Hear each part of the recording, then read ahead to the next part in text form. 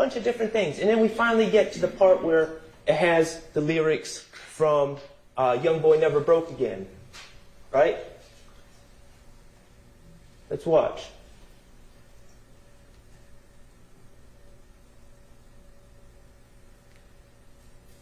We don't even see these lyrics.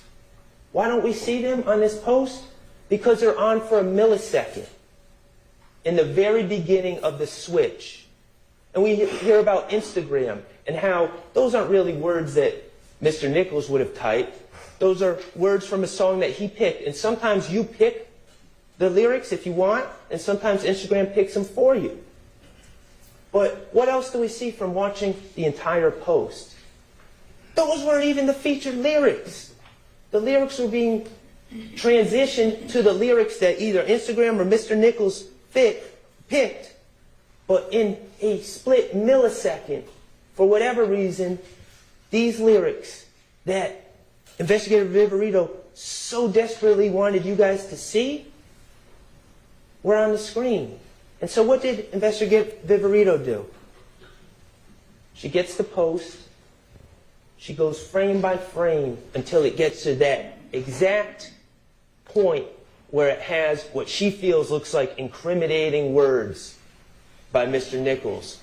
Words that weren't even picked by him. And she freezes it, and she screenshots it, and then she puts it in front of you. Again, no report about what she did. She manipulated the evidence. And she's caught. But what does that tell you about her when we're talking about assessing credibility, your lack of interest in the case, your bias? Does she have an agenda when she does things like that? Of course she does. She's not a neutral witness. She might as well be sitting here. But I don't even think they would do that.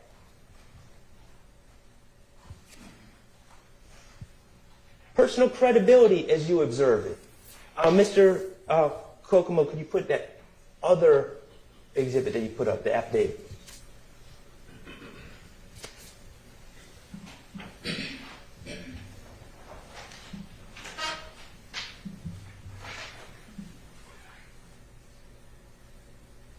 .530 VV, this is the affidavit. Remember we learned about affidavits, and Investigator Viverito was looking into the assassination attempts that she was of Mr. Rashawn Bennett in the jail.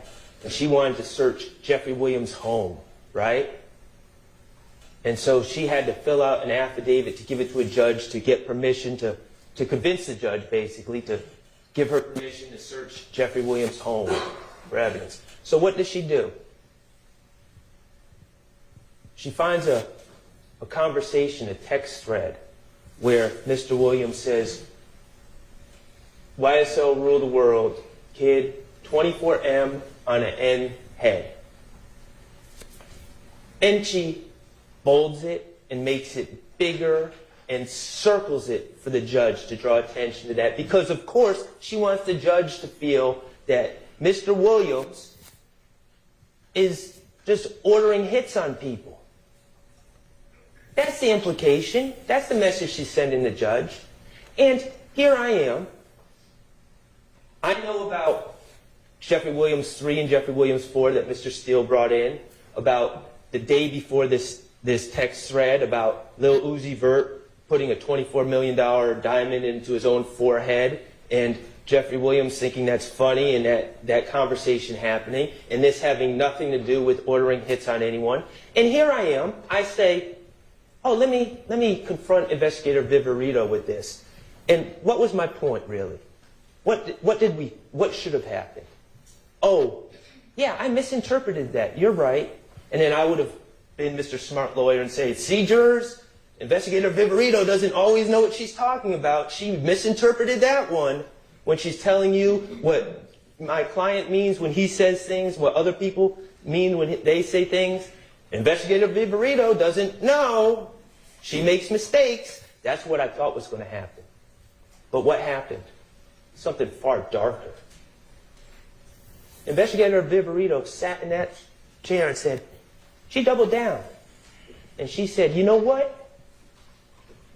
even knowing what I know now about 24M on the end's head, even knowing what I know now, I would still put it in that affidavit. That's all I needed to hear. Yeah, I would mislead a judge. Yeah, I would lie in an affidavit. Yeah, I would cheat because I'm that invested in this case. I'm that invested with taking these guys down. I'm that invested. And if she's that invested in that, and the rest of these gang investigators are that invested, consider their credibility. Take what they say with a huge grain of salt. You don't have to believe what they say. You can disregard everything they say. The law allows you to do that. When they say, oh, this is a hybrid gang, and they can't even explain what that means or why it's classified as a hybrid gang, and it's just something that they come up with at their little private meetings every year at these 2-day seminars where they don't get input from anyone else. You don't have to buy that. It's not a hybrid gang.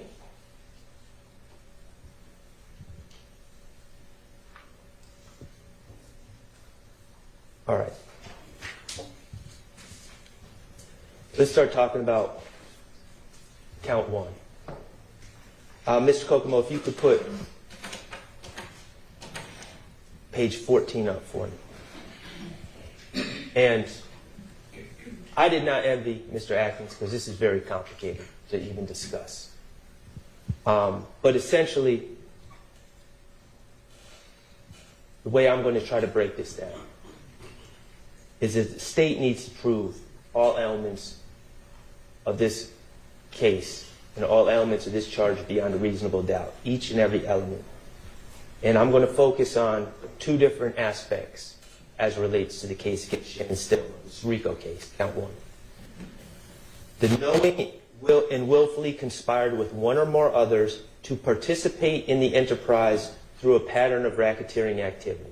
So that's the first thing we're going to focus on, whether it's been proven beyond a reasonable doubt that Shannon Stillwell knowingly and willfully conspired to participate in the enterprise through a pattern of racketeering activity. Knowingly and willfully. Not he was just there, not he just hangs around. Knowingly and willfully conspired. And then the second part that we're going to focus on a little bit later is number 6 and 7. That someone committed, or that the state has proven beyond a reasonable doubt that someone committed an overt act to further the criminal objective of this conspiracy. So, thank you, Mr. Baker. So when we're talking about the question about whether Mr. Stillwell knowingly and willfully conspired to basically take part in racketeering activity, a pattern of racketeering activity, I think we have to look at this whole case in context. I think we have to consider the origin story of what everyone's calling YSL, whatever you want to call it. The state seems to suggest that a bunch of people all came together to commit crimes. Just a big conspiracy. We're all going to come together and we're going to be a racketeering organization. That's not the case. Now, let me be clear. Of course, crimes were committed. Crimes were committed by people with YSL tattoos on their face. Crimes were committed by people that use YSL emojis on social media. Crimes, I'm sure, were committed by people that use the word slap. But that's not the issue here. The issue is whether Shannon Stillwell knowingly and willfully conspired to be part of this RICO organization.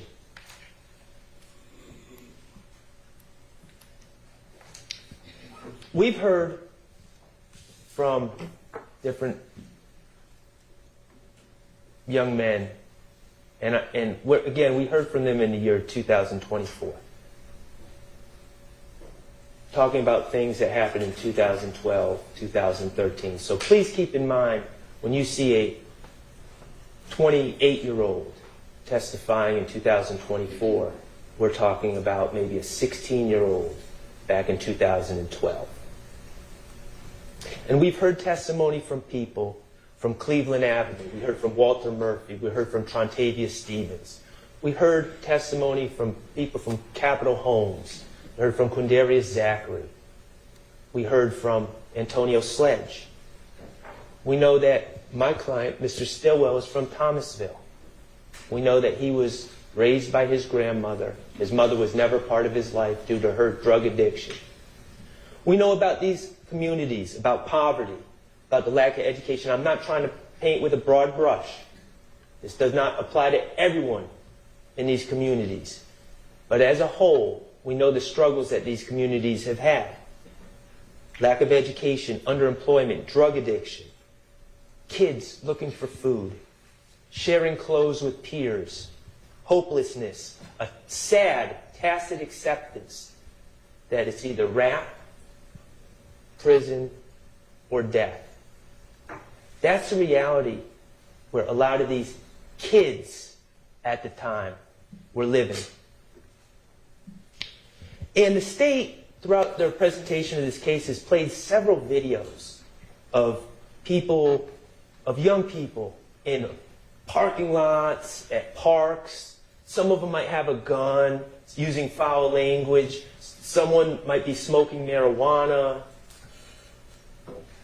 Some might be saying slap. A lot of times people are, and it's kind of sad to watch, a lot of people talking about all the stuff they got when we all know they really don't have anything. About all the cars they own. Remember that one gentleman? Oh yeah, I'm getting my daughter this, I'm getting my son that car. You know, cap. We saw those videos, and I'm watching all these videos, and I'm wondering, you know, what's the point? Why is the state playing this? Just to show, like, bad kids, or who they feel are bad kids, just to show who they feel are future criminals? Like, what's the point of these videos that are really sad to watch? And then they played this video, and it's marked 54W, and I'm going to ask Mr. Kokomo to pull it up, but not play it yet. And it's a video where you see a group of people hanging out in the park, in a parking lot in the park, and you see Jeffrey Williams. Shannon Stillwell's not in this video. And you see Jeffrey Williams leaning on a car. And you see his emaciated body. You see his teeth that are rotten. And he's wearing pants that are clearly too short, too small, clearly been handed down, traded. They didn't come out of Fitz Plaza. You see him wearing a Alabama Letterman jacket. And I'm not talking about like the cool Letterman jacket that you might get at Mitchell and Ness. That's where you get like high-priced sporting goods, throwback stuff. Not cool like that. Like one that was probably made in the 80s. The Letterman is, the sleeves are all nasty, and the thing comes down to like his navel. And people are picking at him. Not in a harmful way, but picking at him, picking at his clothes. Go ahead, Mr. Kokomo. Checking out him. Hold on, look. My partner say the man stole his swag. No. Hey, Jay, how you say he do it? Hold on. Let me wind it out. Hey, I'ma get on the knee. Hold on. My nigga, Lil Jeff say he the king of white swagging, right? Shut up one time. Let's just let these folks see what you're doing now. You brought out right here, man. You know what I'm saying? All right, you check them out now. What happens there? I think about when I was young. If I had to struggle, if I had to wear clothes that I was embarrassed about, if I was embarrassed about anything, I would hide. I would run. I would stay inside. I'd be ashamed. I might lash out at people picking at me. But what happens there? Jeffrey Williams takes those clothes, those tattered clothes, those old clothes, those ill-fitting clothes, and he twists it. He turns it around. Now, these aren't rags. This ain't nothing to be ashamed of. You can take it down. This is white boy swag. This is swag. Think about that for a second. What that means. And I'm not suggesting Shannon Stillwell saw that video. But that mindset. I'm not ashamed where I came from. In fact, I'm going to turn it into a positive. I'm going to turn it into a sense of pride. And lo and behold, what happens? Everyone starts wearing the skinny jeans.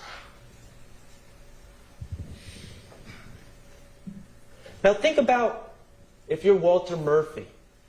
Think about if you're Trontavious Stevens in that Cleveland Avenue neighborhood. You're struggling, you're dealing with the same things that Jeffrey Williams is. And you're ashamed and you don't feel good about yourself. But then all of a sudden you see someone with confidence. Someone that's not ashamed. And all of a sudden, you know what else? They can rap. And people are starting to pay attention. And the shows start being booked. And 1 second it's around the corner. Next second it's up the street. And then all of a sudden it's downtown Atlanta. Think about the pride. If you have nothing and you see someone that you know making it, and making it on his terms, with that level of confidence. Now think about if you're Shannon Stillwell, raised by your grandmother, facing many of the same issues that Jeffrey's talking about, that he's rapping about, that these young men in Cleveland Avenue are facing. Many of the same challenges. And then you also want to be a rapper. And all of a sudden, this person that you can identify with, this person that has the confidence you wish you had, this person that's taking everything negative and turning it into a positive. And then he raps too. And it's all blowing up in your backyard. And you want to be a musician. And you want to go into the studio. And you want studio time. And you know Jeffrey Williams and his friends have studio time. Because now they have backing. And studio time ain't cheap. And you want connections. And you know he has connections. And you know those connections have paid off. B Slime, we know he's been on songs with B Slime. Vito, a songwriter for 300 Entertainment. Dolly, Wooney Lee, a signed artist. Shannon's been on songs with him. If you're Shannon Stillwell, isn't that exactly where you'd want to be? Isn't that exactly who you'd want to associate with? Not to conspire to violate any RICO laws. You want to be there because he's doing what you want to do and you are identifying with him.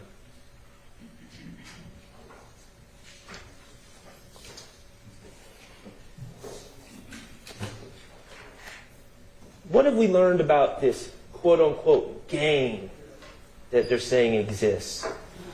You know, Detective Belknap, the first time he testified, talked about gangs and talked about red and blue don't mix.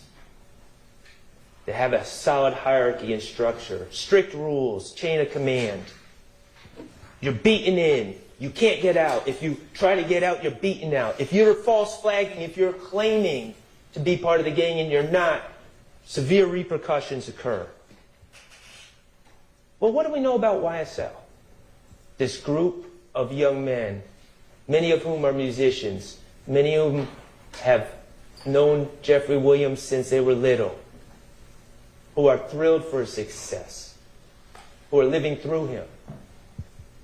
Well, there's no initiation, no dues, no money sharing at all, no rules or organizational structure, no hierarchy, no rules about false flagging. Anyone can do it. Everyone does do it. People all over the world wiping their nose. It's not false flagging because it's not a gang. When LeBron James does it, he's not false flagging because there's no gang. He's showing he identifies with the movement. He identifies with the confidence that Jeffrey Williams shows. He identifies with turning negative into positive. There's no gender rules in YSL. And there's no exclusions. You're a square, you're in. Sure. Whatever you want. You're a blood? Yeah, you can hang out. You're a Crip? Yeah, you can hang out. You're not affiliated at all? Yeah, you can hang out. You an athlete? Sure, you can hang out. You a musician? Yeah, you can hang out. You a nerd? Yeah, you can hang out. No one sent anyone away because it's not a game. It's not exclusive.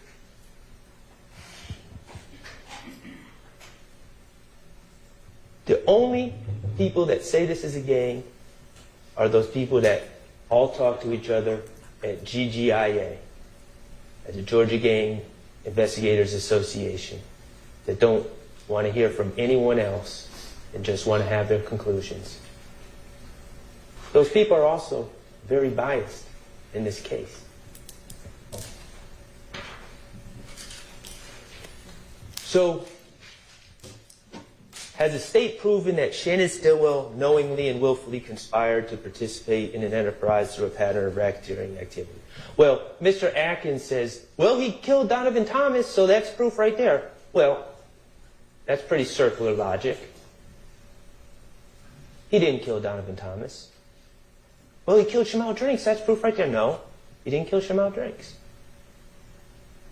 What have they proven Shannon Stillwell has done to say that he knowingly and willfully conspired to do anything other than to be around Jeffrey Williams and try to make music and further his rap career and be around people that he identified with?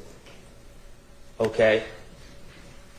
He's been in social media pictures with many of the people that he hangs out with. Okay?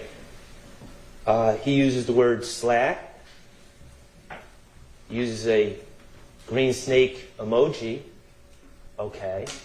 A lot of people do that.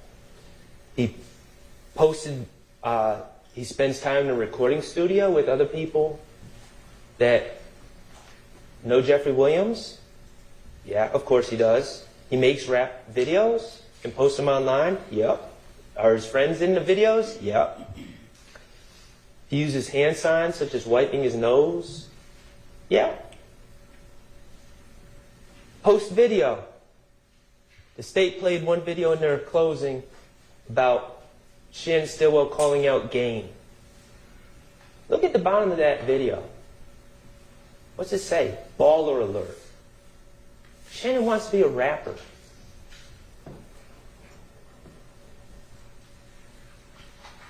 It's picked up on Baller Alert. It's aggregated throughout the internet. This is not coming off of Shannon's Instagram feed. This is national. Think about how many eyes are seeing that. Someone that no one knows calling out, trying to pick a fight with a well-known rapper. The Game. It's exactly what any music person, not necessarily a lawyer, I wouldn't tell Shannon to do that, but it's exactly what any music person would tell Shannon, who's trying to make it in the rap game. They would tell him to do exactly that. Get noticed. That doesn't mean he's knowingly and willfully conspiring to be part of any RICO organization. Mr. Kokomo, will you please put up page 13?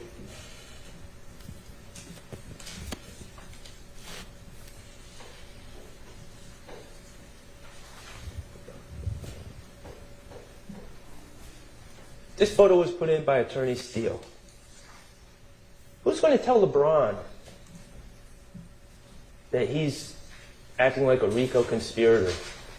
Who's going to tell LeBron that he's now a hybrid gang member? In fact, we just heard that the state said about wiping the nose meant, according to the gang experts. Who's going to tell LeBron that he's like ordering a hit? in the middle of NBA warm-ups. Does that make any sense? Is what the gang investigators say, should we really take it? Hook, line, and sinker? I suggest we should not. Okay, I'm going to move on to the state's attempt to prove the commission of an overt act in furtherance of a criminal objective. And mind you, they have to prove all of these elements beyond a reasonable doubt. So it's not like I have to show everyone did not happen. These elements all have to be proven by the state. Okay, and a reminder, this isn't just about people committing crime, because I'm just going to sit here and tell you there's no doubt that people that are in social media posts, that are in evidence in this case, there's no doubt that people with YSL tattoos, there's no doubt that people that say slat have committed crimes. No one's disputing that. Isolated crimes by an individual or a group of individuals that have nothing to do with any alleged conspiracy cannot be overt acts.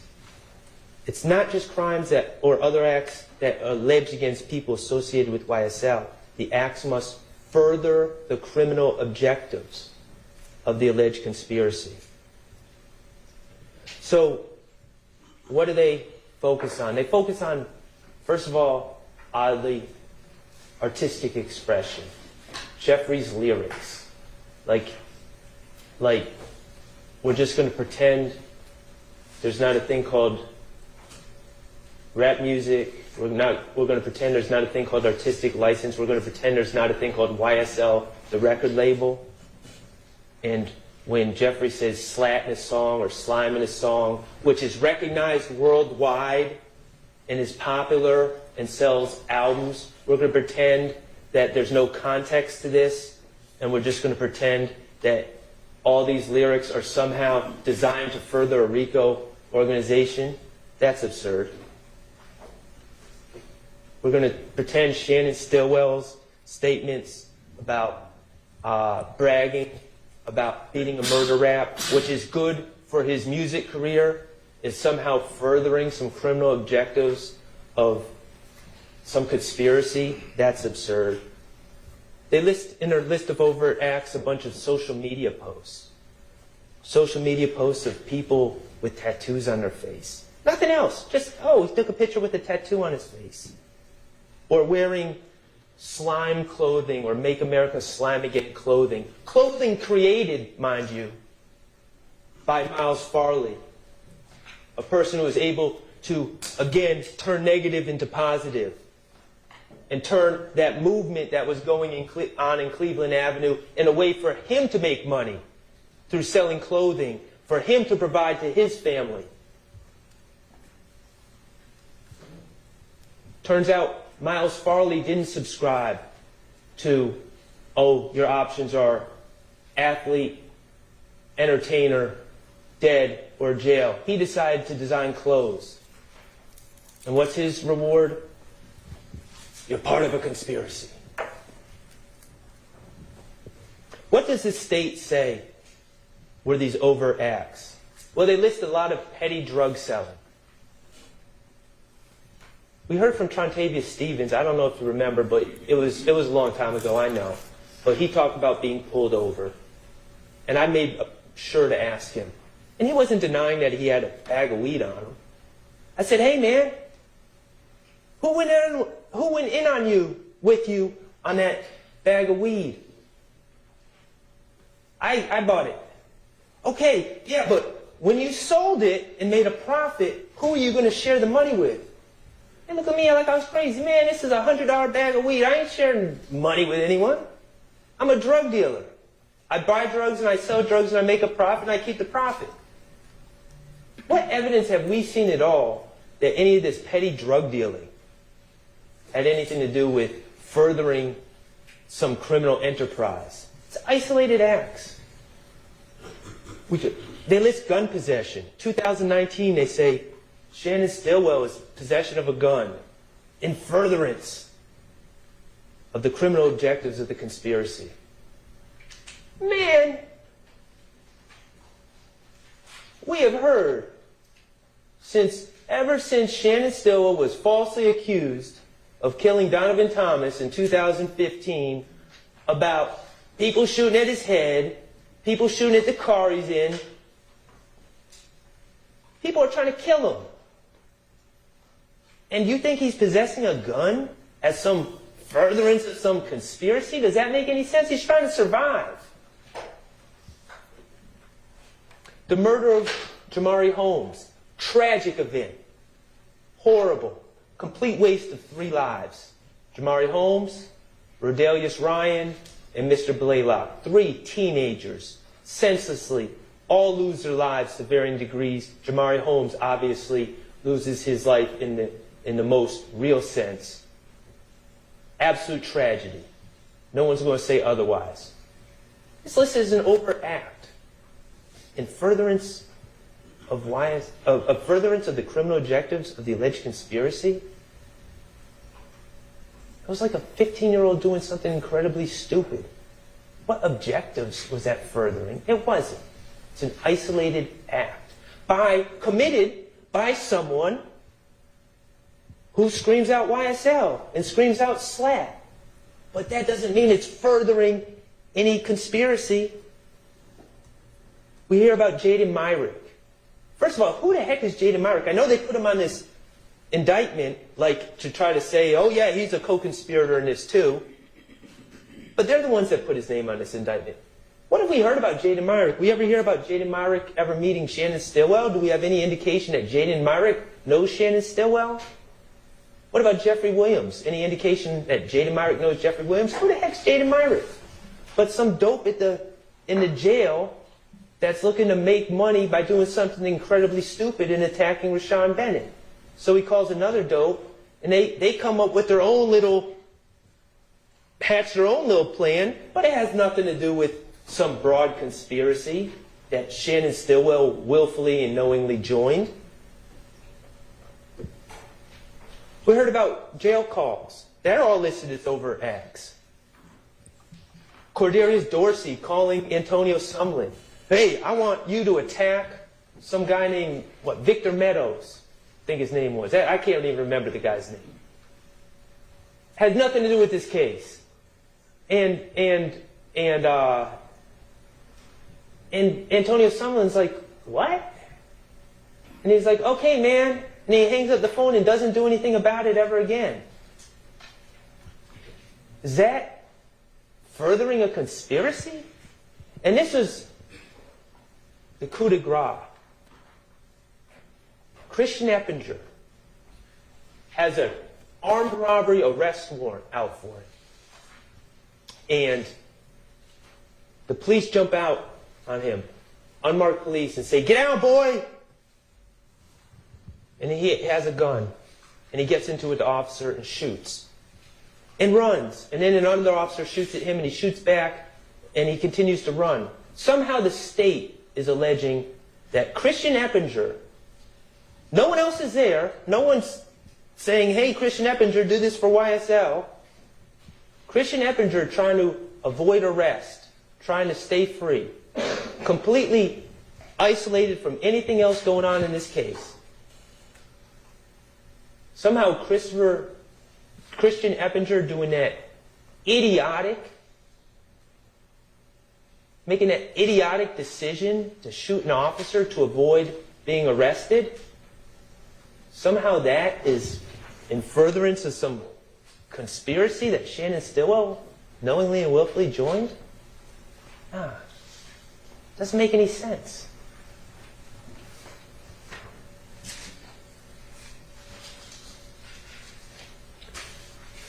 In review of count 1, ladies and gentlemen, YSL is many things. It's not a gang, full-fledged or hybrid, and it's certainly not a RICO enterprise.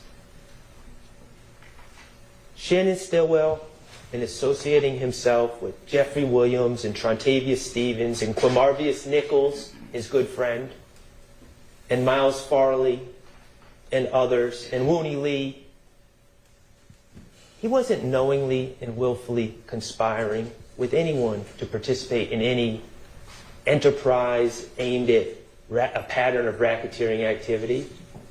He was in the mix. He was trying to make music. He was also, coincidentally, if we're being honest, he was selling drugs. He wasn't sharing them with anyone. He wasn't sharing the profits.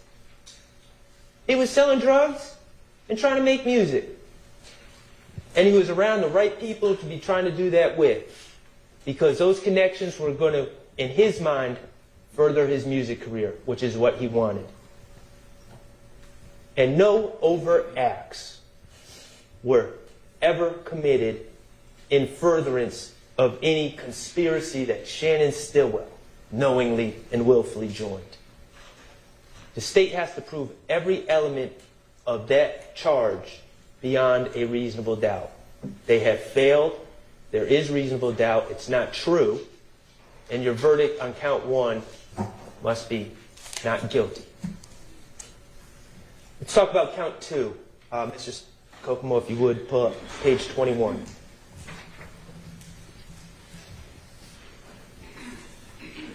Actually, you don't need to do that. Count 2 is the charge from January 10, 2015, the murder of Donovan Thomas. Okay? But before we start talking about the evidence in the case, and we will, let's talk about music. Okay?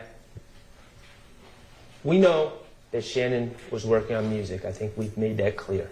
Through his phone, through the fact that he's always at the studio, through the fact that he has songs on his phone, multiple songs, some we've heard, some we haven't heard. Clearly, that's what he's doing in life. And we've also heard about drill music. We heard from Investigator Viverito. We heard from Antonio Sumlin. We heard from other people. We heard about the common themes of drill music, the things that make you marketable in that space. Okay?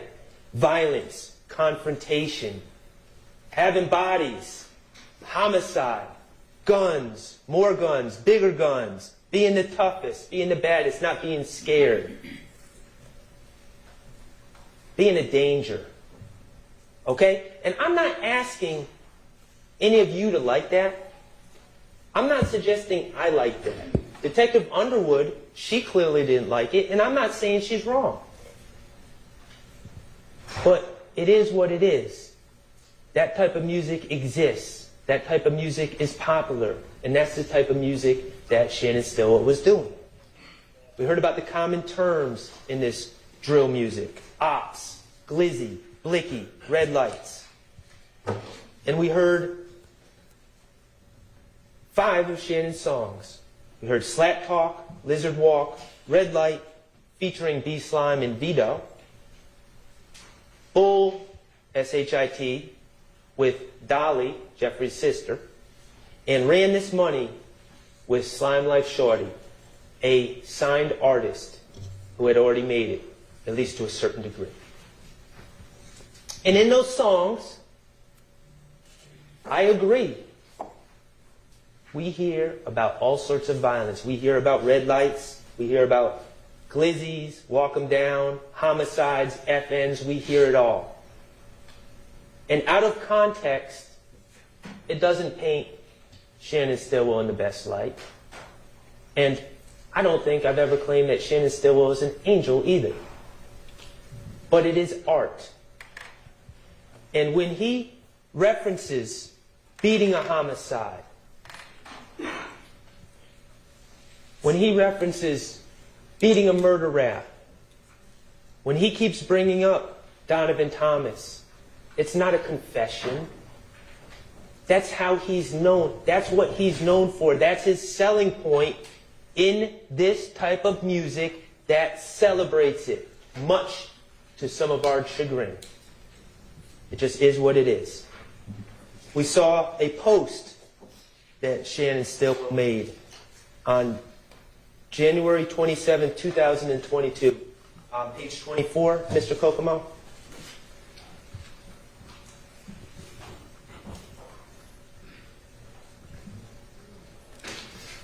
And this is This is the untranslated version, but I'm not hiding from it. The translated version says peanut stone grave. But what does it say? I fell off 100 times, 100 times I bounced back. Life size, hashtag life size lizard. Lizard, what he's rapping under, lizard walk. Okay? And it says Manny Tumpa de Piedra. What's he talking about here? Fell off 100 times.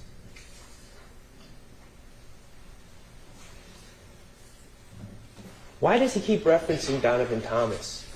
Years later, he's already been arrested for this charge. Wouldn't he be quiet about it? He would if he did it. But why does he keep bringing up Donovan Thomas? Well, I have two things for you to consider. First, maybe, just maybe, on that particular day in June of 2022, Shannon Stillwell had enough. For 7 years, the police put a target on his back, and people had been shooting at him. He was shot at the green store. They shot at his head. He was so bold to go to JJ's Chicken and Fish to get himself some food with the mother of his child and another female who was driving. He was so bold to do that, that when they left that parking lot, 3 men in a car sped up behind him and shot at that car, riddling the back of that car with bullets, shooting poor Tierra Jones in the face, instantly killing the driver, Miss Jones, causing the car to careen and turn over and over and over, severely injuring Mr. Stillwell, scarring his head to this day, putting him in the hospital for months, putting the mother of his child in the hospital for a month. And then, when the police come to talk to Mr. Stillwell, remember what he does? He feels bad about the situation. He feels awful. He asks the officer, can I write a letter of remorse to Tierra Jones's family? And he does. And then the officer says, well, can you talk to me about the case? And know what he does? He talks to the officers about the case. And he gives names. He gives names of the people that he feels were in that car, that red car that sped up behind him, tried to kill him, and killed Tierra Jones. He gave up those names. And what was his reward? Page 26. Mr. Kokomo. I think it was Investigator Griffin, I think is the investigator that was investigating that case. And what did he tell you? The discovery got out, and it was posted online. And the fact that Shannon Stillwell had dared talk to the police to try to help solve the senseless murder of an innocent woman was broadcast on Instagram and social media. And people were chastising Shannon Stillwell and coming at him on social media and in real life over the fact that he was made such a ridiculous decision as to try to bring justice to Tierra Jones's family. That was his reward for that. So yeah, people shooting at his head, narrowly missing at the green store. People shooting at him in a car, killing someone in the car and putting him in the hospital. People chastising him online for being so bold to tell the police what happened, who killed Tierra Jones, poor Tierra Jones. So yeah, maybe in January 2022, just maybe, possibly, he had enough. He was sick of the nonsense. If you want to say it, then I'll be it. You keep putting me down 100 times, you're making me fall, and I keep getting back up. And what's it all? Ultimately, what's the origin story of it all? The death of Donovan Thomas. That's how it started. It doesn't mean he did it. That's how it started. That's why he has that target on his back. There's another possibility as well. Mr. Stillwell is just a kid who was raised by his grandmother in Thomasville. Nothing more, nothing less. But all of a sudden, he was known as a tough guy behind this. Wasn't true, but that was the public perception. That was the persona that was thrust on him. And maybe, while he was sick of it, sick of being shot at, sick of being chastised, sick of being threatened, maybe also a calculation was made, you know what? If they're going to keep shooting at me, I might as well lean into this a little bit. That does have traction in the streets. That does have traction in the music industry. Maybe that's why he's hashtagging his rap name in the post. The bottom line is, yes, I acknowledge he's referencing Donovan Thomas in songs. He's not giving any inside information in these songs that wasn't publicly known. Remember, he had been arrested. He'd been at prelims. He knows what the case is about. He's heard testimony about the case by this time, by the time he's making his songs. So he's not sharing any information that only the killer would know. Of course he's not, because he's not the killer. But maybe he is leaning into the bad boy image a little bit. But here's the thing. You might like my explanation or not.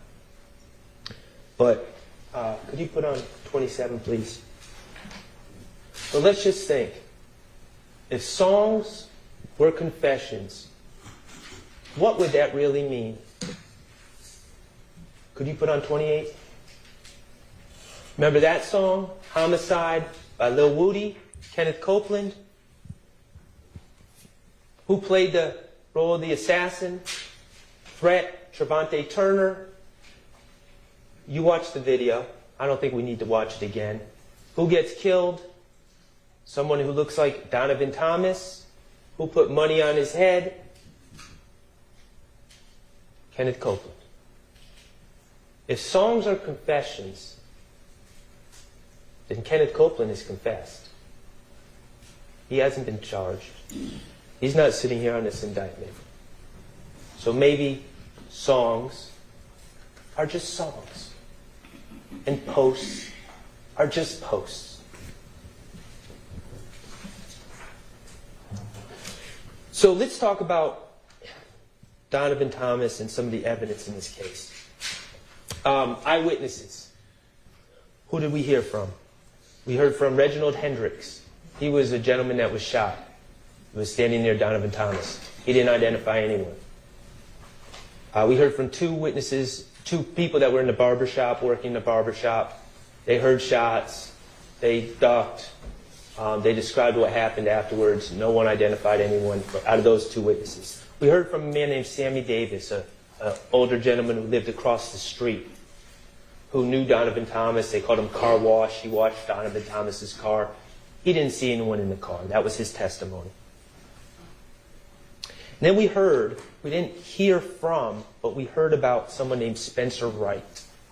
Well, actually, we heard about someone named Nicholas Robinson. What did we hear about Nicholas Robinson? And Investigator Thorpe talked about it, and definitely District Attorney Sprinkle talked about this as well. What did we hear about Nicholas Robinson? We heard about Nicholas Robinson September of 2015. He was being arrested for felony theft and a probation matter. And when he's being arrested, and when I say he's being arrested by the Atlanta Police Department, by an officer, and he's hours away from having, what I like to talk about, the Fulton County Blues. He's hours away from having that blue jumpsuit on, right? And what did we learn that Nicholas Robinson did? He said, "Whoa, you guys are arresting me. I want to go talk to a detective about a case." So they take him to Thorpe. He wanted to talk to him about the Donovan Thomas homicide. They take him to Thorpe, and Thorpe starts to interview him. Okay?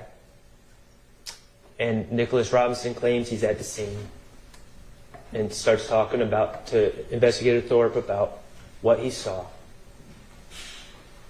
And that would be hearsay to talk about because he didn't testify. But we also heard that in the middle of that interview, Lieutenant Gaither was there. And she's doing research into the background of this Nicholas Robinson. And what does Lieutenant Gaither realize? Wait a second. This man who's saying his name is Nicholas Robinson, this man is telling Detective Thorpe his name is Nicholas Robinson, his name is actually Spencer Wright. So she goes and tells Thorpe. And what does Thorpe do? He's interviewing someone about what they allegedly saw in this high-profile case, and this person has just lied to him about his name. What does Thorpe do? He continues to interview him. And in the very next day, he goes out and takes warrants on 4 people, including my client. Then we hear about D.A. Sprinkle taking over this case in the investigation in early 2016. And him seeing this mention of this Nicholas Robinson, who was really Spencer Wright, and where he said he was when he witnessed events. And we hear about D.A. Sprinkle getting the surveillance and checking into it and talking to Spencer Wright. Where did you say you were? On what bench? Where? Circle it on his picture. And about how he went to look at the surveillance himself. And what did he see? An empty bench. Spencer Wright not only lied about his name, but he lied about a lot more. But know who he duped? Detective Thorpe. We're going to get back to Spencer Wright in a minute. We have no ballistics from the Donovan Thomas case, no DNA or fingerprints. We have an infinity car, which we will talk about in a minute as well. But essentially this case, this Donovan Thomas case, comes down to 2 witnesses. And in my opening, I warned you all about people wearing the Fulton County blues. That was the theme of my opening. Because as it's played out, it turns out Rice Street is a disgusting, horrible place. Being locked up anywhere is awful. And there are people who will lie on other people to stay out of Rice Street. You don't believe me? Spencer Wright, Nicholas Robinson. He's the proof of concept right there. Getting locked up, wants to talk to the detective, and then completely makes things up. And the next day, warrants are being signed. This is not some theory that I have that people lie to get themselves out of trouble. It's proven. Spencer Wright did it. He's not the only one who did it. So the state has these 2 witnesses, Quindarius Zachary and Kenneth Copeland. Those are the 2 witnesses. And I've been doing this long enough. They're horrible witnesses. They're liars. They have every reason to lie. They have every motivation to lie. They are inconsistent. They tell different stories every time they talk about the things they talk about. The state knows they're horrible witnesses. But here's what happens.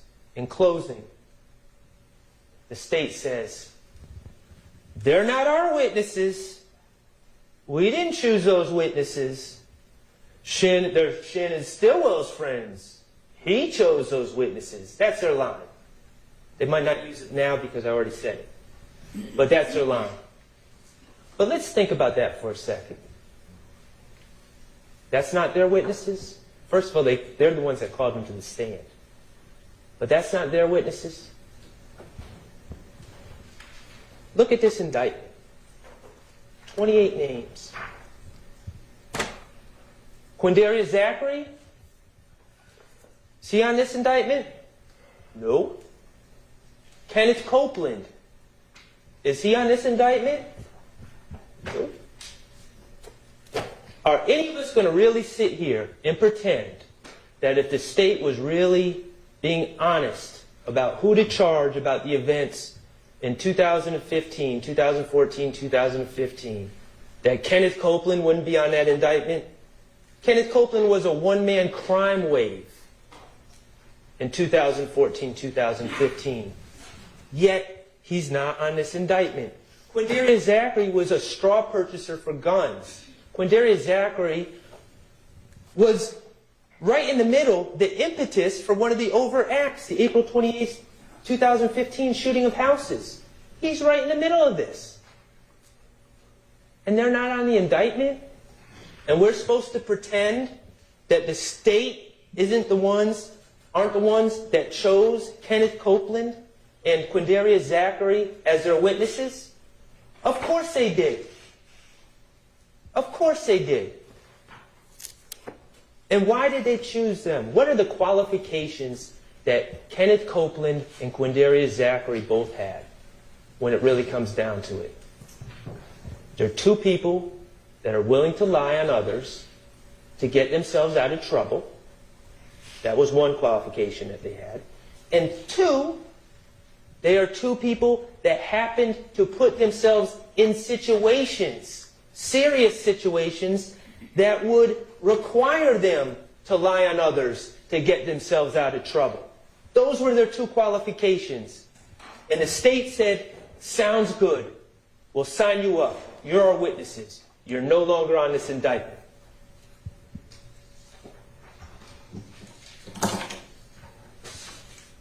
Let's talk about Kenneth Copeland's credibility. So use the same tests you do for those quote-unquote expert witnesses. What's his bias, his motive? How's he come across on the stand? What are his motivations? Well, we know he really hates jail. That was clear. I submit to you that it seems that not only does he hate jail, but he almost has a mental disorder about, he literally said, I'd rather die than go to Rice Street. That's extreme. He's told us, I would do anything to stay out of jail. I would lie on anyone to get myself out of trouble. He has his own term for what he does, the finesse.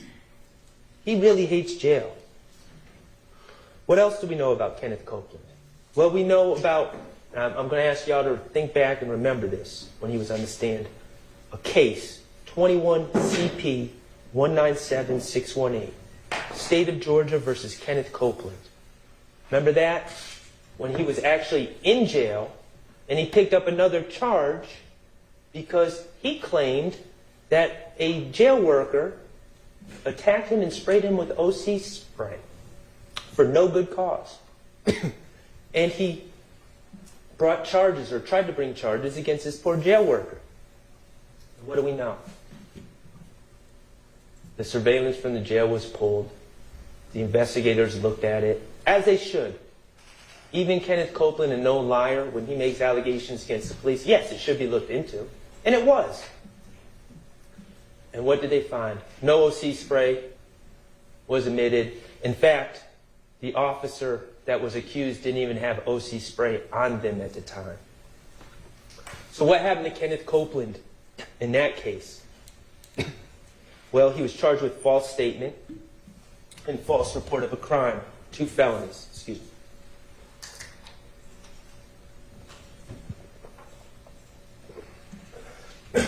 So as a result of his lie, he gets charged with these 2 felonies. False statement and false report of a crime. And it's pending, and it's pending, and it's pending. Then all of a sudden, as this case is ramping up, and Mr. Copeland's going to have to take the stand and be asked about his pending charges and his prior lies, all of a sudden, on January 18th, 2024, Fonnie Willis and her employee, Kenneth Hutcherson, quietly dismissed the case against Kenneth Copeland, the case of false statement, a case of false report of a crime.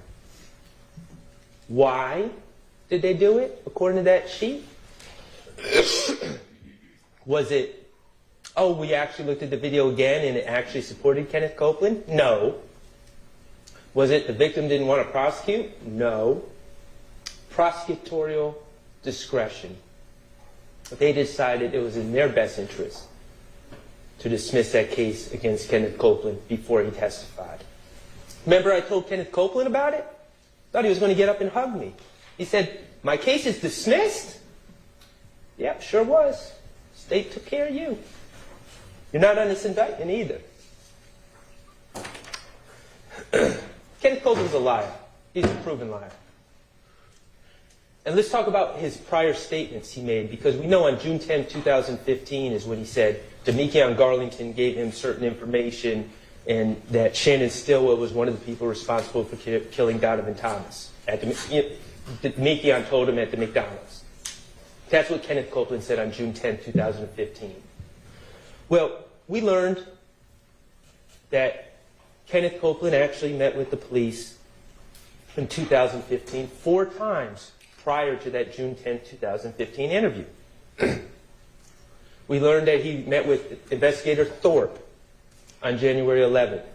Now, mind you, all these meetings, presumably, if it were true, Kenneth Copeland would have that knowledge of what Demekion Garlington said to him for all these meetings. January 11, 2015, he goes in to talk to Thorpe. Doesn't say anything about Demekion Garlington telling him that Shannon Stillwell is involved in Donovan Thomas's murder. Places himself at the Green Store, which is less than a minute away from the scene of the Donovan Thomas murder.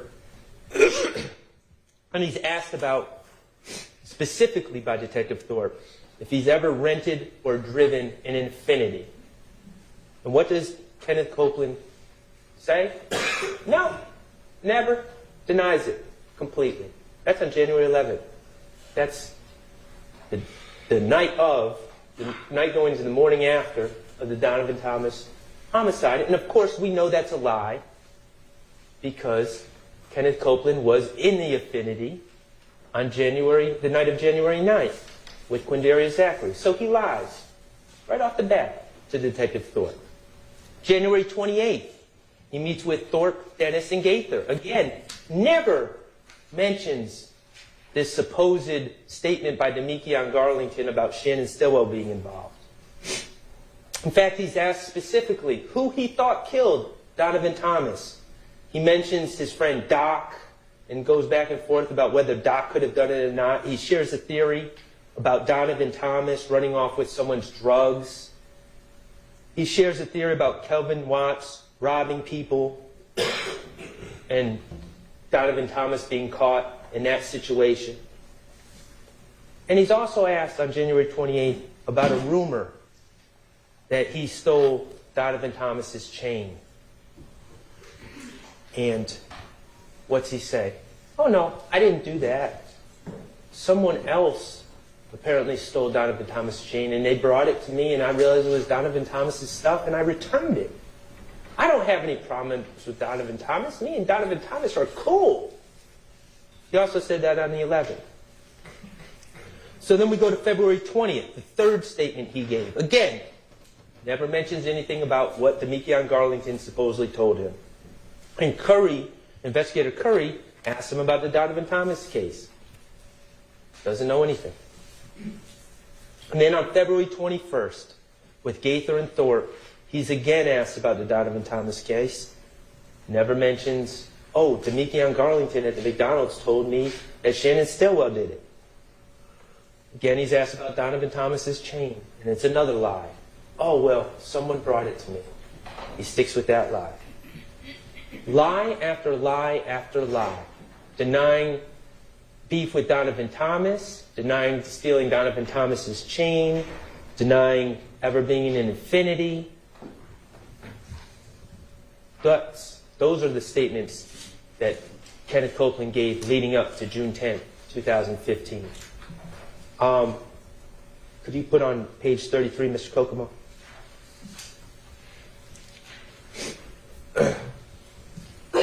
So, this is a picture from June 10, 2015 that's in evidence. And it is misleading.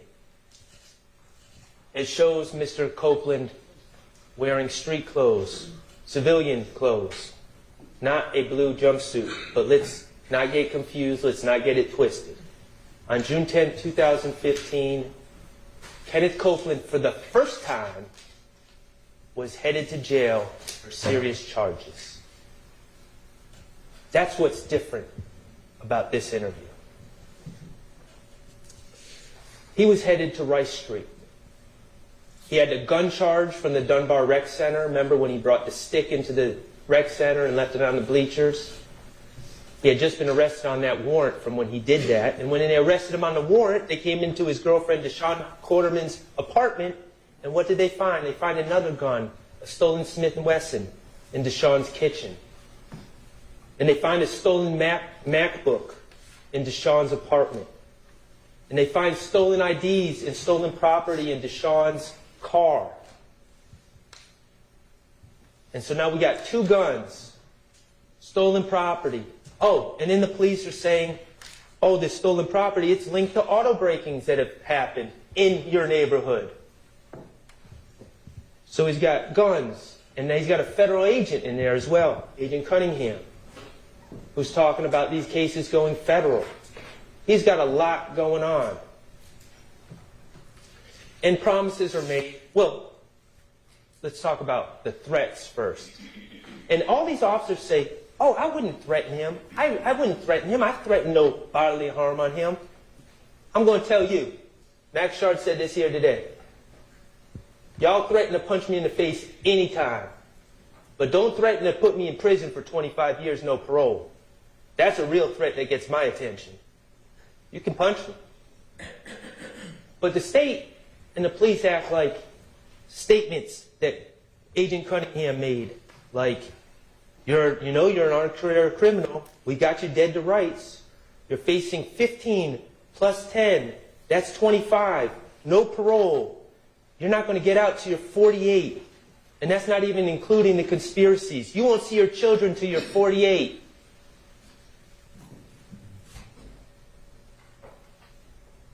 That's a threat. That's a lot more bigger threat than I'm going to punch you in the face or we're going to beat you until you confess. That's a threat. What else do they say?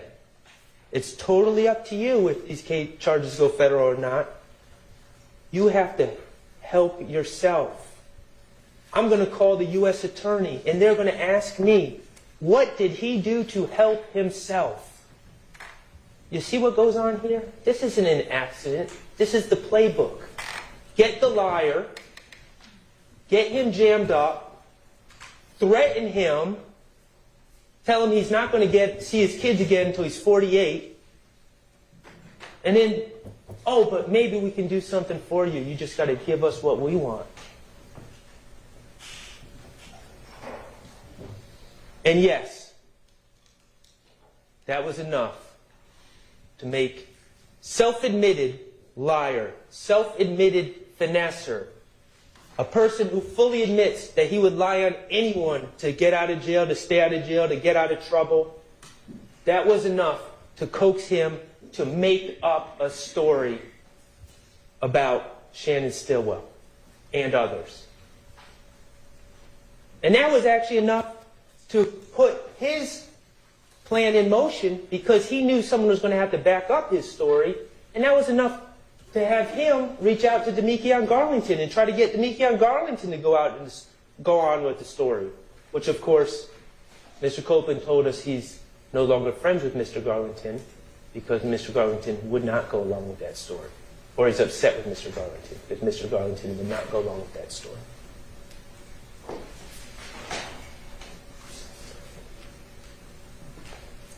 Maybe you say, Max, we get it.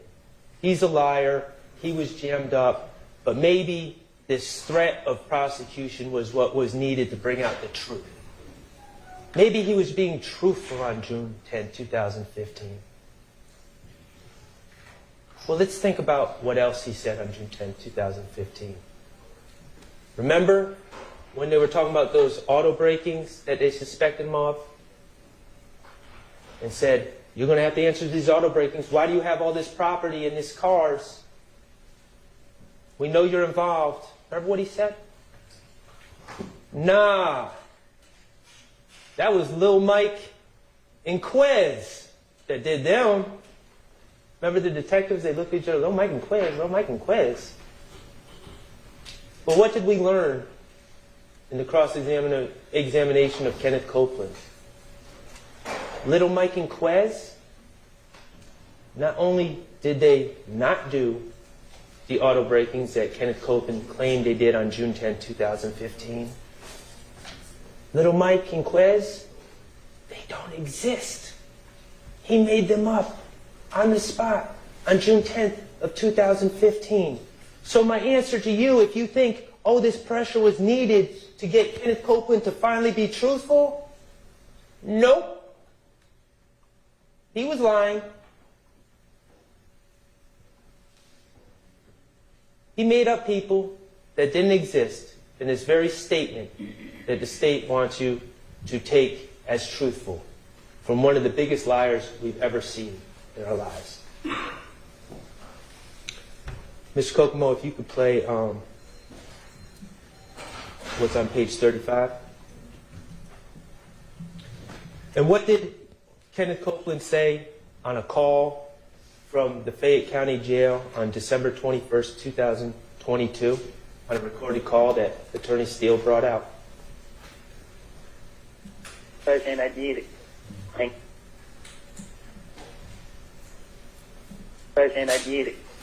got nothing to do with it. I lied on to it because, you know, I mean, I found out that he I can't say that, I can't say that on the phone, but, you know what I mean, it's some shit happened between me and him back then, and just so happened I got locked up the next day. You feel me? He admitted. He said, I lied on Thug. In the very same interview, he was saying all sorts of things about Thug. He admitted he was lying. He was making stuff up to get himself out of trouble, to get out of his situation. And he got caught in a recorded line saying as much. Ladies and gentlemen, Detective Thorpe fell for the finesse. Ken Copeland said it was easy. Lieutenant Gaither fell for the finesse. The police report fell for the police department fell for the finesse. Kenneth Copeland got up on the stand and explained the finesse to you, to your faces. We know better than to fall for Kenneth Copeland's finesse. We know better than to just accept his words.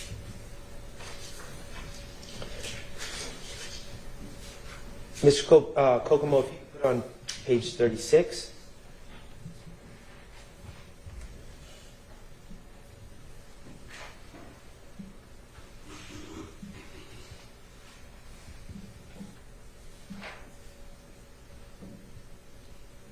This is the other state's witness, the other witness that they chose to bring in front of you, Quindarius Zachary.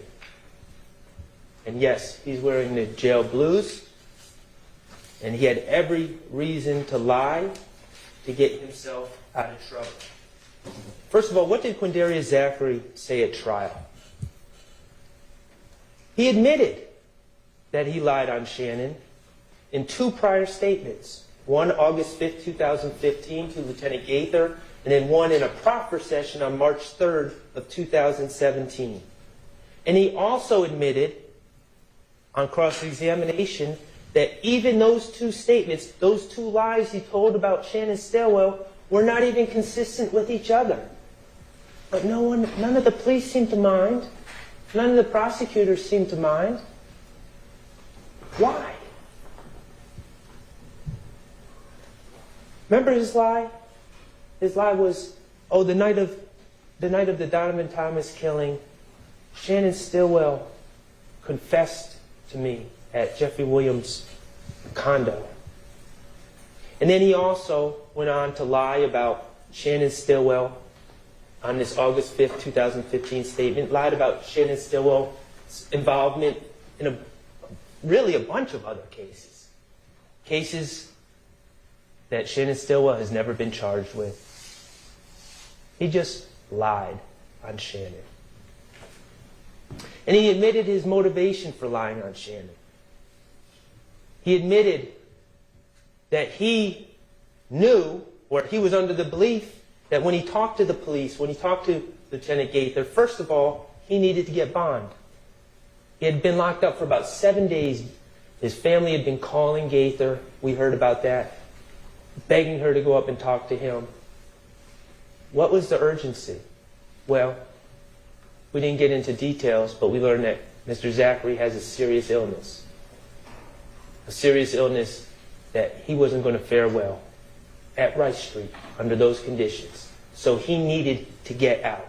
So he has people calling Gaither, come see me, I want to talk to you.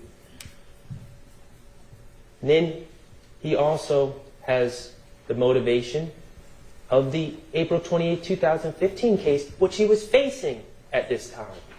He told you, I was under the impression, and I didn't do the math, this may be right, this may be wrong, but this was his impression, that he was facing something like 185 years. Yeah, that's pretty good motivation to lie. And then he was also concerned because he got caught with a gun on May 7, 2015 that he knew was ballistically linked to other crimes. So that was a reason for him to lie. And finally, why Shannon? Because he wanted to get back at Demekion Garlington, because Demekion had told the police about the April 28, 2015 incident. And he figured blaming Shannon for things was a way to get back at Demekion, because at that time, Demekion and Shannon were close friends. So those were his motivations. Let's talk about the statements he gave. We heard about Investigator Gaither being called repeatedly to go down there and talk to him on August 5th, 2015. And she said, okay. Remember, he wanted to talk about other stuff. He didn't want to talk about his case. He wanted to immediately get to the point where he's telling lies on other people to get bond or get released, get consideration. And Gaither, to her credit, said, no, we got to talk about your case first. Let's talk about April 28, 2015. And what he said, I wasn't there. I wasn't there. The only reason I know about it is because Demekion Garlington told me the next day. So immediately, he's lying to the police, saying he wasn't there, which of course we know he was there. Lieutenant Gaither knows he was there. But what's his explanation? It's odd. It's interesting. It seems to be a recurring theme. I wasn't there, but... And where did he say was also? I was at home because I'm always sick, right? I was at home. I'm always sick. I wasn't there. And the only reason I know about this is because Demekion Garlington the next day confessed to me. Seeing a pattern? Everyone's always confessing to Quindarius Zachary, according to Quindarius Zachary. Of course, that was a lie. Demekion Garlington had not confessed to him. That was made up. He made up a story about someone confessing to him. And in fact, he was there. Gaither called him on it. He about 2 or 3 times said, I swear I'm telling the truth. I swear, I swear, I swear. And finally he gave up the lie. And then he proceeded to move on to other cases and make up lies on Shannon.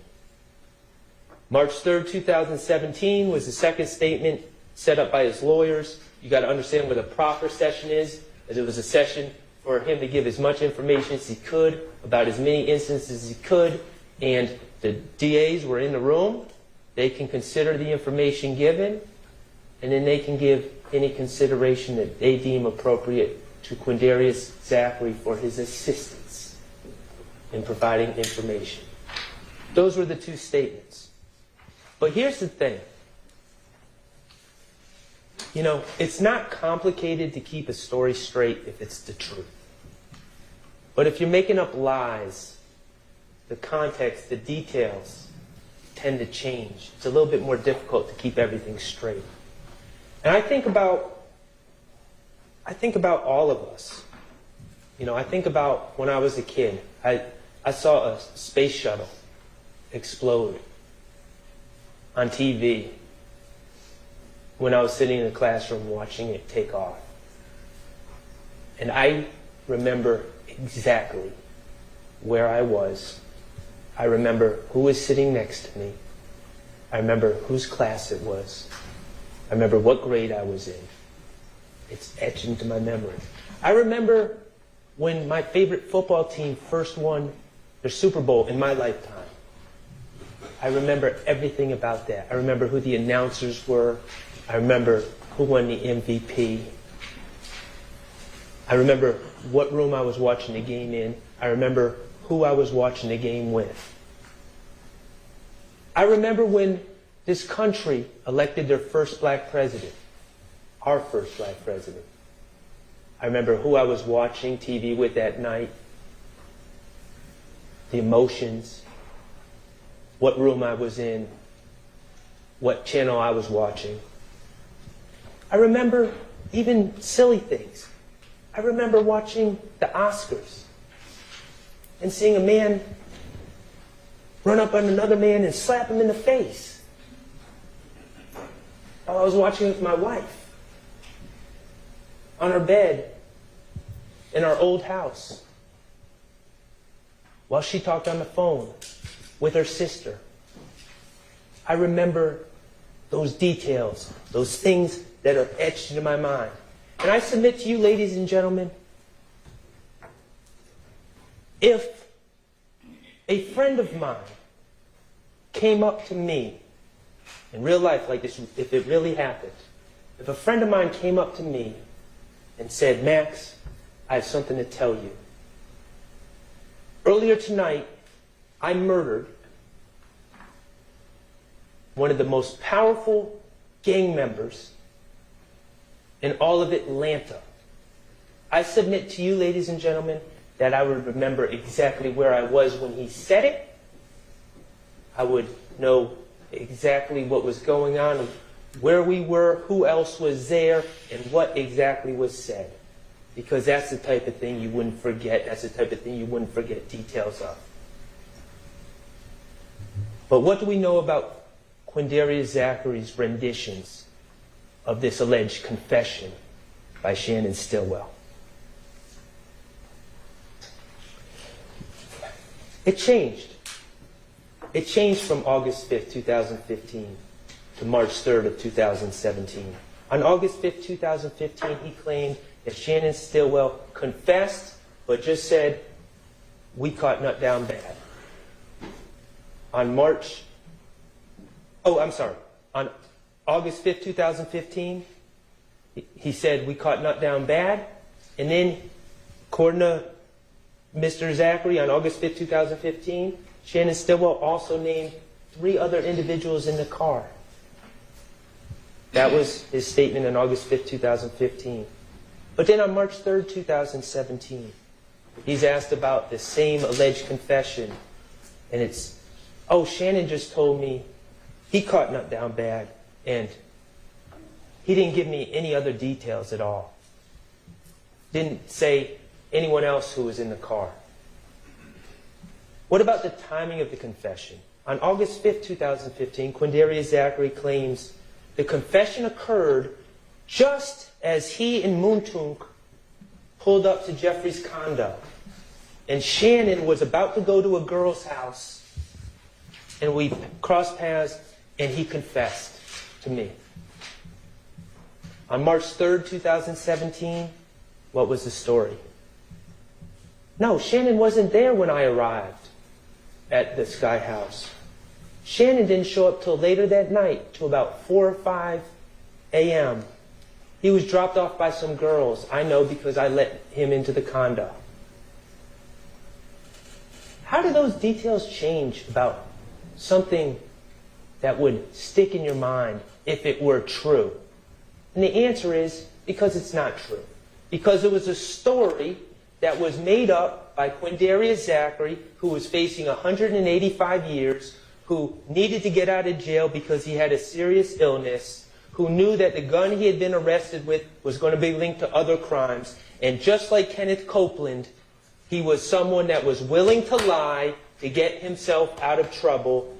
And at that particular time, the state, the investigators, and everyone else had enough leverage on him to force him to make that decision to lie on someone else to save himself.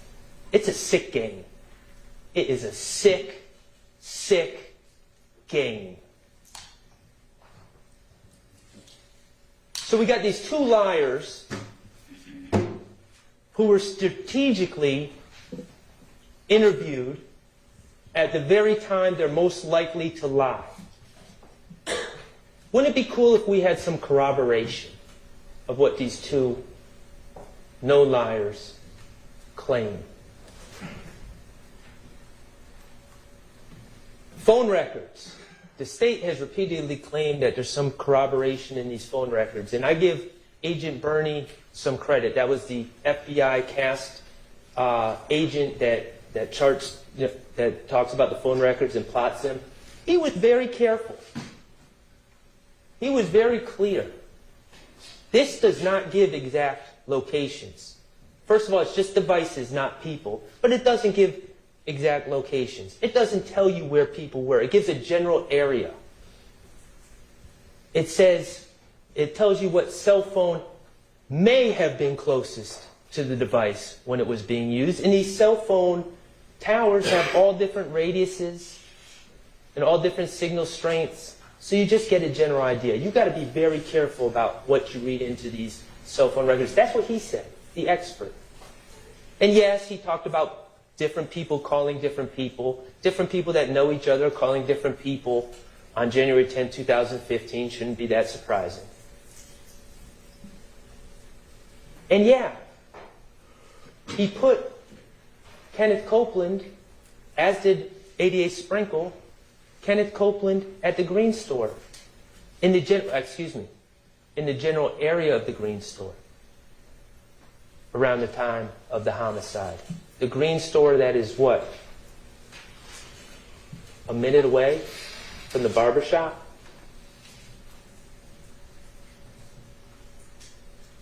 What did the phone records corroborate again?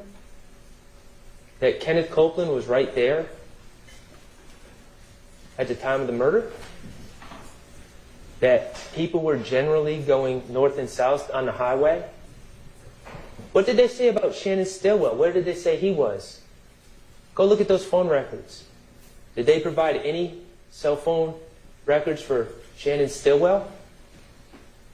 How about Diamante Kendrick? What is the power of those cell phone records again? What did they corroborate?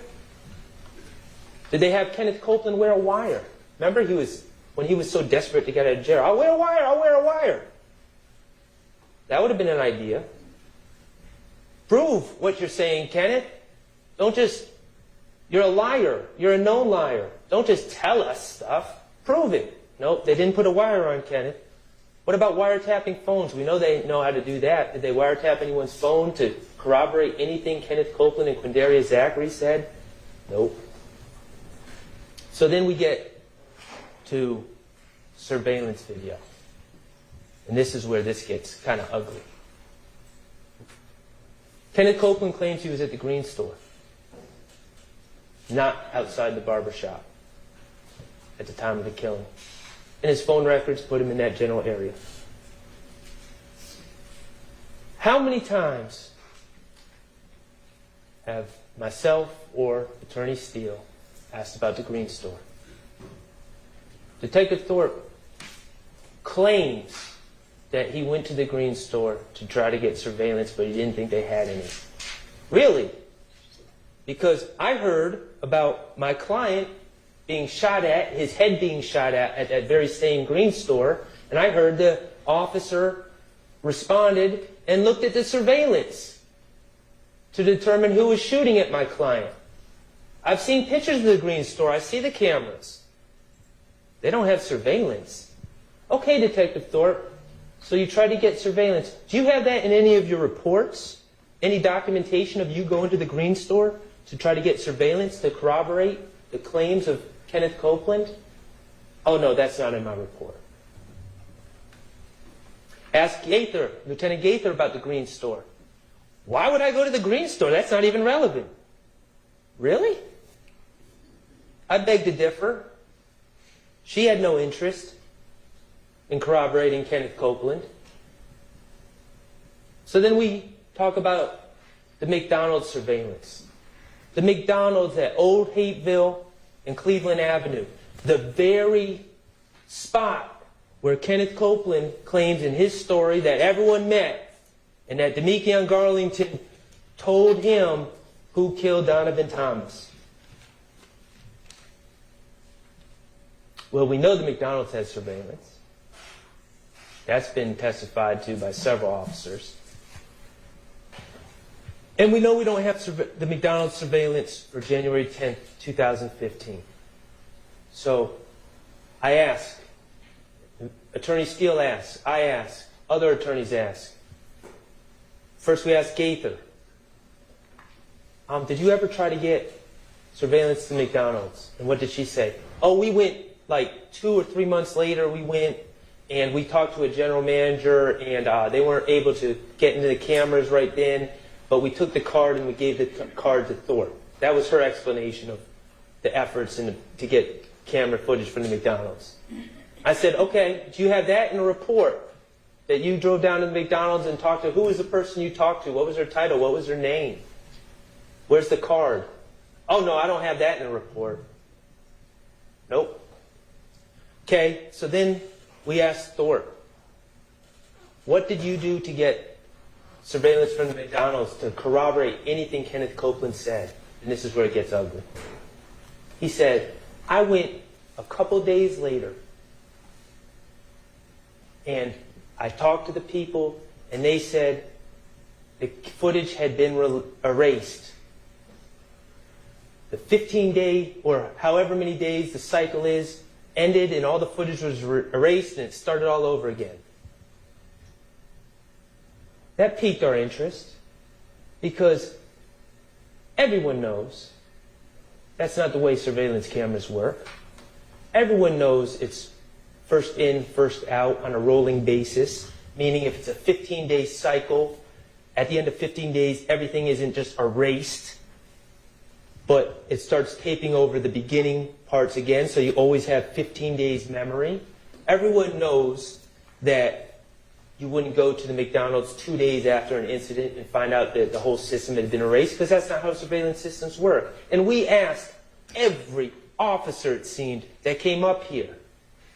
You ever hear of a surveillance system working that way? Where it just all erases at one time, or does it roll first in, first out? Every one of them said they never heard of a surveillance system just erasing all at one time. Every single one of them.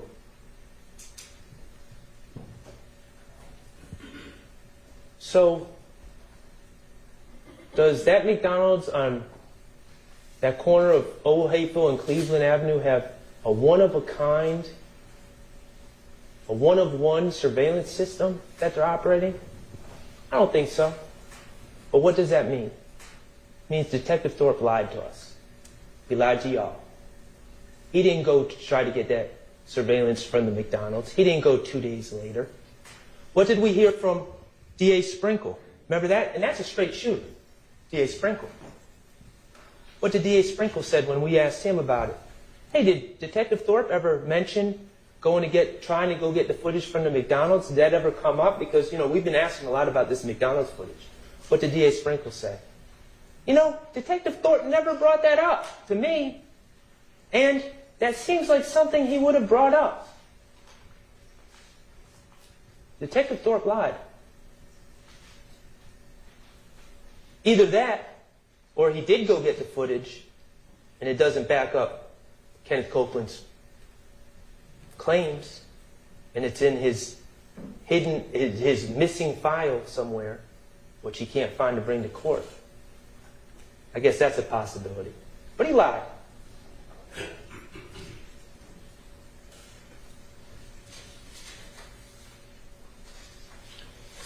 All right, so the elephant in the room. Who killed Donovan Thomas? It's not our burden to solve this case, first of all. The jury instructions are clear. It's not our job to solve cases, especially cases that happened 9 years ago. But to the extent that it factors into the question of reasonable doubt that Mr. Stillwell committed that crime, let's just leave it like this. I know someone who has a closest associate named Trevante Turner.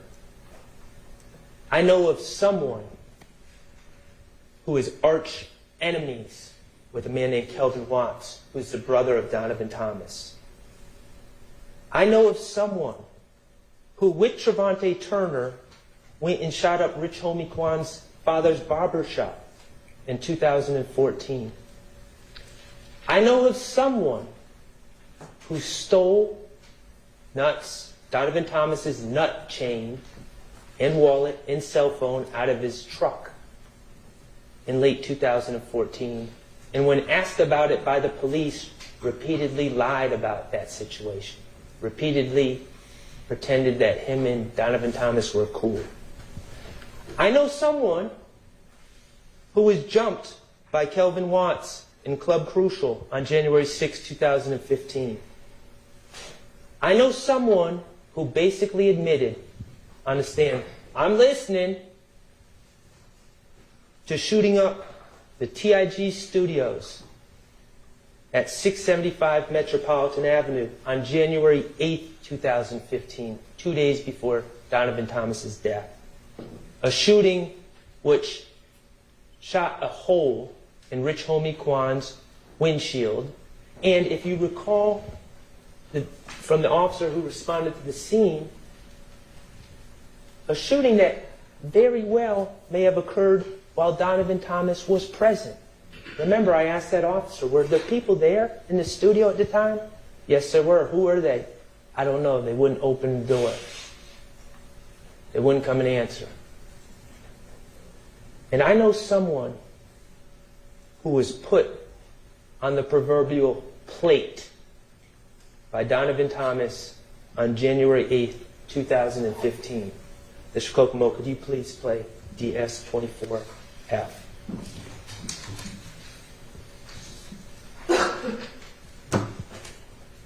I got somebody, but I don't know his name. He was there. He everything. He called the night.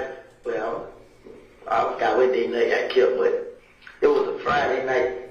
It was a Thursday night. Mm-hmm. They had a barbecue. Mm-hmm. But the barbecue just about, it was blood. Everything ain't blood in it. Mm-hmm. Then the whole meeting was based upon me.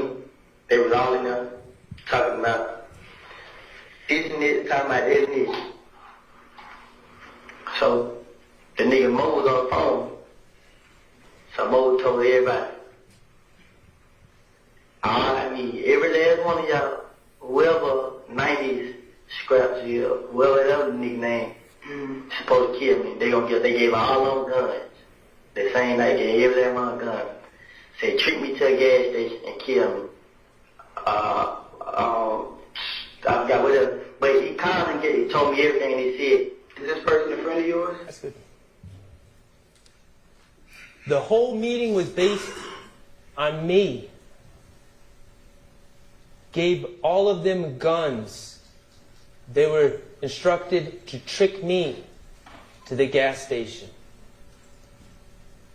This wasn't some universal Donovan Thomas after everyone. This wasn't Donovan Thomas after YSL. It certainly wasn't Donovan Thomas after Shannon Stillwell. They were after Kenneth Copeland. I know somebody who had the opportunity. Not only does cell phone records put him right in the area, but we know the car was, we know the shooting, the murder was perpetrated using a certain Infiniti. An Infiniti that was rented for Kenneth Copeland by Jeffrey Williams. Because Kenneth Copeland needed a car. An Infiniti that Kenneth Copeland was in possession of the day before the Donovan Thomas shooting. An Infiniti which was last known to be in the hands of Kenneth Copeland and Quindarius Zachary before, according to Kenneth Copeland, he handed it off to his good friend, closest associate, partner in shooting up Rich Homie Kwan's father's barbershop, Trevante Turner, also known as Threat.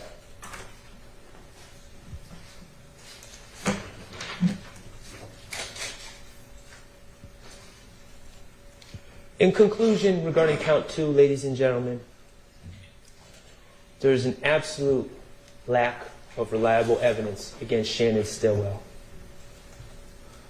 He had no motive. His problems with all these people happened afterwards. Once APD falsely accused him, once the streets falsely accused him of committing this crime, that's when people started shooting at his head and shooting at cars he was riding in. He didn't have any problems with Donovan Thomas. There's no evidence of that. There's no forensics, no DNA, no cell phone records putting Shannon Stillwell at any scenes. He's not on the Texaco video. It's just two witnesses, both proven and admitted liars who changed their stories repeatedly on tape, right in front of all of us. Both people who had every reason to lie when they gave their stories. Two people that were chosen by the state to be the key witnesses in the case. But two witnesses, to their credit, who at least came in here and owned up to the fact that they were weak. They chose themselves. They chose to lie on others to save themselves, and at least they came in and told you that. Other than that, there's no corroboration at all. All right. We got a little more to go, okay? Let's take. That was my hint. I think that. All right, everybody, let's take that for All rise for the jurors.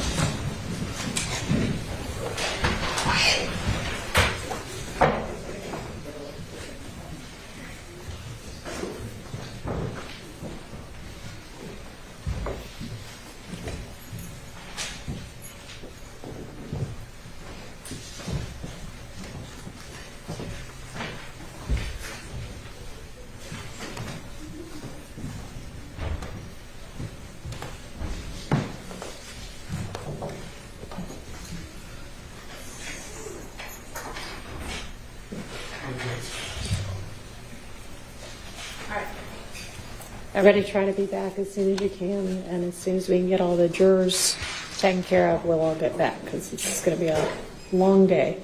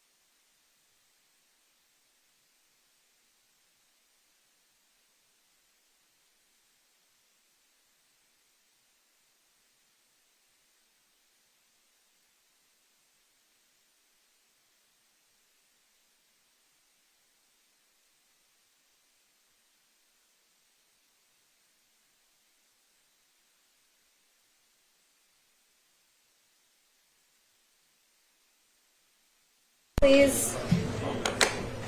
How much longer, Mr. Short? How much longer?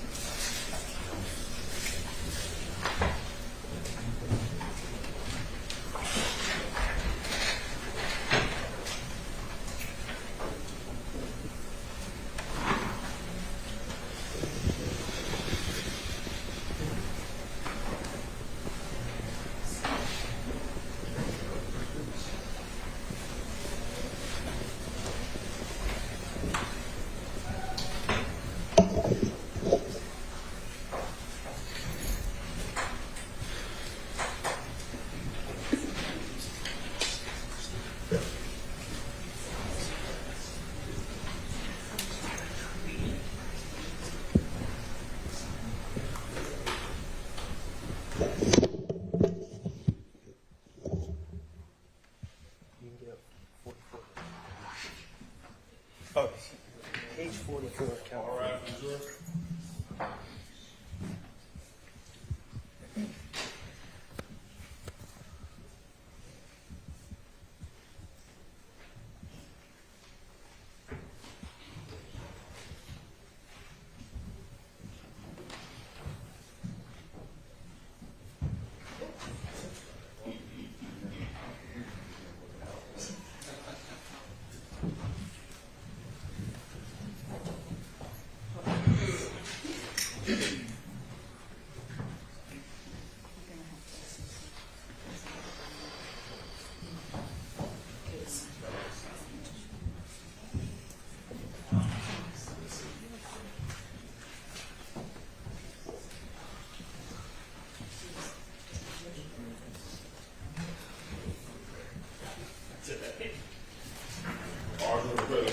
Thank you. All right, go ahead, Mr. Sharp. Thank you, Honor. May it please the court.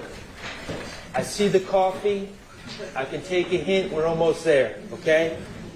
We're going to move on to the Shamel Drinks murder from March 14th, 2022.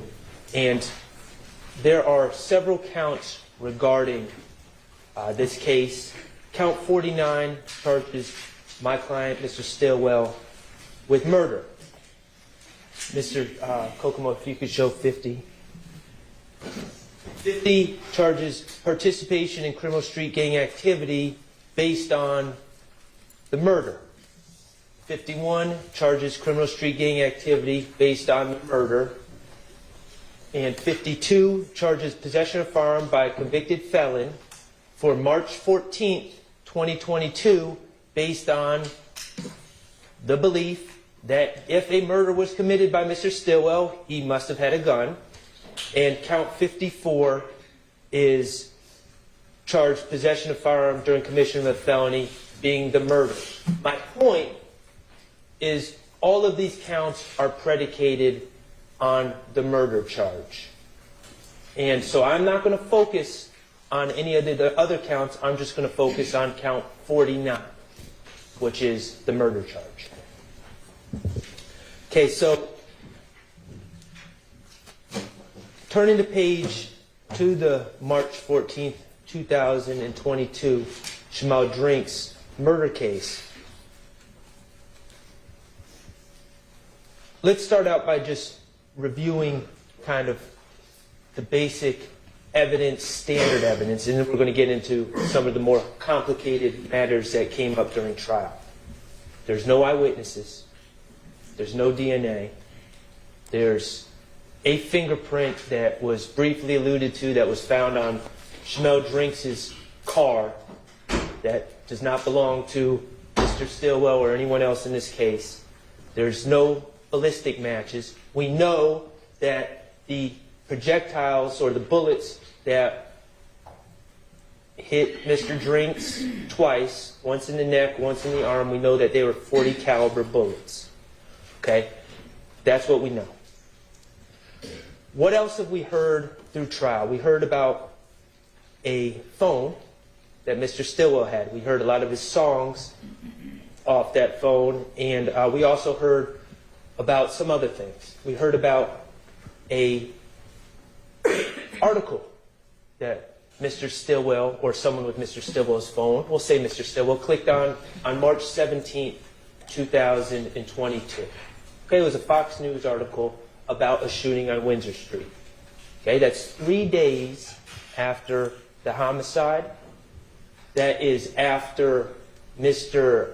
Stillwell's girlfriend at the time, Miss Alexander, alerted him to the fact that there was a shooting on Windsor Street. It's after the fact, it's after she sent a post posted by someone else on Instagram about this shooting on Windsor Street. It's after his grandmother, Miss Jackson, reached out to him to check if he was okay because she saw the news report about this shooting on the news. All that happened on the evening of March 14th. That's how quickly news traveled. It should be of no surprise that by March 17th, probably sooner than that, there was an article about this incident on the internet, on the Fox News website, the local Fox 5 website.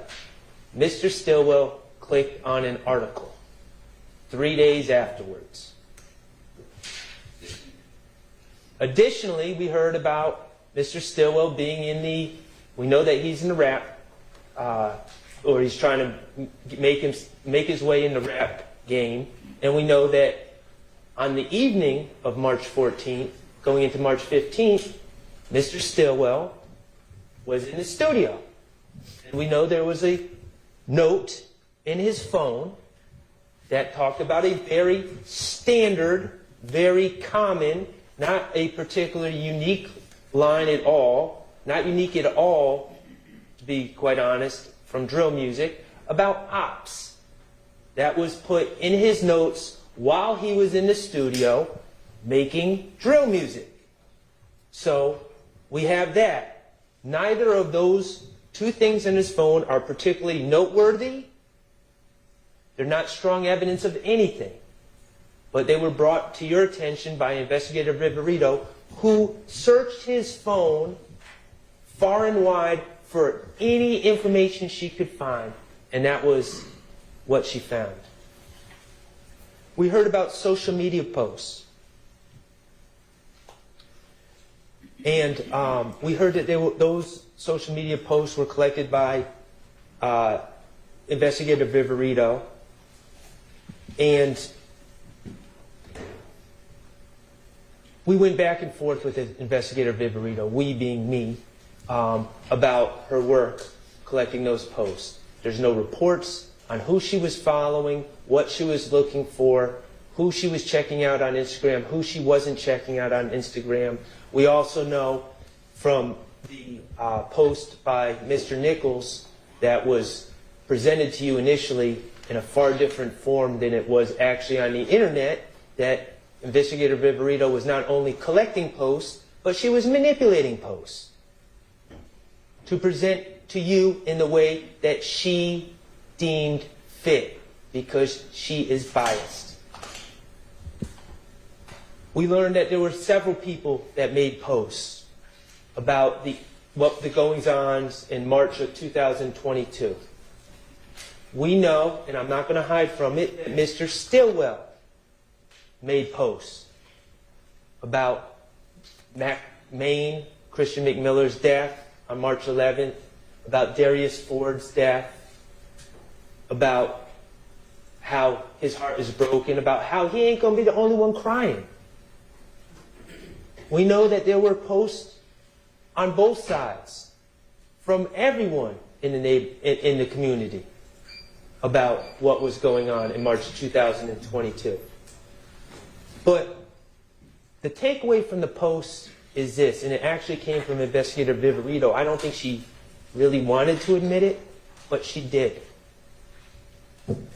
We talked to her about the March 11th killing of Christian McMiller and Darius Ford, and about that investigation. Now we're talking about 2 years and 8 months ago now. How it remains unsolved, how no one's been charged. Okay? And we looked at some of the posts that were made in reference to that incident. We learned about a Big Nick who posted just after that incident, slime and chalk. And we know what that, it's pretty self-explanatory. And we know about these other accounts. Edgewood, I think it was Edgewood James and Joey Hurst, 2 other accounts that weren't necessarily their names, may have been kind of like pseudo accounts or fictitious accounts, celebrating in really the most vile ways possible, celebrating the deaths of Christian McMiller and Darius Ford. And I asked Investigator Viverito, and she confirmed, even if they're fictitious accounts, you can see who was posting. You could pull an IP address. You could try to look into that and figure out who was posting. If you really thought that these posts, if you really thought posting about the crime was a confession to murder. And she agreed, she could, but they didn't, because it's not. We learned about Kelvin Watts, also known as Shell Cal. And we saw the post that he made right after the murder of the double homicide of Christian McMiller and Darius Ford, about him putting 2 shells under Donovan Thomas's eyes, about him looking in the camera and putting 2 shells under his eyes. 4 different posts. Another post about with 2 shells and lips sealed. And we talked to Investigator Viverito about what those shells meant. And they meant bodies, in her estimation. So Kelvin Watts is sitting there posting, putting symbols of dead bodies under his own eyes, in his own way with the shells. And I asked Investigator Viverito, and he also made a song. We heard about the song he made, Mafia Story, where he's celebrating the death, where he's describing the death, how they were in a fast car, and how they died on the freeway. Direct references to the death of Christian McMiller and Darius Ford. And so I asked Investigator Viverito, all these posts that Kelvin Watts has made, has he been charged? And the answer was no. And why was the answer no? Because posts on the internet about the death of people, even claims of responsibility, such as putting two shells under your own eyes, that's not enough to charge someone. That's not a confession. Investigator Viverito said the reality is, in this day and age, under these circumstances, dealing in this situation with the drill music and everything else, there's false claiming going on all the time. We can't go by what's on the internet. We can't go by what people post. That's not a confession. That's what we learned from Investigator Viverito. That's what she was forced to concede when we talked about the Christian McMiller and Darius Ford deaths. So when we're analyzing crude, inappropriate, idiotic posts that are made by Demekion Garlington, or even my client, Mr. Stilwell, let's keep that in mind. Those aren't confessions. Those are posts, and they're common. And even Investigator Viverito, who I have maintained pretty clearly is not an honest broker, was biased, even she had to admit that.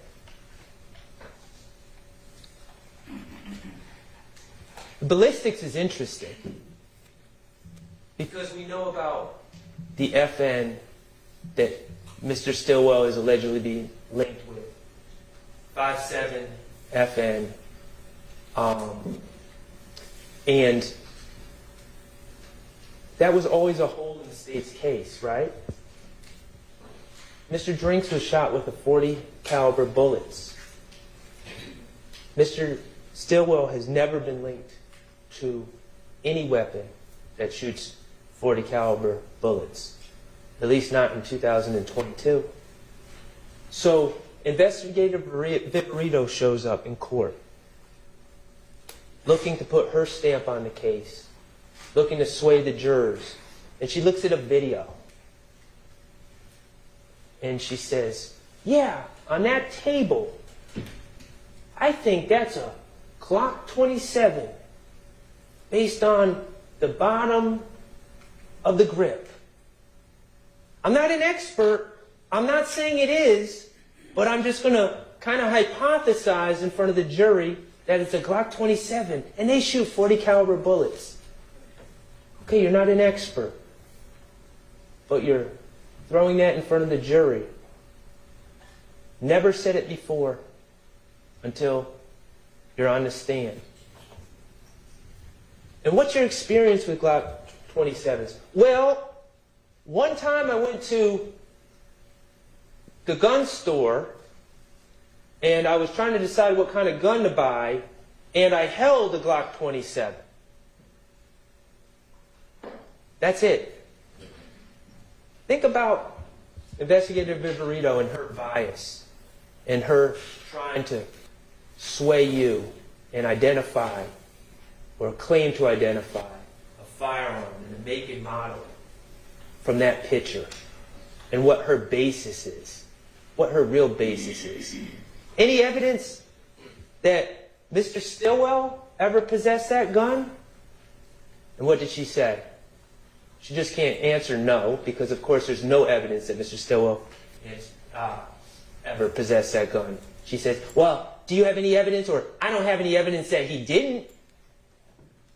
Well, geez, that's an interesting shifting of the burden of proof from the state's witness. She's biased.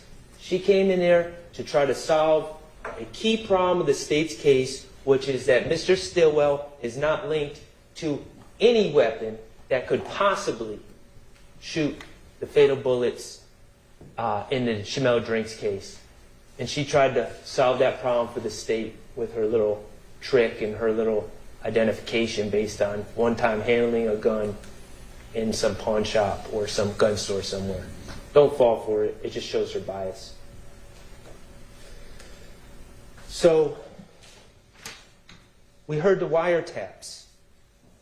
State brought on the wiretaps. And yes, the wiretaps do show Mr. Stillwell. We heard a call of Mr. Stillwell laughing about sneaking out when the police showed up and talking about taking a stick and his FN from the house after the police showed up. We own that. We acknowledge that. Neither of those guns could shoot the bullets that killed Mr. Drinks. But there was another wiretap that was played that I'd like us to just hear again. And Mr. Kokomo, you know where I'm going? Okay. It was from a call on April 1st, 12:29 a.m. And the state made such a big deal of this. Of course, the wiretap, hold on one second, just don't play it yet. Thank you. The state made a big deal of this because it's a wiretap. Demekion Garlington's on one end on his cell phone. And the state made such a big deal about Mr. Stillwell, what he was doing on this call on April 1st. Of course, we know he was in jail. He'd been arrested on March 17th. So he's in jail, and he's talking to Demekion Garlington. And they make a big deal. He's on a contraband phone. He's on a contraband phone. Now, I'm not saying that's right, but let's think about that scenario for a second. We've been sitting here for a year listening to the same. This call is subject to being recorded, right? Every time someone comes from the jail, because it is recorded. Mr. Stillwell's on a cell phone. He doesn't know Mr. Garlington's phone is tapped. Mr. Garlington doesn't know his phone is tapped. As far as they're concerned, they're having a private conversation. They have cut out the recording and are having a private conversation about March 14th, 2022. And what do they say? First, Mr. Kokomo, could you play 239 to 310? Yeah, that's what I'm saying. Like, that's what I'm telling folks. I'm like, shit, what the hell they locked up for? Like, they just saying about the camera. I'm like, bro, they good. I'm just like, they gonna assume some shit like that anyway. They gonna assume that, like, oh, like, y'all ain't did, ain't kill me, so. That's what I keep telling goddamn Lil. I keep telling him, like, just chill. Like, I know. Yeah, cause they this saying ain't nothing. Yeah, I'm like, this ain't nothing, bro. Like, they just doing that cut. It seems as a goddamn gas station. Like, just chill. You see what I'm saying? Yeah. In this private conversation that they're having, they're not saying, oh, how can we cover this up? Oh, I think they're onto us. Oh, no, I think they got us. They're saying, we didn't do anything. They're just assuming we did stuff because we're at the gas station, which is a fact that we have never denied. They were, in fact, at the gas station. They're having a private conversation, and they're talking about how innocent they are and how the police got it wrong, and Mr. Stillwell is just saying, let's let it work itself out. So let's go to 1210 to 1225, Mr. Kokomo. Thank you.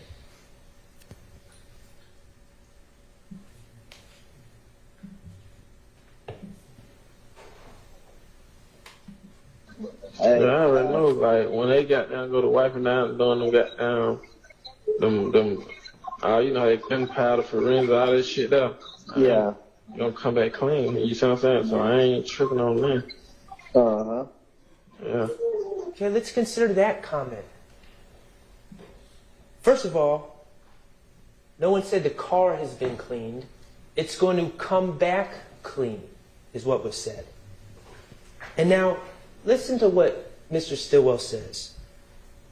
Once they GD going to wipe it down, doing GD, you know, the gunpowder forensic, all that S, H-I-T, the gunpowder forensic, does Mr. Stillwell sound like an expert in gunshot residue there?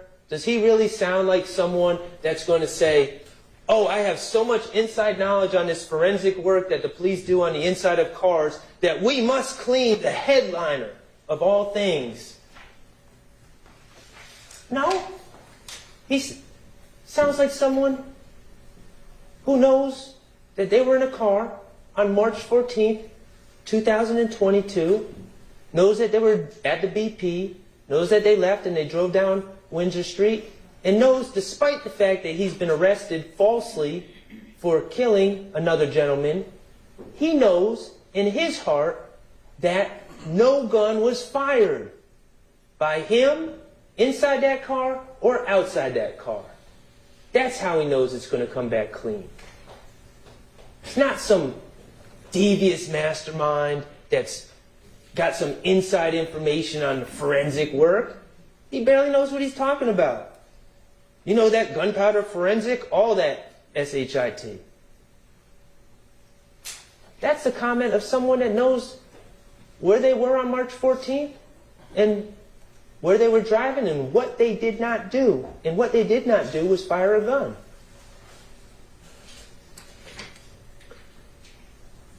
Let's talk about the rental car. State made a big deal of this rental car. Yes, Mr. Stillwell rented a car on March 14, 2022. First of all, we've seen the BP tape. There was no plan, okay? This was a chance encounter. It was unforeseen that Shimao Drinks would ever show up at a gas station. So there's no indication that people would be renting a car in anticipation of running into Shimao Drinks. Okay? The reality is we heard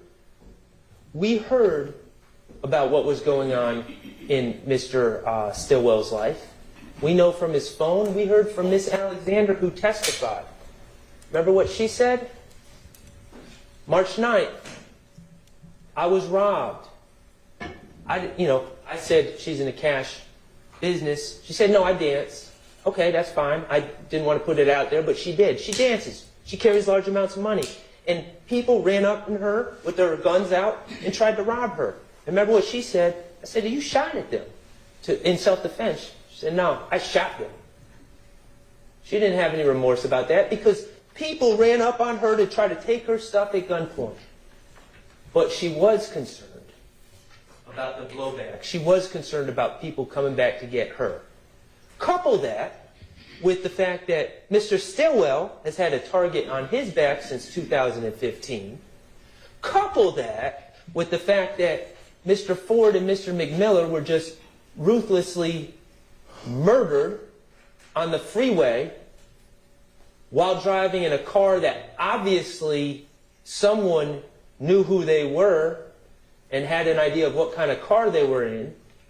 Is it really any wonder why a car was rented by Mr. Stillwell and Miss Alexander on March 14th?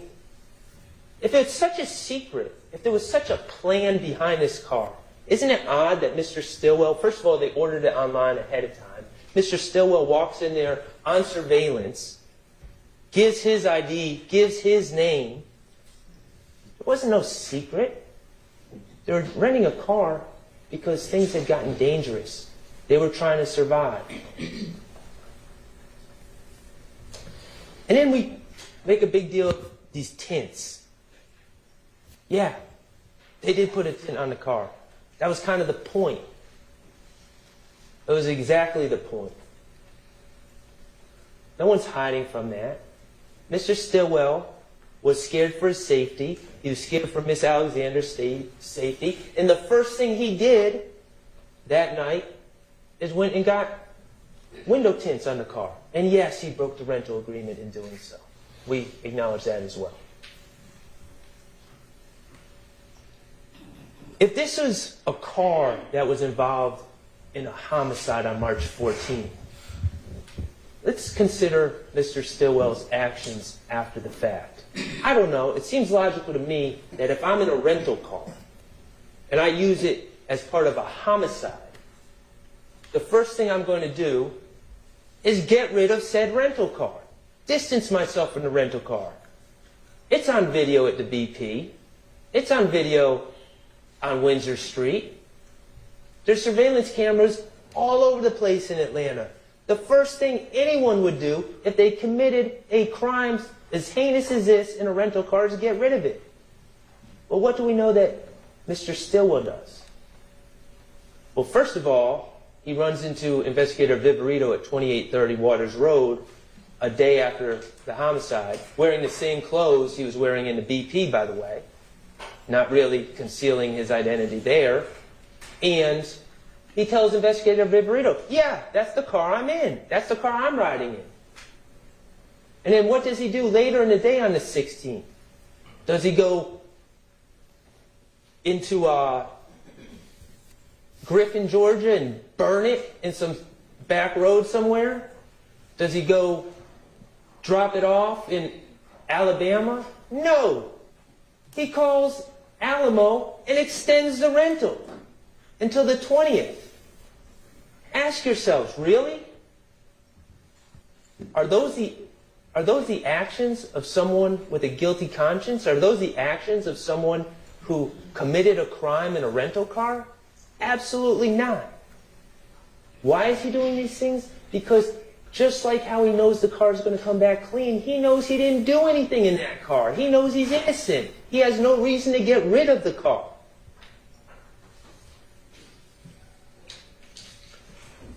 Okay, let's talk about Dr. Melissa Sims Stanley. She was the medical examiner who performed the autopsy on Shamel Drinks. She was very important. We didn't realize how important she was at the time, but she was very important. She testified that there were 2 wounds to Mr. Drinks, one to his arm and one to his neck. We don't know which order they came in, but we know the shot to the neck was the fatal injury, It caused a massive injury to the base of his skull and the base of his brain. Dr. Sim Stanley testified about the effects of such an injury. Death would be immediate, and if not immediate, imminent. But, more importantly, conscious control of bodily movements would be immediately lost due to this massive injury to the base of the brain. The ability to move body parts up and down would be immediately lost. That came out in her testimony. Now, the state followed up and said, is it possible if Mr. Drinks' foot was already on the brake when he was shot, is it possible for his foot to remain on the brake? And Dr. Sim Stanley's answer was yes. And of course it is, because staying on the brake does not require any conscious bodily movement. But on cross, I asked a very simple question. Is it possible, after being shot, that shot in the neck, that Mr. Drinks would be able to actively move his foot up and down off the brake? And unequivocally, with no hesitation, Dr. Sim Stanley said, no, that would not be possible. It would not be possible for Mr. Drinks, after being shot in the neck, to move his foot up and down off that brake. And we're going to get to why that, I'm certain many of you know why that's important, but we're going to get to why that's important in a minute. Let's talk about gunshot residue. Detective Hogan was the lead detective in this case. We know, much like the video, he took out warrants without ever having watched the video in this case, the FedEx video. He relied on a FedEx employee to describe it to him.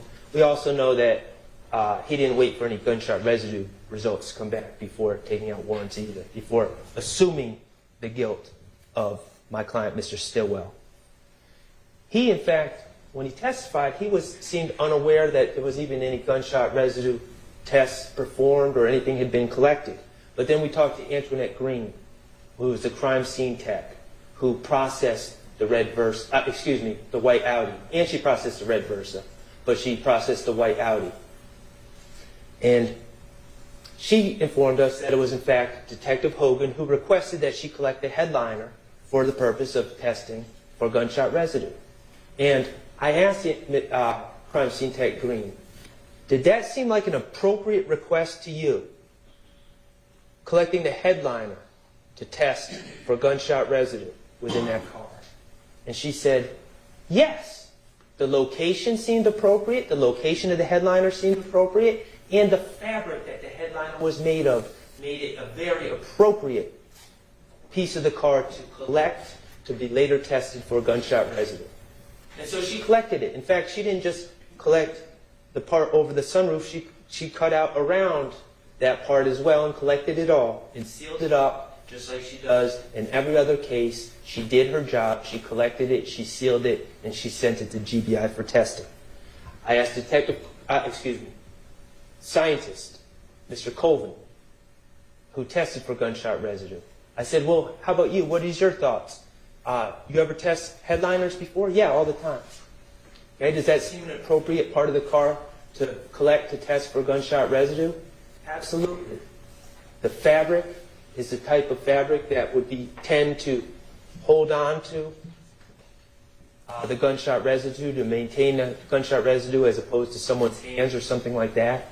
And also the location is very appropriate. So we heard what Mr. Colvin did. We heard about his process, which is all by the books, all by procedure, how he dabbed that headliner. And he didn't just use one tab, he used two. And he dabbed that headliner again and again and again until one tab lost stickiness, and then he moved to the other tab and continued to dab. And what is he dabbing for? Microscopic particles of gunshot residue that are emitted from a gun when it is fired. And he takes these tabs that he's been dabbing on the headliner, and then he looks at it under a microscope, under an electron beam, to look for microscopic particles, of which there are many emitted from a gun when it is fired. A plume of them are emitted from the gun when it is fired. And he looked under that electron microscope, and his results were negative. And what does negative mean? Negative doesn't mean, oh, it's under some threshold, under 5 per cubic foot or anything like that. Negative means 0. 0 particles collected off that headliner that was collected from the white Audi. So, of course, we're going to talk about the video. The video that Investigator Viverito couldn't wait to talk about when she was on the stand, and I wanted to ask her questions about other things. The video that Detective Hogan had not watched at the time that he took out warrants for my client.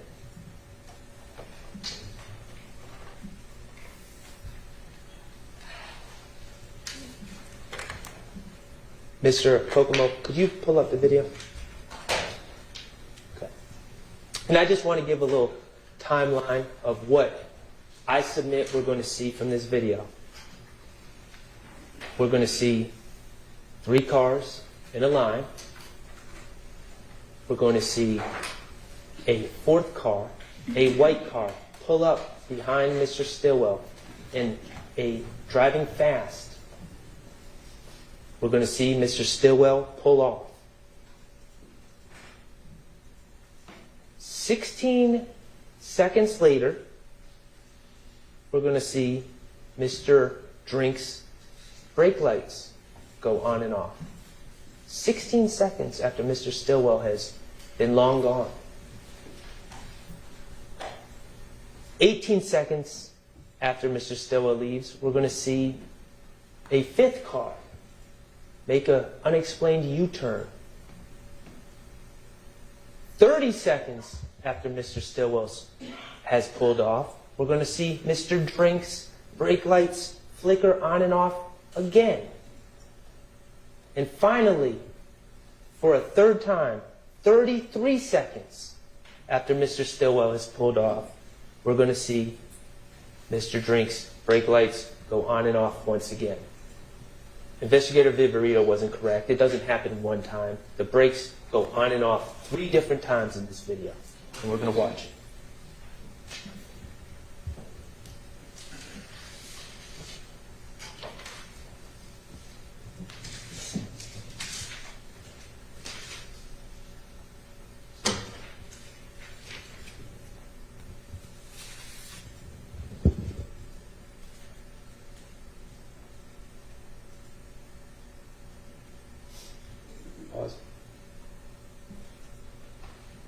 Okay, right here, we have 3 cars lined up. Mr. Drink's red Versa on the left, Mr. Stillwell in the white Audi in the middle, and Mr. Nichols and Mr. Boyer, according to the state, and Mr. Farley in the right. I invite you, when you're deliberating, I invite you right now, when you're deliberating later on, if you need to review this video, you can look as many times as you want. I want you to look to see if you see a muzzle flash. At any time when Mr. Stillwell's car is next to Mr. Drink's.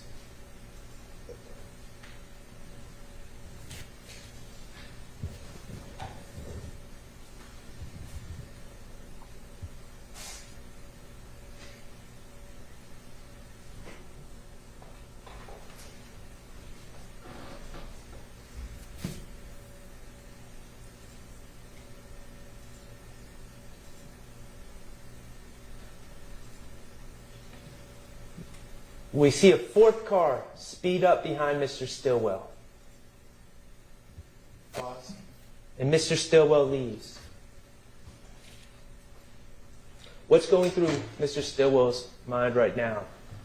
Is it that common theme of drill music that he knows about? Red Light? Is it Future's song Red Light? Yeah, and this shit real out here, running through the red light, looking through your rear view, and might just sneak up on the car and try to spray you? Is that what's going on in Mr. Stillwell's mind? Is that what he's thinking about as he sees this fourth car speed up behind him? Or maybe he's thinking about that night, September 26, 2015, when he was in that car with Tierra Jones in this Duncan, and that car sped up behind them and started spraying the car they were in through the rear windshield. Either way, Mr. Stillwell gets on. Mr. Nichols, apparently confused, is trying to figure out what's going on, and he eventually leaves as well. Okay, pause. Pause. Okay. That fourth car, not Mr. Stillwell's car, that fourth car that has never been identified, has never been tested for gunshot residue, is now next to Mr. Drinks. And there's a fifth car driving up the street, driving up Windsor Street. And let's see what happens. Stop. Okay, back it up, Mr. Kokomo, a couple of seconds.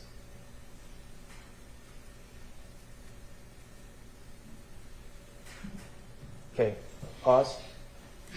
Okay, I want you to look closely. Right here, we're going to see the fifth car make a sudden U-turn. Is there someone in the street? Is there someone waving at that car to make that U-turn? Is there an obstruction?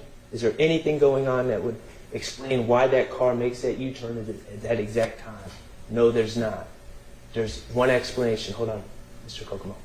There's one explanation and one explanation only. That car hears a gunshot. And while that car makes a U-turn, I want you to look at Mr. Drinks' brake lights. They flicker on and off. That means he's not dead. He has not been shot in the neck yet. That's science. That's from Dr. Sim Stanley herself.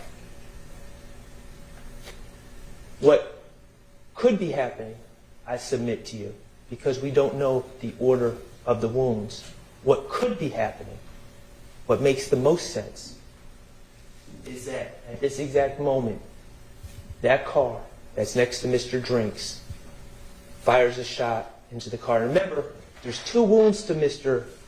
Drinks, but there's really 3 shots. Because one projectile ends up going into his arm, and it's on the seat, and is collected by Miss Green, CST Green.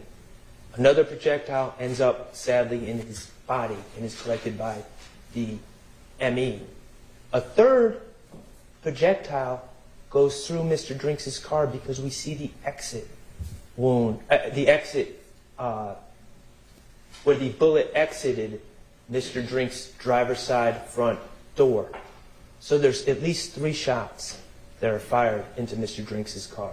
I submit to you, at this exact moment, the first shot is being fired, that car hears it, is making a U-turn, and Mr. Drinks is trying to react, perhaps moving around, going up and down off the brake, trying to figure out what's going on, perhaps trying to find the firearm that he has in his car, trying to figure out what's going on, as he's certainly not anticipating or expecting to be shot at that exact moment.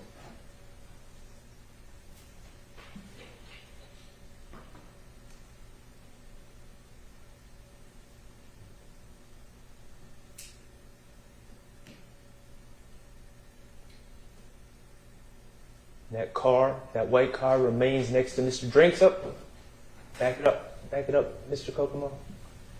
And before he leaves,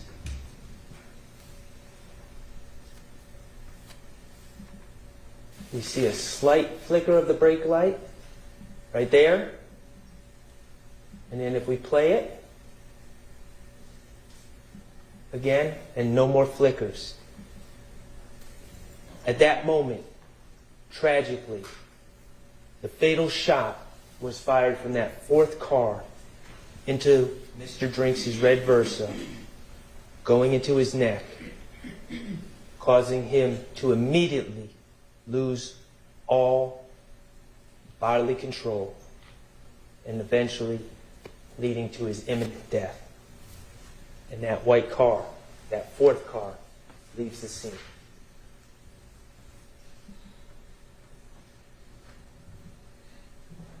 That last brake light flicker was 34 seconds after Mr. Stillwell had already left. It is scientifically impossible that Mr. Stillwell killed Mr. Drinks. Couple that with the gunshot residue test that proves that a gun was not fired from the car. Couple that with Mr. Stillwell's behavior, him not distancing himself from the car, but extending his rental. Couple that with the call that we heard on the wiretap of him and Mr. Garlington speaking candidly, talking about how the police are just making an assumption that they know they did nothing to Mr. Drinks. This case is clear. Mr. Stillwell, as convenient as it is, inconvenient as it is for the state to admit it, he didn't kill Mr. Drinks.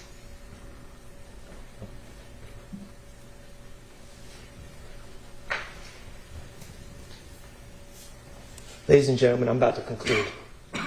For nearly a decade, the prosecution, the police, the gang investigators, they have focused on this group of people. Jeffrey Williams, Shannon Stillwell, and many others. They're young men that grew up in hard times and had dreams of their own. They saw something different in Mr. Williams, a confidence, an ability to turn negative to positive, like so many hip-hop artists before him. They were attracted to Mr. Williams. They identified with him, but they also saw opportunity to chase their own dreams, to get in the studio, to make connections, to hopefully make it big. And it worked out for some of them. Wooney Lee is now a signed artist. He's not alone.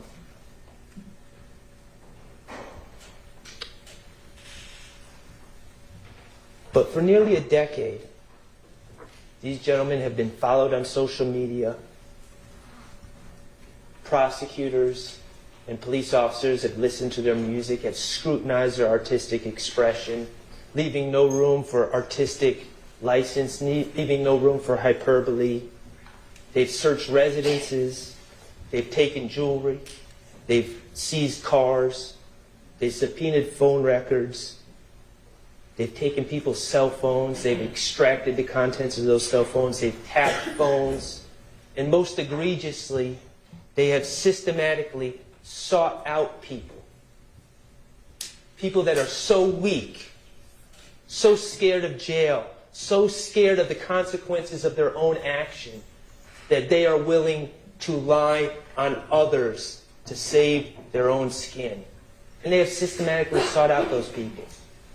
And systematically sought out those people at the very time when those people were in crisis. And they've made threats to those people about how they're going to be locked up for decades, not get out till they're 48 years old. And they've made implicit promises to those people. Help me help you. You're a small fish. We're interested in the big fish. I'll be on the phone with the DA as soon as we are done. This ain't 68 plus 1. I'm not going to do you and you owe me one. It don't work like that. You have to give information. You're an armed career criminal. You're going away for 25 years, no parole. It's all up to you. They're going to ask, what did he do to help himself out? That's the game, the sick game that has been played, that's built this case from its inception. It needs to stop. For over a year, the prosecutors and gang investigators in this case have had their hammer out, trying to bang that square peg, their evidence, into that round hole, which is their narrative. And it still doesn't fit. It never will fit. That album cover that they tried to bang on and make it be a gang declaration of war, it never was, it never will be. That video of Antonio Sledge that they claim is an overt act, that they wouldn't, where Antonio Sledge is threatening another man because they're both having sex with the same lady, and he's upset and he's in his emotions. Remember that? And how they wouldn't let Antonio Sledge enter a guilty plea. They wouldn't let him go home to his sick mother, go home to his kids, until he signed the plea deal that said that somehow that this is gang-related. Just banging, trying to make it fit. Of course it wasn't gang-related. They're both having relations with the same girl. It was over a girl. It had nothing to do with gangs. But they tried to make it fit. 24M on an end's head. They say it's putting money on someone's head, ordering an assassination, and they bang and try to make it fit. Of course, it had nothing to do with that. We all know what that was about. And that gang investigators do it too. No rules, no initiation, no jumping in, nothing that is synonymous with gangs as we know it, letting whomever wants to be part of the group in on their own terms, out on their own terms. Worldwide, people identifying with YSL, and they bang and try to make it something it's not, and label it a hybrid gang. Think about the FedEx video. How many different versions did we hear? How many different hypotheticals from the state? Oh, no muzzle flash, must have been shot inside the car. Oh, well, no GSR, must be shot from outside the car. Oh, well, the windows were just tinted, can't roll down the window, must have opened the door. Oh, no GSR, must have been cleaned. Oh, no evidence of it being cleaned, must have been vacuumed.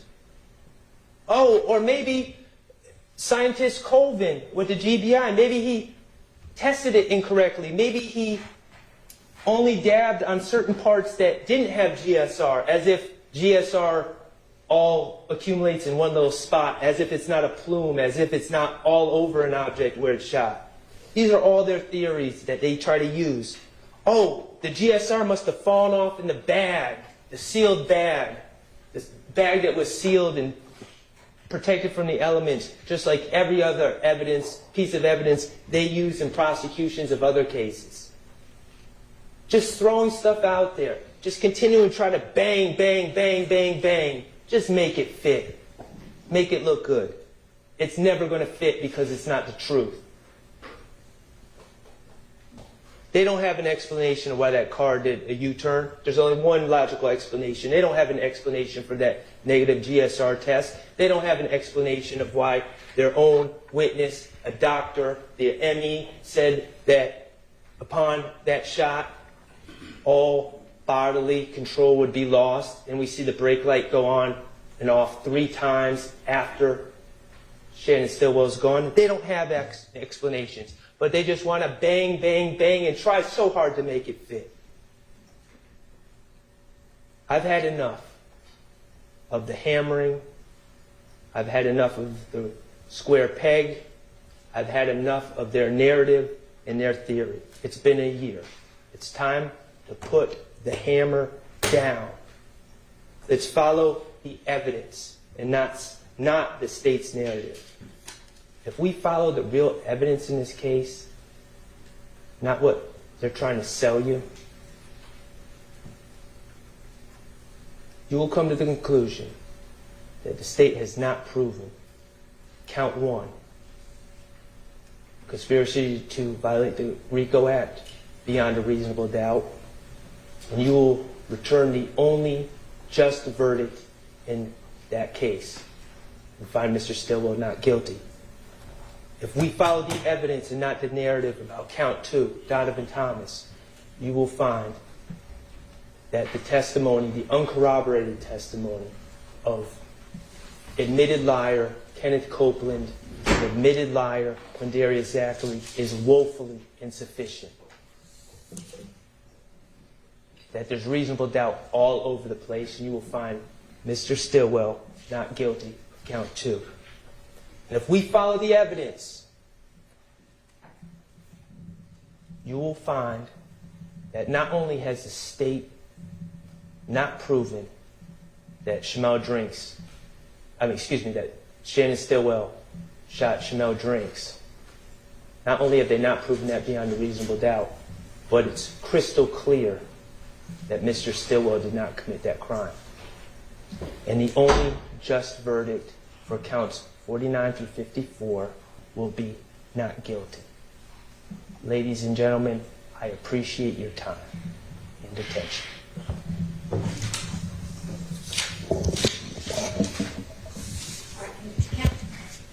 Counsel, approach real fast for me.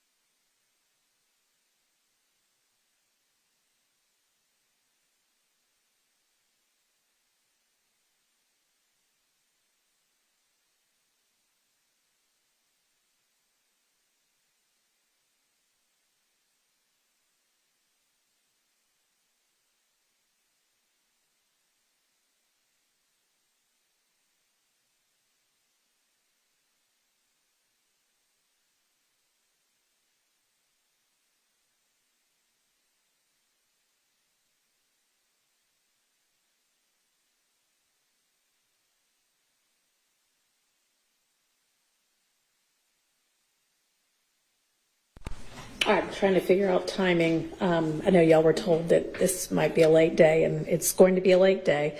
We're going to hear from Mr. Weinstein. We'll have a quick break, and then we'll hear the state's close, and then we'll be done for the day. We'll come back tomorrow and get the instructions.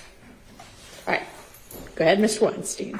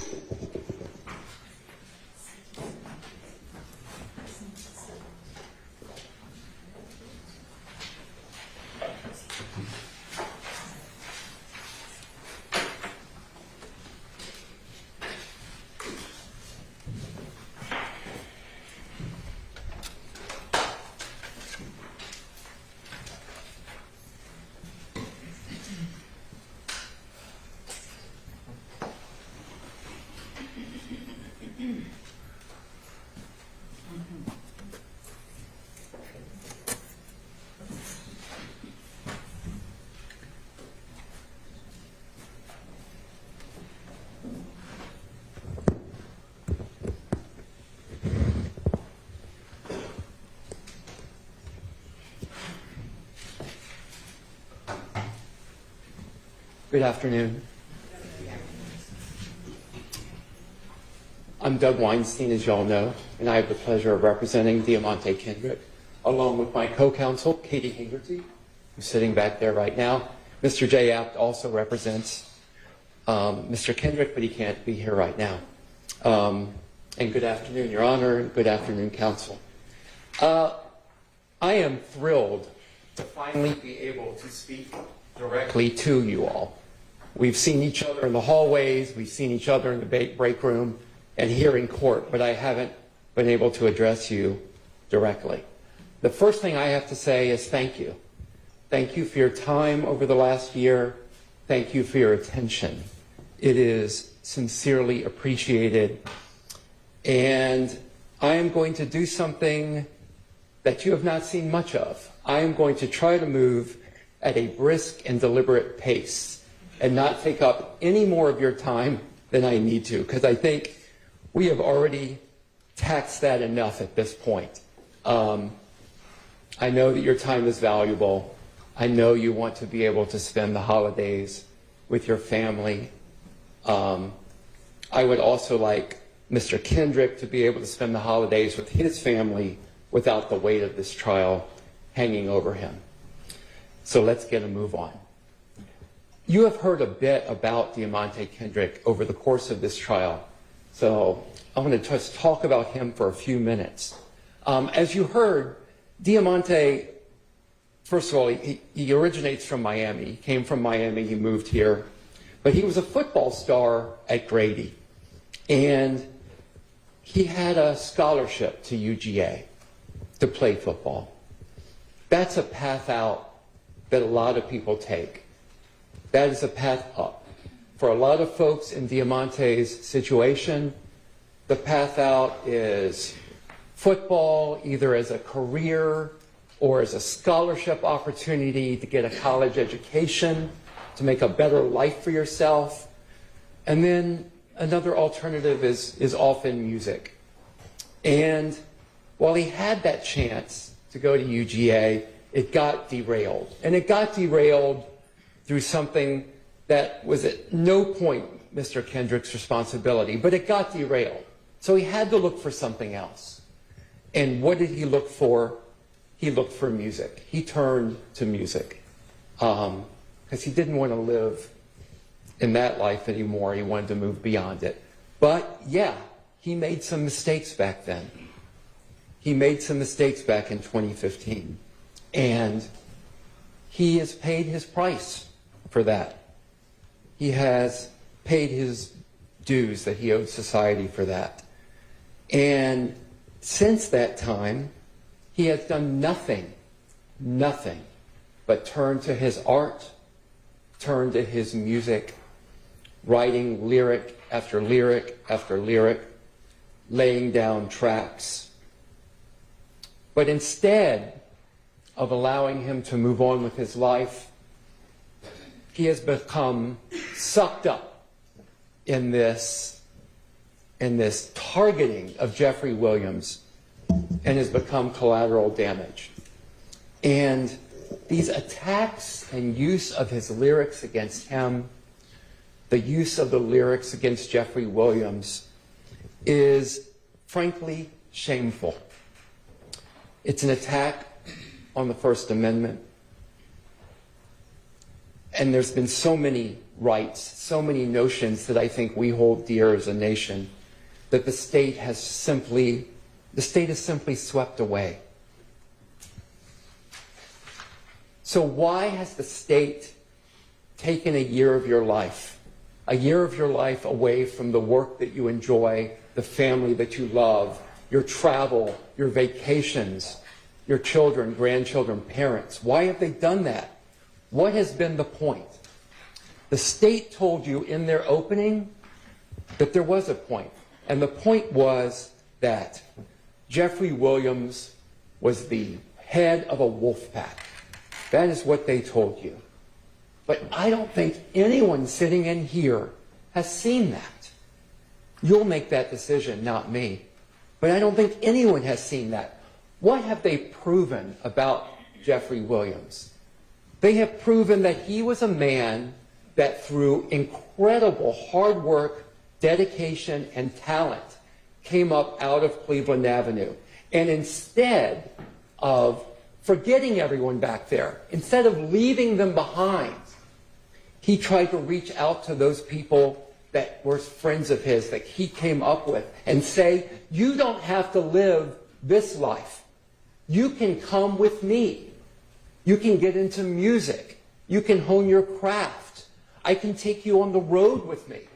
I can take you out of this. And some people took advantage of that and pulled themselves out, took advantage of Jeffrey's help.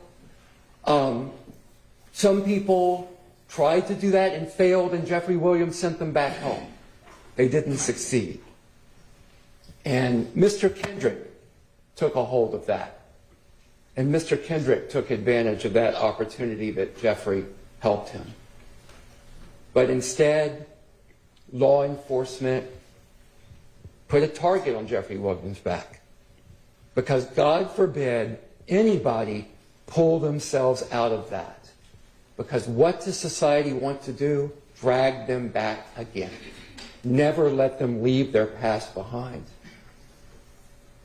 God forbid someone leave that behind and pull themselves up from their bootstraps. That's what we tell ourselves as a country. If you work hard enough, you can pull yourself out. Let's see what you guys say. So I would argue that we have not wasted your time here for a year. I'm going to argue that the state hasn't wasted your time, that this court hasn't wasted your time, and that we can salvage something out of this year that we have taken from you. And that is to send a message. And you're going to send a message by going in the back, looking at the evidence that's presented to you, and I think any review of that evidence would have you come back with findings of not guilty on all the charges against Mr. Kendrick. Diamante Kendrick is one of Jeffrey Williams' best friends. And as I said, he's a casualty of law enforcement's war on Jeffrey Williams. Mr. Kendrick is charged with racketeering, murder, and several other charges, about 4, all relating to drugs and guns that were found at Jeffrey Williams' house when Mr. Kendrick was over there visiting. What evidence, what testimony, what witnesses, what physical evidence has the state shown you that Mr. Kendrick committed these crimes? I would say almost nothing that you've seen in this courtroom. Sure, they've played some videotapes, but what have you seen from this witness stand? Nothing. When this case began, we stood up here in opening and we told you the state would not be able to present evidence against Mr. Kendrick. We told you they're not going to be able to show you guns tied to him, that there would not be ballistics tied to Mr. Kendrick. There wouldn't be fingerprints tied to Mr. Kendrick. There would not be witnesses putting Mr. Kendrick at the scenes of these crimes. There wouldn't be any video of Mr. Kendrick involved in the tragic murder of Donovan Thomas. We told you that this case was a Krispy Kreme donut hole. I think the phrase I might prefer is a nothing burger. But that's what we told you. That's what we promised you. And that is a bold promise for a defense attorney to make. And it's one you'll rarely hear. But we made you that promise. And we also told you what would happen. That the state was going to parade hundreds of witnesses through here to throw everything they could against the wall to see what would stick. And frankly, I would submit that nothing has stuck, that we have kept our promises to you. What did the state promise you? Again, a wolf pack with a ruthless wolf pack leader. It's late in the day. With a ruthless wolf pack leader that is here. And instead, you saw that man that wouldn't leave his friends behind.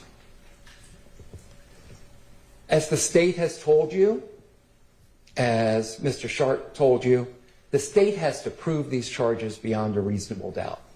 And they have to prove every element of these charges beyond a reasonable doubt. So let's just talk about reasonable doubt for a moment.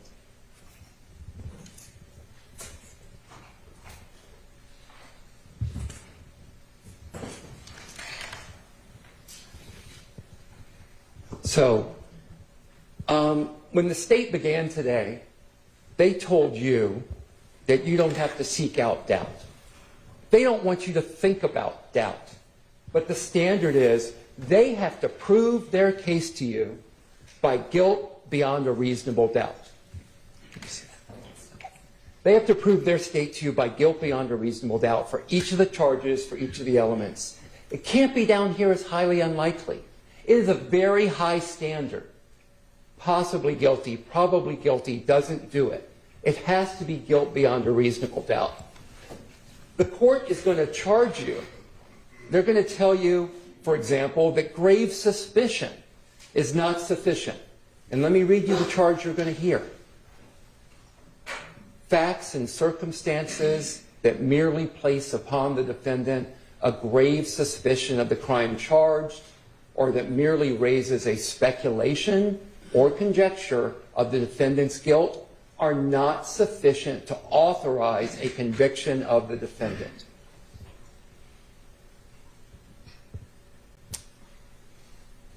Mr. Short already explained so much about the evidence presented regarding the tragic killing of Donovan Thomas.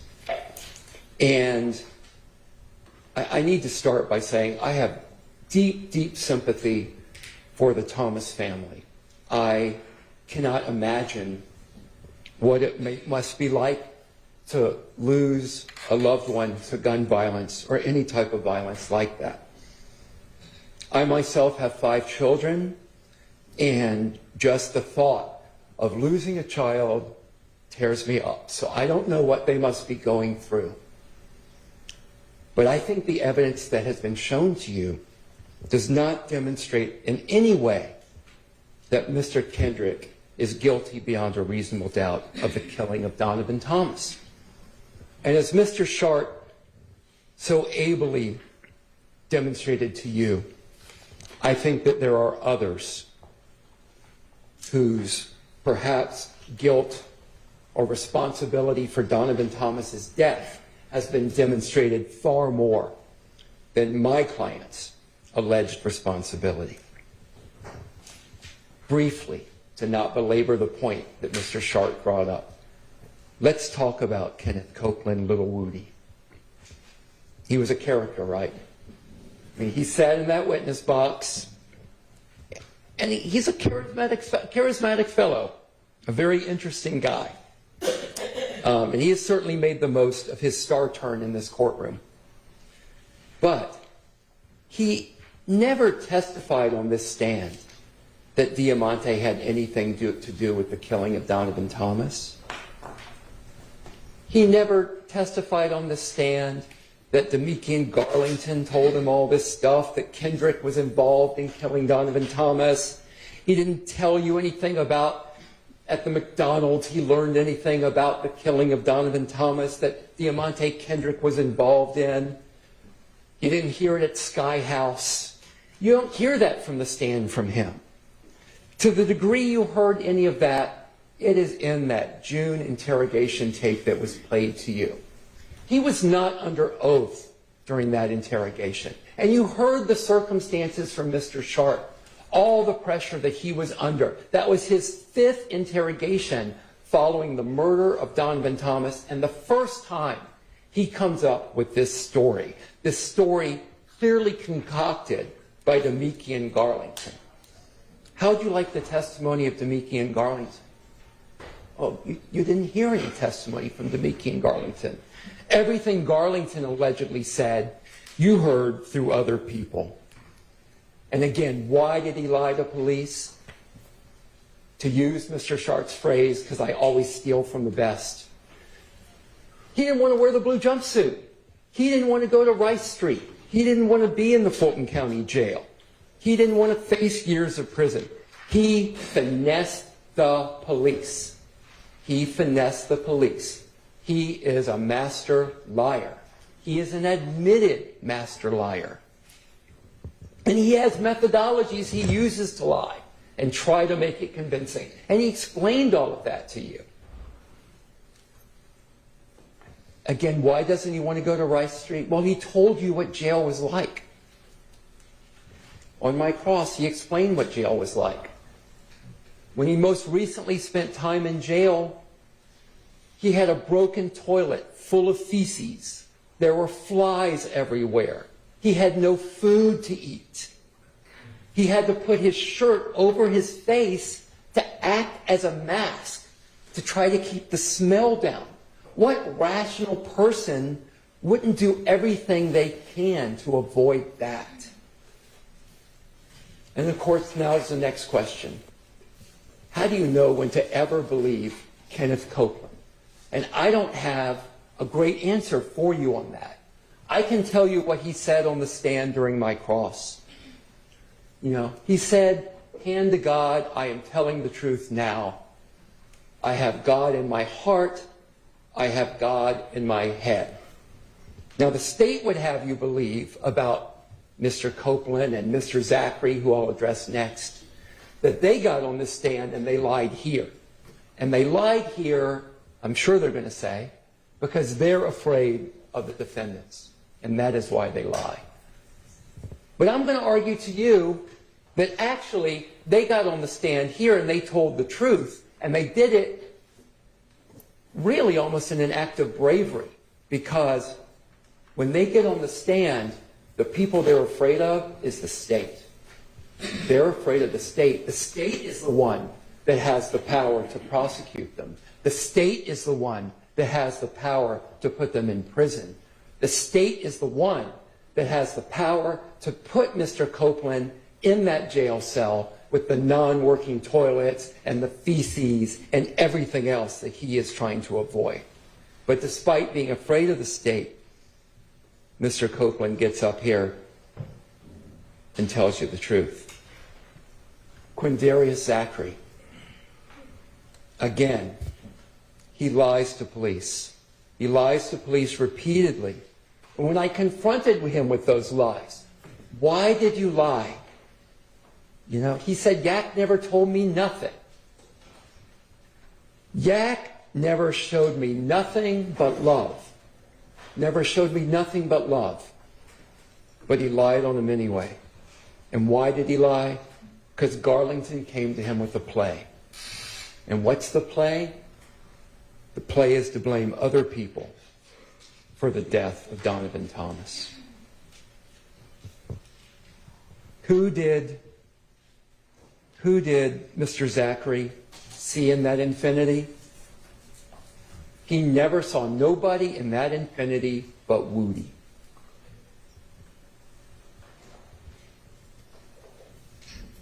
The Texaco. Oh my gosh, there's the smoking gun. There's the smoking gun that shows that my client murdered Donovan Thomas. He's on video at a Texaco station a block away before the murder. Heaven forbid. He pulls up in that Texaco in a Pontiac. He leaves the Pontiac. He goes, you've seen this video 1,000 times. Well, maybe not that many, but it must feel like it. He leaves the Pontiac to go into the Texaco. And he buys some junk food in the Texaco, goes back into the Pontiac. He sits in the Pontiac. He talks to another car that pulls up. He gets back in the Pontiac. And he leaves in the Pontiac. Go in the back. Watch the video 1,001st time. You're never going to see him get in an Infiniti. You're never going to see it. How does he get in the Infiniti? Was there a witness that got up here and put him in the Infiniti? No. Do they have video from the surrounding area that shows him transferring into the Infiniti? No. I mean, presumably, he teleports into the Infiniti. I have no idea what their theory is going to be when they argue to you, but I'm going to be fascinated to hear it, because there's been no testimony about him in an Infiniti. How do we know it's an Infiniti in a drive-by? Well, the state is pretty sure it's an Infiniti. The state put on, this is one of my favorite experts of all of the state's experts, they put on an Infiniti identification expert who has worked with, Infiniti for years. And he can tell in any kind of grainy video that that car is an Infiniti. That's an amazing expert, but I'll take his testimony. That's fine. I think he's right. I think it's an Infiniti. And Mr. Kendrick is not in an Infinity. And it's pretty hard to do a drive-by shooting if you are not in the car that did the drive-by. It is absurd. So again, there's no eyewitness testimony of Mr. Kendrick involved in the shooting. No weapons tying Mr. Kendrick to it. No ballistics. No fingerprints. No gunpowder residue. No DNA. Nothing. Nothing that you would expect to see. Now, the state has told you, well, you can look at circumstantial evidence. This is true. You can. And the state put up a dollar bill with some puzzle pieces missing. So, well, you can kind of infer that that's a dollar bill. And that's true. But don't go try to spend that dollar bill anywhere, because that dollar bill will not spend. And this evidence is not sufficient to convict beyond a reasonable doubt. Where's the cell phone data? Oh my gosh. You poor folks. You had to spend days listening to experts come in here and talk to you about cell phone location data. Where was Mr. Kendrick's cell phone location data putting him there? They didn't show you any. Who killed Donovan Thomas? I don't know who killed Donovan Thomas. But I think Mr. Shart's theory has some merit. Let's turn to the allegations that YSL is a gang. The state had to bring in 5 different gang experts. You guys had to sit through 5 different gang experts to try to convince you that YSL is a gang. Now,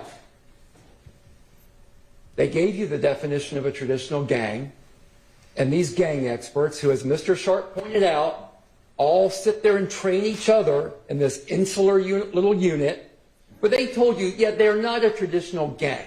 They don't meet the definition of a traditional gang. But lo and behold, we have another category of gang. It's a hybrid gang. Ooh, a hybrid gang. This is fascinating. Let's talk about hybrid gangs. What's a hybrid gang? Oh, a hybrid gang is whatever we say it is at any given point in time to fit our narrative. That's what a hybrid gang is. I use the term nose of wax. They can twist it any way they want to fit the group of people they want and say they're a hybrid gang.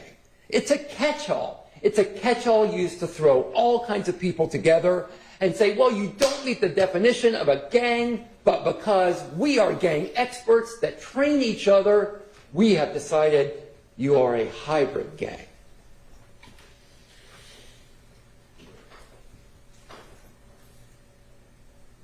Well, hybrid gang. So a hybrid gang apparently is one where, according to their experts, Bloods and Crips can live together in peace and harmony with each other to accomplish some type of goal. Does that make sense to anyone in here that has any basic understanding of the way that gangs work?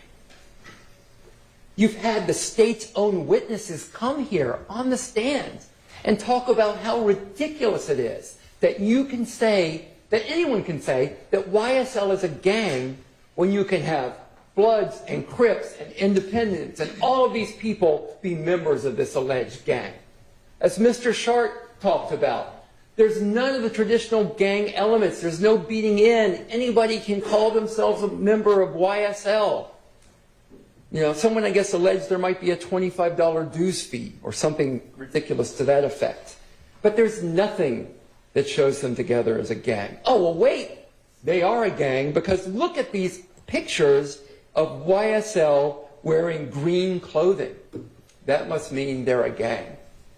You guys are mostly in blue and black. You associate with each other here today. Are you guys a gang? The state is all in red today. Are they a gang because they're all dressed in red? Poor Miss Hingerty happened to come in red today. I guess she's a member of the gang as well. It is absurd. Lil Wayne has ESPN on his arm. ESPN. I guess Lil Wayne is surprised that he's a member of YSL too. My client's got ESPN on his body. No, that can't be because he was a football star. and in his mind probably liked ESPN, it must be because he's a member of a gang called YSL. So it's wonderful that the state's gang experts have such insights into the mental thinking of my client and Lil Wayne and everybody else. Now the state may say, well, they're not a gang, even though they all dress in red today, looking quite dapper. Because, well, they don't have some criminal objective. Well, I don't know. Let's look at the way the state indicts people. The state's around Investigator Viverito.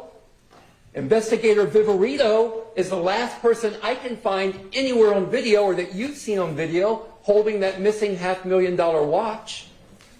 Did she steal the watch? Was that an overt act and furtherance of the conspiracy? Maybe I should go to a grand jury and try to indict this. It's the state gang or something ludicrous like that. Everything gang investigators see is viewed from the viewpoint of it must be a gang. Mr. Kendrick, look at the photo they showed you of Mr. Kendrick in the bandana shirt. Go back and look at it in color. The gang investigator says it's red. It is orange. Orange as the sun. You look at it, you decide, don't take my word for it, don't take their word for it, don't take the state's words for it. Use your own eyes. But when you're a gang investigator, everything has to fit the narrative. And that's the narrative. The snake on Mr. Kendrick's chest. Did he get that snake because YSL is a gang? Or did he get that snake because it represents the tree of knowledge in the Adam and Eve story? Well, they can tell you. I saw a mentalist Saturday night at a show, and this mentalist was amazing. This mentalist, you would think of something, and the mentalist would tell you, oh my gosh, you're thinking of a number between 1 and 50, it's 47. It's actually quite impressive. Apparently, Investigator Viverito and these other gang experts are mentalists. Maybe they will be at the next fundraiser I go to. I'd like to see some more of their tricks. Mr. Kendrick does modeling shots. So someone will say to Mr. Kendrick, hey, hold this hat. Oh, that's gang. The hat has a rat with a line through it. That's a gang activity. We're sending a message to everybody. There's a photo taken outside at the time of a video shoot for music. Oh my gosh. Oh my gosh, look at that. Gang activity. There's photos of Mr. Kendrick wearing clothes that say slat outside of a recording studio. More gang activity. More people trying to pull themselves out, get into music, exercise their First Amendment rights. More gang activity. It's just exhausting, folks. All right. The racketeering charge. Racketeering is very complicated, as you all know. And the state explained racketeering to you. So I'm not going to go into all of the details of what it takes for you guys to find racketeering. Although I do want to repeat, you have to find each of those elements beyond a reasonable doubt, and you're not going to be able to do that with Mr. Kendrick. So I only want to focus on a few parts. Just bear with me. It's late in the day. Late in the day. Just give me a little more time. A few parts of the racketeering charge. First of all, the state has not shown a conspiracy beyond a reasonable doubt. What is a conspiracy? It is an understanding to accomplish or pursue a common criminal objective. Criminal. There's been no common criminal objective shown. What has been shown to you, and what was shown to you even earlier today? A series of independent, disparate acts over and over again. All kinds of different people committing criminal acts.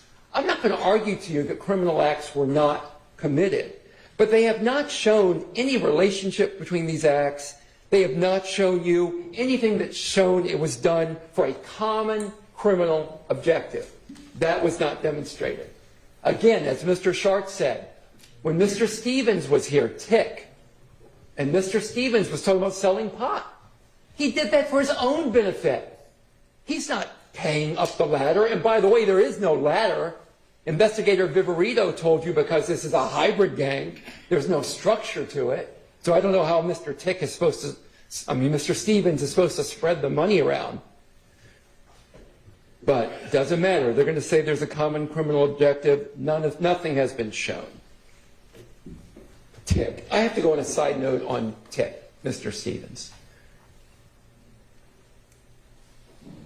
Mr. Kendrick, Mr. Williams, they were trying to avoid the fate of Mr. Stevens. Mr. Stevens, remember, I'd love you to go back and listen, read his testimony. Remember, look at your notes. At the age of 11, society threw him away. They threw him away. They tossed him in juvie, where he learned about gangs and drugs and everything else. Threw his life away. And he's trying to get his life in order again. And he's dragged back into this. State says one of the objectives was money and power. Where's the money flowing? Where's the money? Where's the money coming in? The state had the power of the courts, their subpoena power. They could have gotten Jeffrey Williams' banking and financial records. They could have subpoenaed his accountants. They could have gotten all of that to see the money flowing. Did they do it? No. Why didn't they do it? Well, I'm going to argue to you they didn't do it because there was nothing there. If they did it, it would undercut their case about seizing Mr. Williams' assets, about seizing $8 million worth of jewelry that he earned in the music business, about seizing all of those cars, about seizing the ring off of his finger and keeping it. We don't want to see those records because we don't want evidence that he earned all of this from his music and his hard work. No efforts of money and power as part of a conspiracy deriving from this gang. The judge is going to tell you in your instructions, mere association with an enterprise is insufficient by itself to establish a conspiracy to violate the RICO Act. Mere association. And that's what you have here. Mere association. A bunch of guys that grew up together, were around each other, and that some of whom were trying to make it out, and some of whom were trying to help others make it out. Mr. Kendrick was trying to make it out. Mr. Kendrick would not let himself be thrown away like happened to Mr. Stevens. So I don't believe there's a conspiracy that's been shown beyond a reasonable doubt. What else has the state not shown? Well, they've not shown a lot, but I'm just going to focus on a few. The state hasn't shown that Diamante Kendrick knowingly and willingly joined this conspiracy, and they must show that. Well, first of all, I understand their difficulty. I understand their problem. How do you show that you knowingly and willingly joined a conspiracy with a criminal purpose when one doesn't exist? So that's their first challenge. That's their first challenge. What did they do to try to show knowing and willing join? Well, he hung out with some guys that did some bad things. He allegedly is part of this YSL gang that's not a gang. And by the way, you heard testimony. Mr. Kendrick was signed to the YSL record label. So I guess he knowingly and willingly signed to the YSL record label. But that is not the same as knowingly and willingly joining a conspiracy.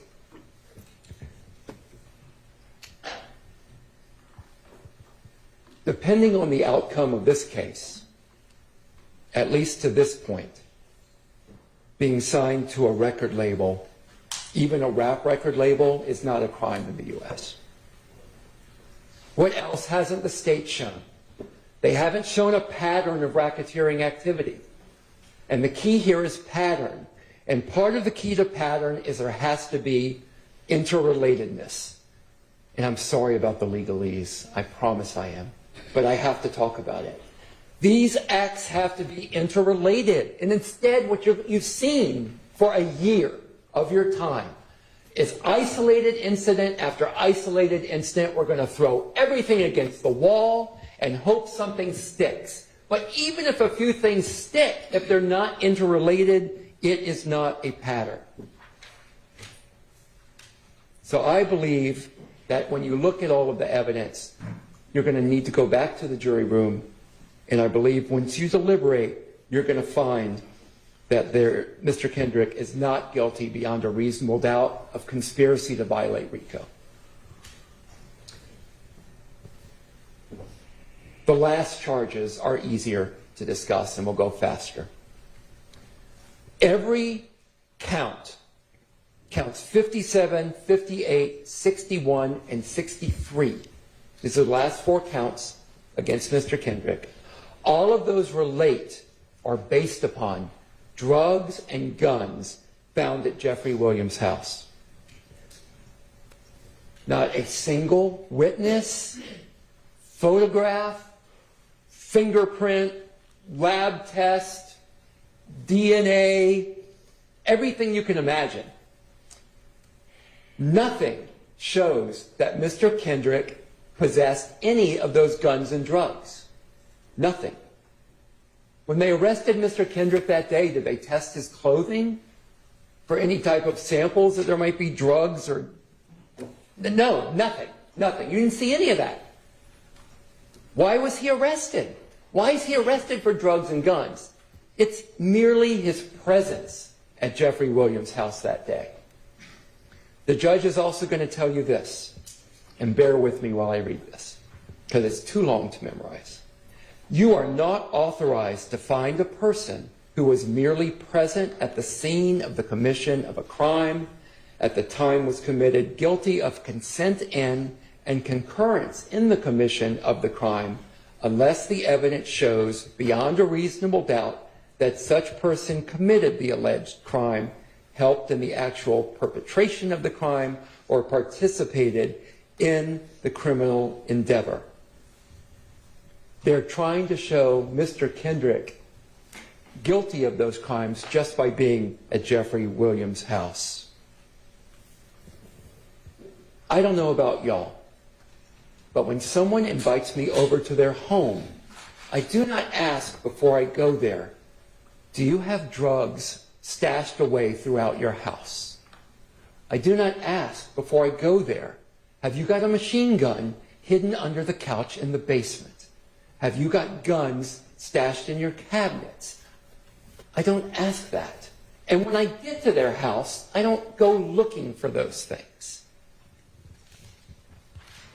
Why did they charge him with this? Why did they charge Mr. Kendrick with this? Because, as I have told you, from what you could see in this courtroom, Mr. Kendrick has done nothing but work on his music. But they have to drag him in. They have to suck him in to this vortex caused by their relentless, ridiculous pursuit of Jeffrey Williams. It is offensive and it is absurd, and presumably they felt they needed to do it to help out on the RICO case and to help get Jeffrey Williams. Briefly turning to each of those counts. Count 57, participation in criminal street gang activity. That is purely based on his alleged possession of marijuana and a firearm. But again, no one got up here and said Mr. Kendrick possessed any of the firearms or any of the drugs at the house. Now, here's what the state is likely to say. This is what I'm anticipating. Possession can be one of 2 ways, and you will hear the judge instruct you on this as well. It can be actual possession, you're holding it, or constructive possession. Constructive possession requires the state to show that Mr. Kendrick intended to possess those weapons, intended to possess those drugs. So when the state tells you that, I want you to please remember what I've just told you and think, what witnesses have you seen? What evidence has been presented that Mr. Kendrick intended to possess those weapons or those drugs or that marijuana? Nothing. Zero. Donut hole, nothing burger.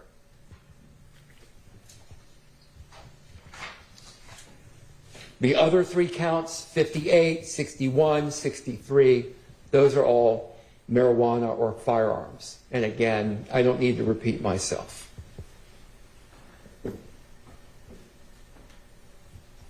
While I have had wonderful help from Ms. Hingerty and Mr. Apt on this case, for the most part, Diamante only has me up here representing him. The state has an army of prosecutors, investigators, law enforcement to assist them.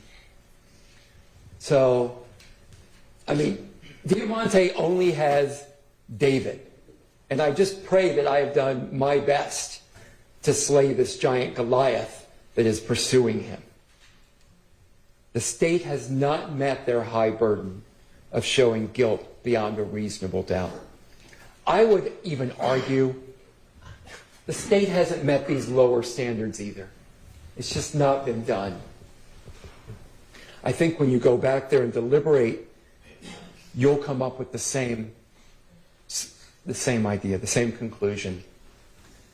This case against Mr. Kendrick should have never been brought. That same Saturday night when I saw The Mentalist, a friend was saying to me, well, your problem is that the state has the last word. You're going to get up and talk to the jury, but then the state gets to go again. And they're great lawyers from the state. And they may not remember what you say. They're going to have the last word. And I said, no, you are wrong. You are wrong. The state does not have the last word. The jury has the last word. You guys have the last word. Each of you will decide the fate of Mr. Kendrick. Each of you individually will decide whether the state has met their high burden on each of these counts and on each of the elements of the counts to show that he committed this beyond a reasonable doubt.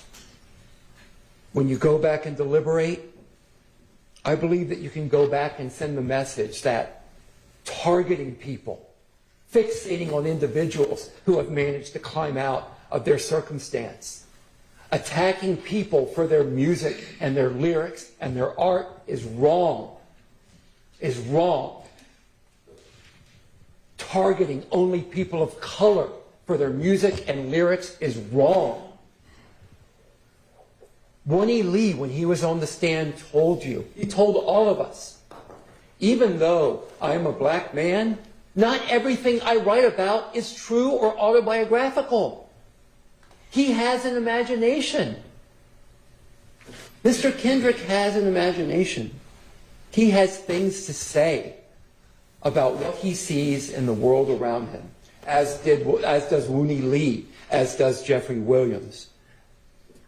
And the use of lyrics and artistic expression against individuals is wrong, it's un-American, and it shows the desperation of the state that they have to reach to that level in order to try to make a case against Mr. Kendrick. You can show that maybe, just maybe, we really do believe it when we tell people that through hard work, you can pull yourself up from wherever you came from. And that we, as Americans, as people, we believe in redemption.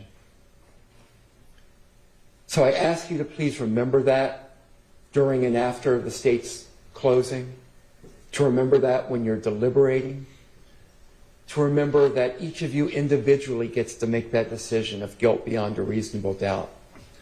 So I'm going to ask for the sale, because that is what you're supposed to do. Right? And I'm going to ask you to go back there, deliberate, and come back with not guilty verdicts for Mr. Kendrick on all the charges against him. Thank you for your attention. Thank you for the last year of your life that you sacrificed to be here. and fulfill your roles as citizens. I really appreciate it. All right, let's take a short break, which is going to be our last break of the day. Then we will hear from the state again. Then I will release y'all for the day. We'll come back tomorrow. I'll give you the instructions. So let's take, maybe a 10, 15-minute break.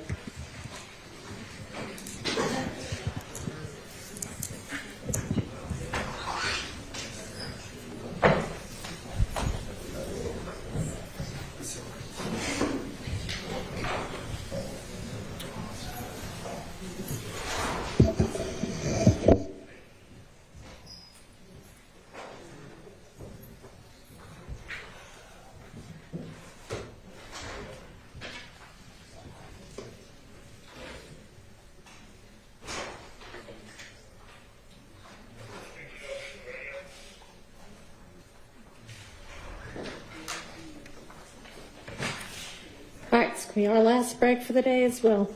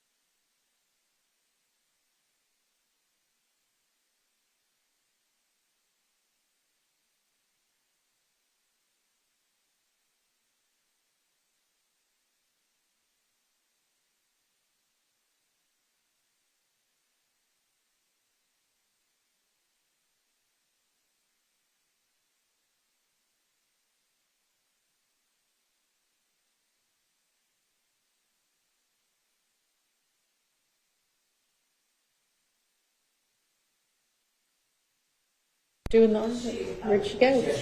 She needs to, she's getting here.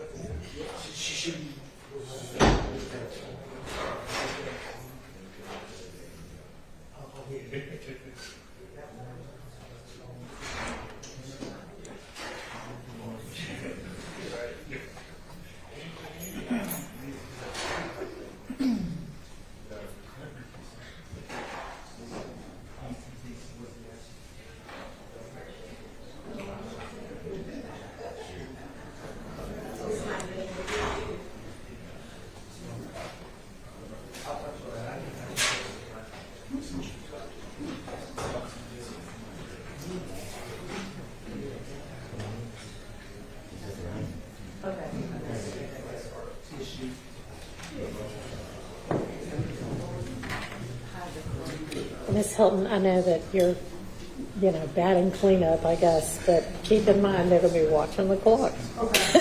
They're not used to staying until 7 or 8.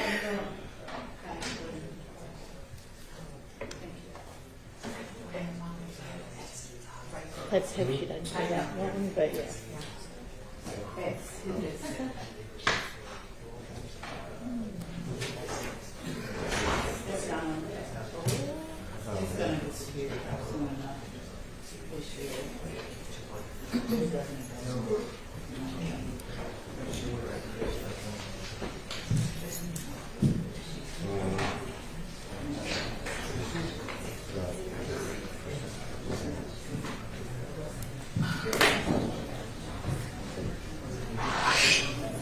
All right, to the jury.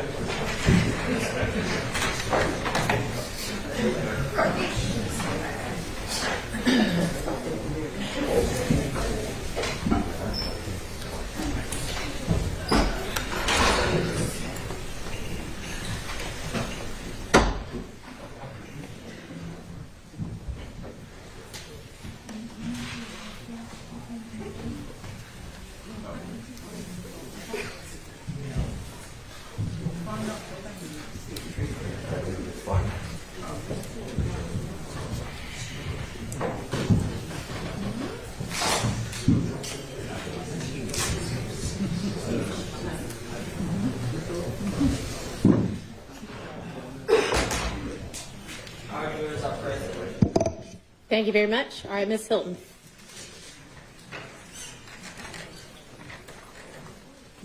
Good evening. I know y'all tired. And I get the harsh responsibility of closing you out for the next couple of, for a little while. I ain't gonna tell you how long it's gonna be, but for a little while. And I just want you all to bear with me and bear with us as a state. Mr. Agnes told you this morning that this is kind of like that marathon. They were kind of at that last spot, right before the finish line. And I know this has been a long trial, and like every one of us has said, we thank you for your sacrifice. We know that we have taken you away from family, friends, trip, work. Maybe y'all didn't want to go to work, but from work to be here with us. And so we're going to ask of you just to bear with us for a little while longer. Now, Mr. Weinstein said something very interesting as he closed. He said something to the effect of, the state should be ashamed of themselves for targeting people of color. And I was a little taken aback. Why? Because I am a person of color. The majority of this prosecution team are people of color. And we are not targeting people of color. We are targeting gang members who decided to wreak havoc on communities in Fulton County. And the ironic part of the community that they violated were those communities were communities of color. See, no one rarely talks about the victims in this case. But the victims in this case, most of them are people of color. Because in Fulton County, you don't get to victimize anyone in our county without being held accountable for your actions. And what we're going to ask of you today is hold both of these defendants accountable for their actions. Because they are guilty guilty of every single crime for which they are charged with. But as both Mr. Shard and Mr. Weinstein were talking, I was reminded that what is right is often forgotten by what is convenient. And see, in this case for them, it's convenient to blame Kenneth Copeland for the murder of Donovan Thomas. Well, we're going to talk about that. That doesn't even make sense. For them, it is convenient to tell you that we have not met the elements of RICO because they're just not a gang. They just get YSL tatted on them. They just get snakes tatted on them just for the fun of it. That's convenient for them. But that is not the truth. And while it may have taken some time for us to get all that evidence out here, it took a while. Some days the evidence came out good. Some days the evidence came out bad. Some days I had to take a couple of breaks. At the end of the day, the evidence shows what is clear. YSL is a gang. YSL is an enterprise. They commit criminal street gang activity. They murdered Donovan Thomas, murdered Shamel Drinks, and they're guilty. And then I'm also reminded of a story that a colleague told me a long time ago about someone who works as a Border Patrol officer. And this person worked as a Border Patrol officer for a number of years. And while they were working Border Patrol, a guy would come through the border with a red bike every day. And every day that that person would come through with the red bike, he had a basket on the front of the bike. And inside of the basket was some sand. Now, every day, this guy would come through, and the Border Patrol officer thought something was kind of fishy, but he never found anything. He always found baskets with sand inside of it. This happened for a few months. Well, one day, the Border Patrol guy was leaving that job. He was going to a new job, and he was at a bar. And who walked into the bar? The guy with the red bike. So the Border Patrol guy says to him, I'm getting ready to leave my job, but I'm interested. There's something was fishy about that red bike. What were you doing with that red bike? And the guy was like, nothing, don't worry about it. Congratulations to you. The night proceeded. The Border Patrol guy got some more drinks in his system and said, you know what? Can you tell me about this red bike? Because something just doesn't seem right. Every time I would see the red bike, it would have sand in the basket. Tell me what was going on. Guy said, don't worry about it. Finally, it's the end of the night. Border Patrol guy is really intoxicated. He said, just tell me. I'm not going to remember what happened. You're not going to get in trouble. Tell me what you were doing. And what the guy said was, you know how every day you were focused on the basket with the sand? I was smuggling in a new red bike every single day. So you were so focused on what was in the basket that you was missing what was right in front of you. And if you listen to what the defense counsel told you for the last about 3.5 hours that they argued, you're going to miss what's right in front of you. So what's sand in the basket in this case? First things first, stolen jewelry. APD, somebody stole this watch. No one stole the watch. The watch is left back in the house. But they want you to focus on this watch because if you focus on the watch, you're going to miss the evidence in front of you. Talked about no reports. Viverito, she didn't write any reports. Well, what she told you is she wrote her information in the affidavits. Affidavits that get sworn before a judge. Probably better than reports because a judge has to actually read that information. But if you focus on the fact that Viverito didn't write any reports, you're going to miss what's right in front of you. Mr. Weinstein talked about length of time. We talked about that. Knowledge of co-conspirators. I think at one point in time, Mr. Shard said, Mr. Minor, who stabbed Lucci, he doesn't know Mr. Kendrick or Mr. Stillwell? Maybe not. But he knows Khalif Adams, who's the one who helped set up stabbing Lucci. Khalif Adams knows those two. Well, knows Mr. Stillwell. Khalif Adams knows Garlington.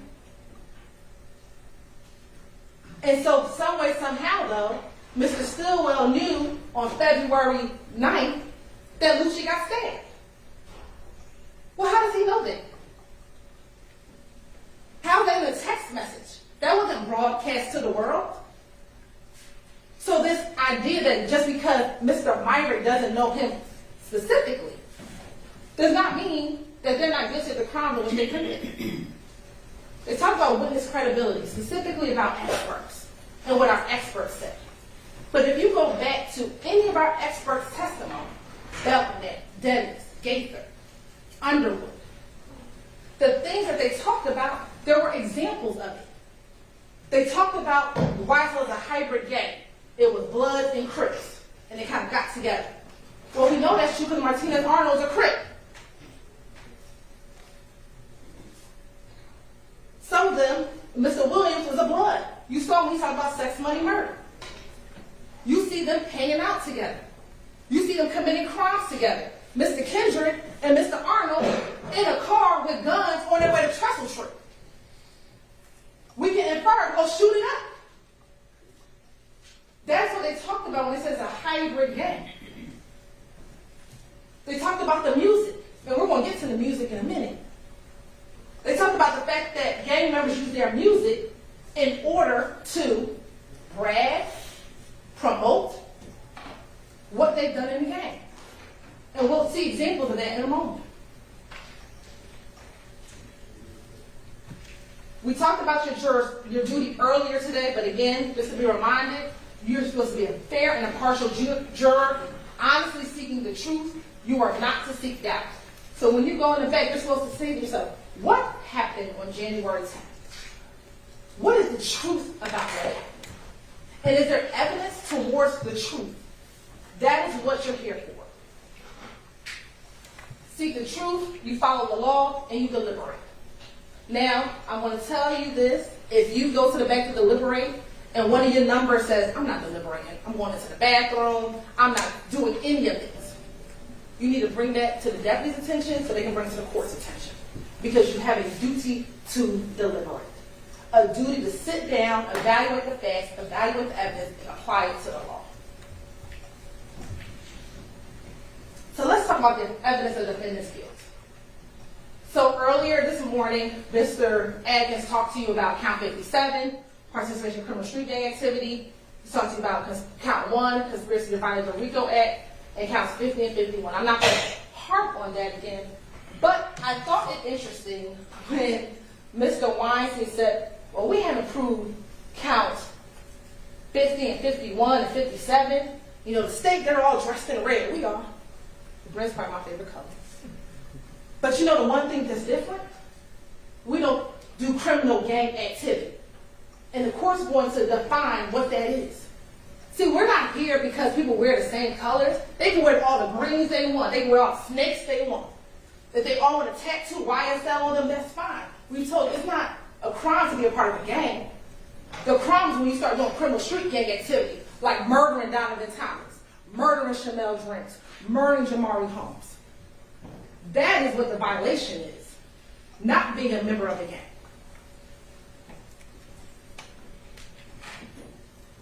So you'll see, and we said it again, that on the left-hand side were the charges for Mr. Kendrick, on the right-hand side were the charges for Mr. Stillwell, and in the middle is what they were both charged with.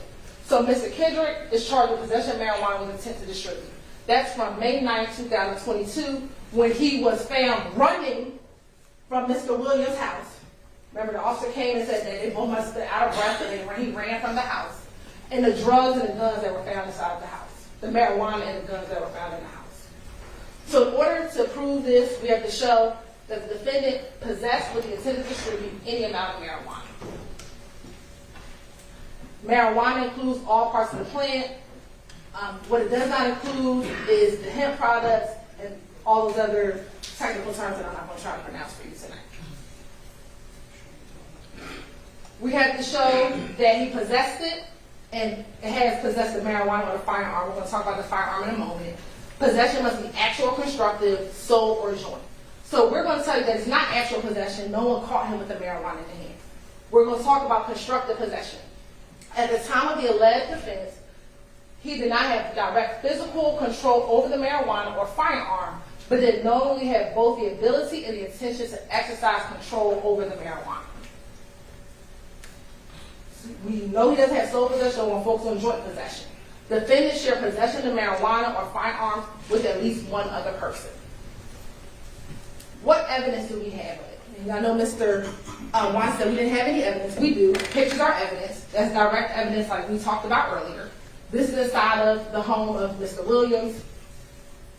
That's the money counter that was sitting next to the Tupperware bowl full with the marijuana. That's the Tupperware bowl full with the marijuana. That's the more marijuana that was in that cabinet in that same kitchen right across from where the Tupperware bowl of the marijuana was. And those are the 2 guns that were found inside that area. Now, ladies and gentlemen, you heard the testimony that SWAT, when they came, did not immediately make entry into the house. It was like announced, it was loud. So I submit to you that they had the opportunity to put stuff away, to hide stuff, because they didn't just come in immediately, Your Honor, ladies and gentlemen. So you can take that into consideration as you deliberate. Possession of a firearm during the commission of a felony.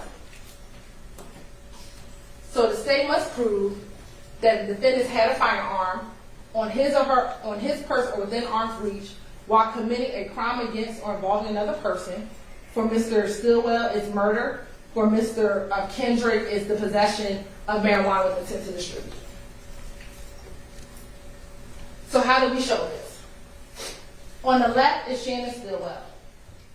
That is Mr. Drinks inside of the vehicle. We know that Mr. Drinks was shot with a 40 caliber gun, possibly of a Glock, and we're going to talk about this Glock in a moment. So you can infer, although we do not have the gun, that Mr. Stillwell possessed the gun that shot and killed Mr. Drinks because he's dead and because we have the bullets. You can infer that. That's that circumstantial evidence. Your direct evidence is someone is deceased. You have bullets. We know that those bullets come from a Glock firearm. So the only way you can infer that the shooter, Mr. Stillwell, possessed a firearm. Mr. Kendrick, again, you have the firearms inside of the house at the time when the house was raided. There were 2 found inside of that cabinet. There was the one that's found on this counter. Now, they're also both charged with possession of a firearm by a convicted felon. You have to show for Mr. Stillwell, he has 2 counts. And interestingly enough, I was listening, Mr. Shard never talked about count 64. But we're going to talk about count 64. But count 52 is that he's a convicted felon and he had a firearm when he murdered Chanel Drinks. And in count 64, which is when he was apprehended, the gun that was found in the middle of the road, that we charged him with that weapon as well. And then again with Mr. Kendrick, that there were guns and drugs at Allison Drive on May 9th. And let me also say that in the indictment, possession of firearm by convicted felon is going to be a lesser included of what is charged. What is charged is a different charge, but possession of firearm by convicted felon is a lesser charge, and the court is going to instruct you, and you can find both of them guilty so long as you believe that both of them possessed a firearm and they have been previously convicted of a felony. What do you have in evidence? You have State's Exhibit 60G and State's Exhibit 30Q. Both of those are the indictments of Mr. Stillwell, which he was charged with and convicted of a felony. So that is the felony that we're saying he should not have been in violation of, or he should not have possessed the firearm. As I just discussed, because he's a convicted felon, he should have never had a firearm when he murdered Chanel Drinks. For count 64, what do we have? Remember, this is on March 17th, after they fled from the Chick-fil-A, and remember Trooper Campbell came in and said that he found the gun in the middle of the road. You saw the dash cam video where he kind of turned around and said, and found this gun. Then we brought in Mr. Stillwell's former girlfriend at the time, Taisha Alexander. She said that she had bought the gun. That was her gun. That gun came back to Ms. Alexander. Remember, we were able to compare the serial numbers on both the gun that was collected and the receipt from Arrowhead Pond. And further, we played these wiretap calls for you. Hello? Yeah. got sent for? I don't know. China called was like, you need Clay down a high key chase to the Baba house. Yeah. Why have he in a high key chase if he in a rental? His rental legit. Yeah. He got my legit gun. So the fact that she says he got my legit gun, which is that gun right here, he should never have ever even been in possession of it. I don't know what it is. I don't know what's going on. I don't know what's going on either, because you know, usually they'll call, like how he got my gun. Yeah. They'll call me and be like, come get your gun, but they ain't even call me. So I don't know if where my gun is, you know, I don't know what's going on. And again, this phone call was done on March 17th, the day he got arrested. The day he, Mr. Stillwell, got arrested. Now for Mr. Kendrick, you have in evidence State's Exhibit 487 BV, which is a certified copy of conviction of Mr. Kendrick. And again, because he's a convicted felon, he should not have been in constructive possession of any of these guns that are inside the home. So now, based upon what we have shown you, they are guilty of, right now, count 1, count 50, 51, 52, 54, 57, 58, 61, 63, and 64. So let's spend some time on the murders, because that is what we need to talk about.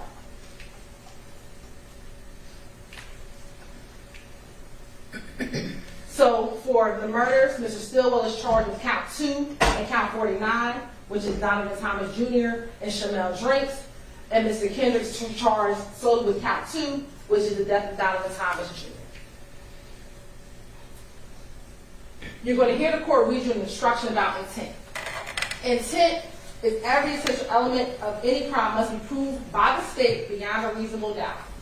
It may be shown in many ways, provided that you, the jury, believe that it existed from the proven facts before you. It may be inferred from the proven circumstances or by acts and conduct, or it may be in your discretion inferred when it is the natural and necessary consequence of the act. Intent does not mean the intention to violate the law or to violate a criminal statute, but it means simply the intention to commit the act that is prohibited by the statute. So what are the elements that we have to prove for murder? That Mr. Stillwell and Mr. Kendrick caused the death of another person, here, Donovan Thomas and Chanel Drake, unlawfully and with malice aforethought. What is malice? It is not necessarily ill will or hatred, rather it is the unlawful intent to kill. You may find malice when the circumstances show that the defendant acted with deliberate intention to unlawfully take the life of another person, or where there does not appear to be significant provocation and all the circumstances show an abandoned and malignant heart. You often hear about premeditation. Some of you like watching these crime shows.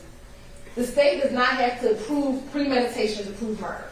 So we don't have to sit and say you planned it out and you all mapped it out and that you knew you were going to kill Donovan Thomas or Chanel Drinks right at that moment. If a killing is done with malice, it is murder regardless of how briefly the malicious intent existed.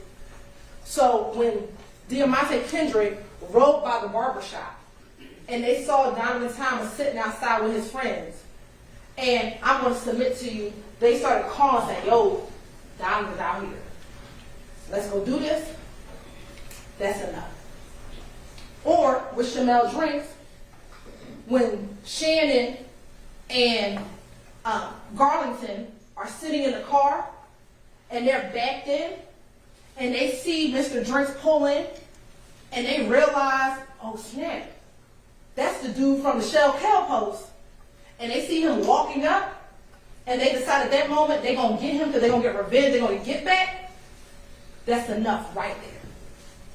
Doesn't have to be days planned. Within moments, that is enough. No specific length of time is required for malice to arise in the defendant's mind. It may be formed in a moment, and instantly a fatal wound may be inflicted. If malice was in the defendant's mind at the time of the act of the killing and moved the defendant to do it, that is enough for the killing to be murder. Now, motive. The law says we don't have to prove motive. You want to know why? Because oftentimes I can't get into the mind of why someone wants to murder somebody. But here, and we're going to talk about it, we have some evidence of motive. Any evidence of motive has been admitted for your use in determining the defendant's state of mind at the time of the killing. So you heard Mr. Atkins talk earlier about parties to a crime. I'm not going to go over all of the principles again. But he gave you the example of the bank robbery, right? Everyone who is a part of the crime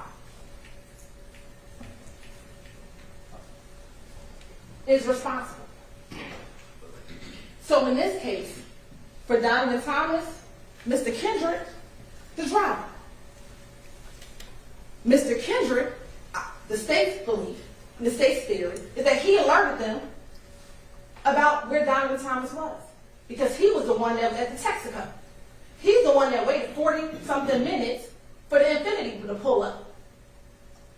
He's the one who got out of the Bonneville and went to the Infinity. He's just as guilty as the ones who pulled the trigger. Nard and Mrs. Jackson. He's just as responsible. And that's what parties to a crime says. Every person involved in the murder is just as responsible as the person who pulls the trigger, because you all act together.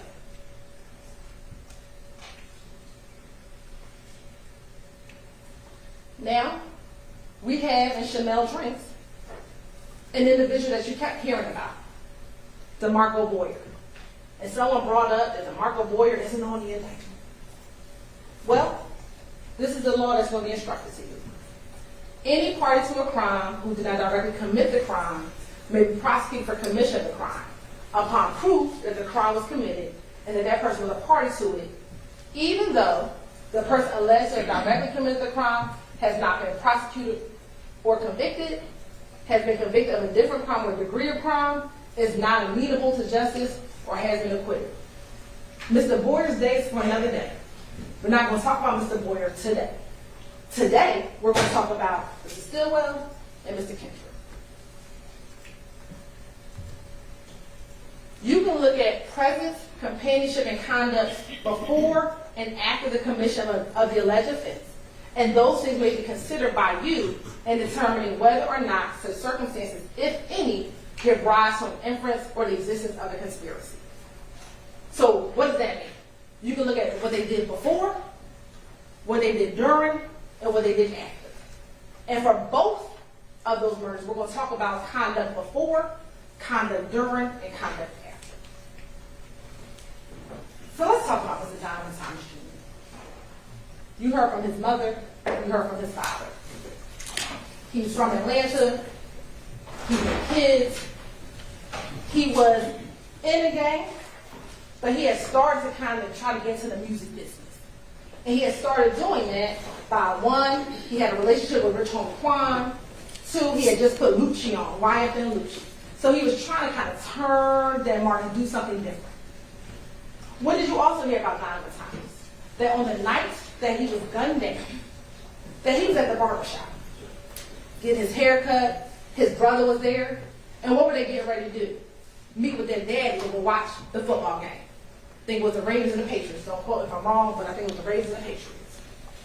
And that's what he was getting ready to do. Spend time with his father. You know that he has a biological brother, but he also has a brother, which Kelvin Watts, who's super close to him, that they are brothers, but not biologically, but they share a brother, so they call themselves brothers. He said he was trying to get in the music industry. That's him with YSL Lucci. That's him with Rich Homie Quan. And so much so that after his death, Lucci had a whole album dedicated to him, Long Live Nut. And we know that Peanuts was his nickname. Now let's go over some timelines, because I think oftentimes we focus just on the murder, but there's some things that led up to that day that is very important for you to consider as you continue to look. So we know in September 2014, Rich Homie Kwan's father's barbershop shooting. Now, Mr. Copeland, we're going to talk about Mr. Copeland, told you on the stand here that him and Threat were responsible for that. YSL members responsible for shooting up the shop of a YFN gang member. Or shoot the father of a if gang associate. Then, if you can recall, in all of the different interviews, majority of them, Mr. Copeland talked about this shooting at the Lakewood gambling house. He talked about it in mostly every interview when he kept on telling them about the history of him and Kelvin. And he talked about the fact that Kelvin had shot up the gambling house and shot up Thug's car.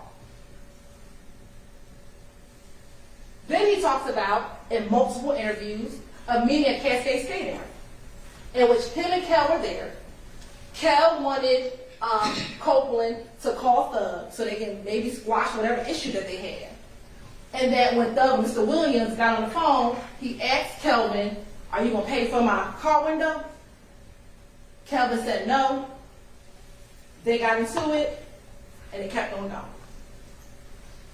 You heard about the January 6th fight at Club Crucial, in which Copeland was jumped at the club, and then upon leaving the club, there was a fight with Bloody J, that some YSL members jumped on Bloody J, and that Kendrick and Arnold, they were arrested when they left the club. And that's going to be important, because when we talk about phone records, why we don't have some phone records from Mr. Kendrick. Then we had the January 8th shooting at TIG Studio, where Rich Homie Kwan's purple truck was shot up. There was some alluding to the fact that Copeland did that shooting. I think Quindarius Zachary may have said in his interview that Copeland did that shooting. Then there was that blood meeting the night before the murder. Now, I know that Mr. Sharp played for you the clip in which Copeland said that the blood meal was about him. But remember, the blood meal was also about Mr. Williams. And he said that in one of his interviews. That the blood meal just wasn't about him, but it was about him, Copeland, and Mr. Williams.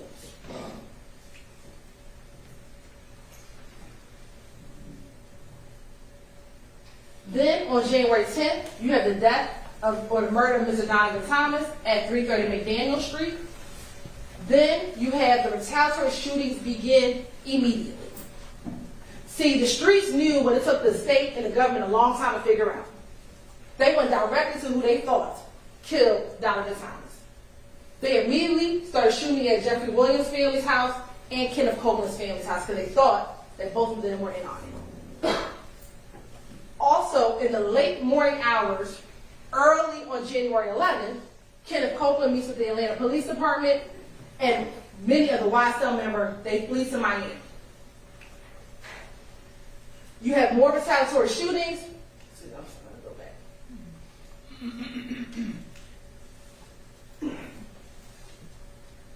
Then, in April, between April and May of 2015, you have the incident at the Dunbar Center where Copeland is found with that gun. They don't arrest him then. He calls Gaither. Gaither speaks to him. They let him go. But once they did more investigation, they got the video surveillance from the Dunbar Center. They arrest him on June 10th. And then that's when he does the 9-hour interview that we'll discuss. In August of 2015 was Quindarius Zachary's interview.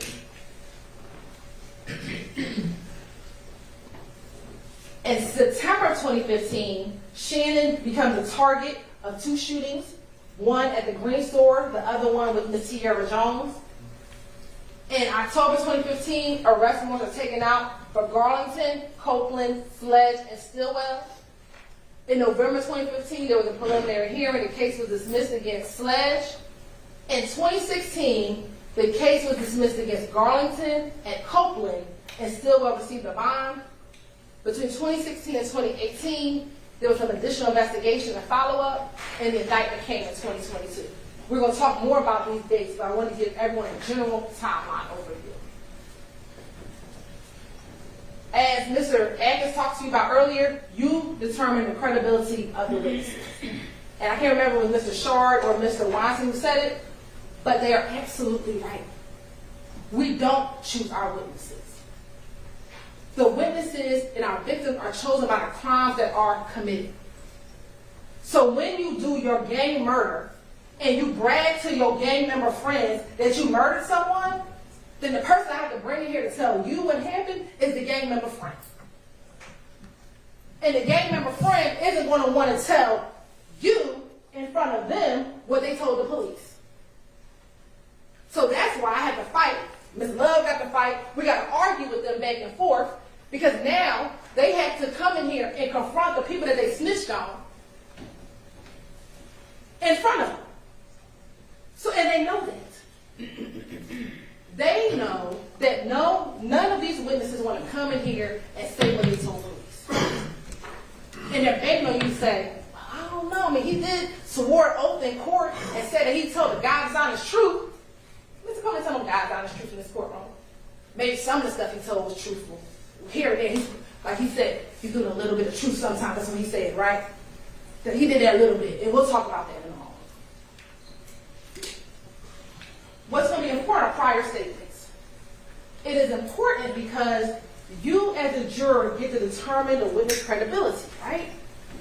And this may be affected by you comparing and contrasting the testimony to statements or testimony of that same witness before trial started.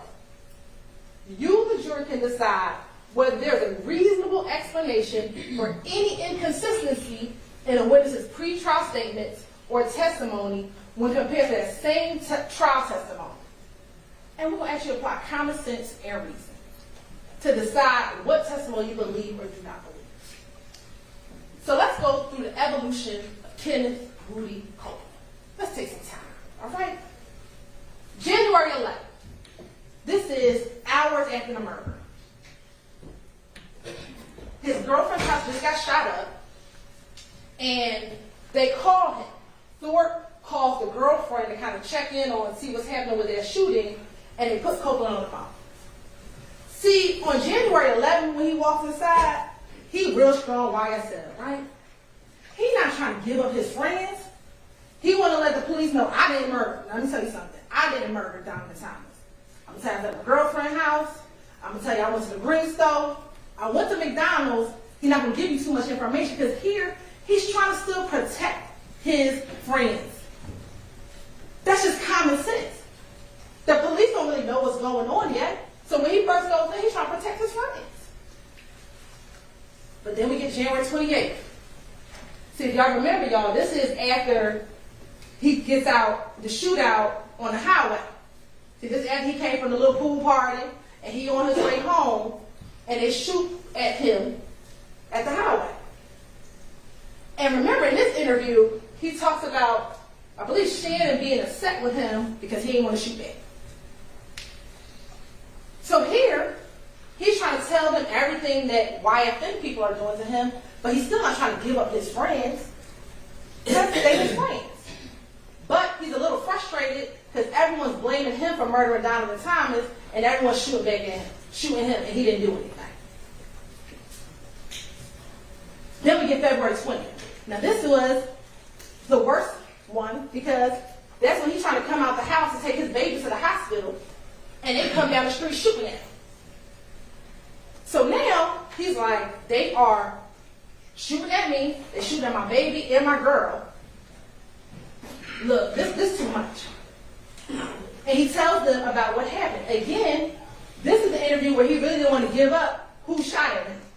He knew who did it, but see, that gang street code is he still didn't want to give up the person who shot at him and his baby. And that's when Curtin was like, you're not going to tell me who just shot at you and your baby? Then the next day was February 21st. They had arrested him for a violation of probation. He was upset because they arrested him on a violation of probation. And Gaither talks to him, one, about the shooting that had happened the day before, and trying to get more information about the murder, trying to figure out what is going on. What is going on with this back and forth? Because by this time, and ladies and gentlemen, we're not going to go through that whole litany, we're going to call it Operation Planner shooting, but you heard evidence of all those shootings that were happening back and forth, back and forth, back and forth. And they're trying to get a grasp of what is happening. And then we get to the 9-hour interview. So what happened between February and June? A lot. We got some back and forth shootings. Remember, Mr. Copeland went to jail for that violation of probation. He came out. He had went to Henry County for a little while. And then on June 10th, he gets arrested for the gun that he had at the Dunbar Center back in May. And what's going on here? Mr. Copeland is tired. He been getting shot at. His family been getting shot at. Homes getting shot up. Remember Kenneth Hurst or Kenny Boo's house? His sister-in-law, his sister's child's father's home has been broken, getting shot at. And Shannon and Mr. Williams not talking to him.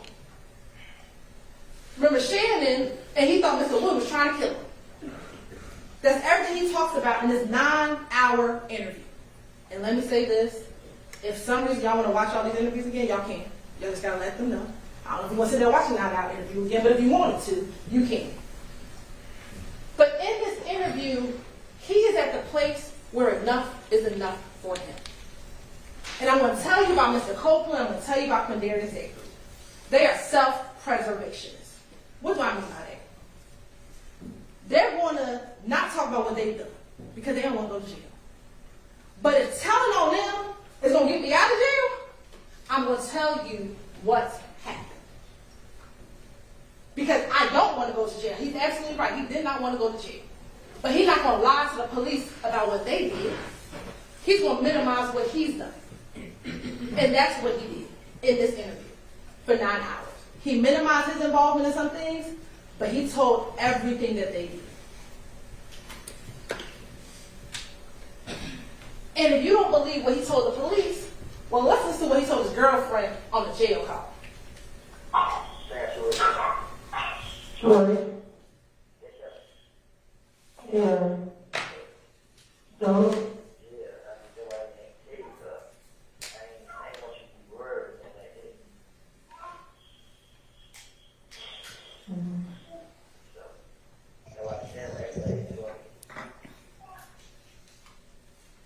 Yeah.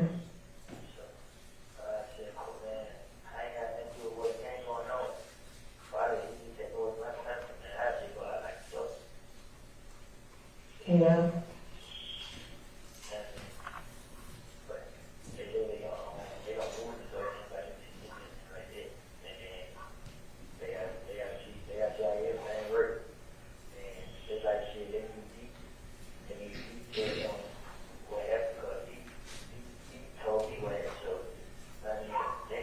Which are you able with?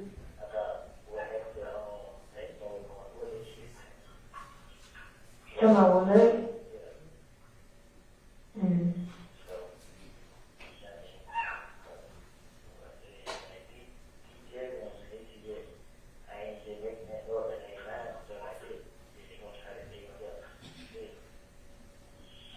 Yeah.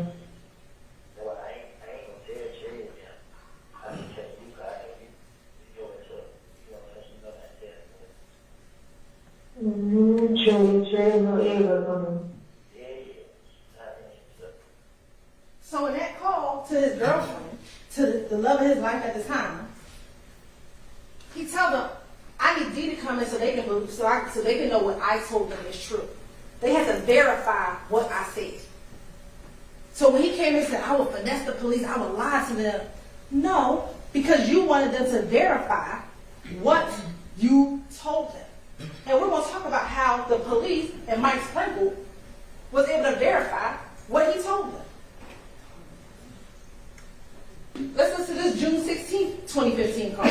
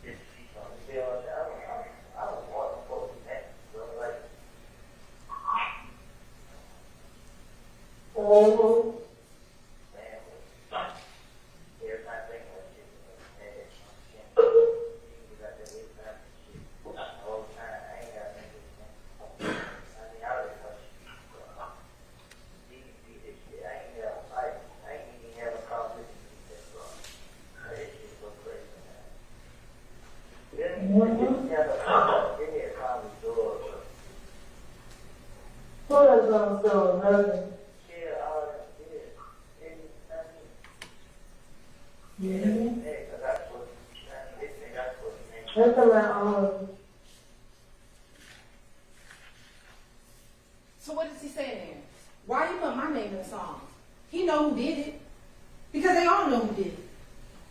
They knew that it was Yak, Doo-Wop, Shannon, and Nard. And Kendrick is, Copeland is upset because he's like, why you put my name in the song? Put the ones who did it in the song. So they can stop targeting me.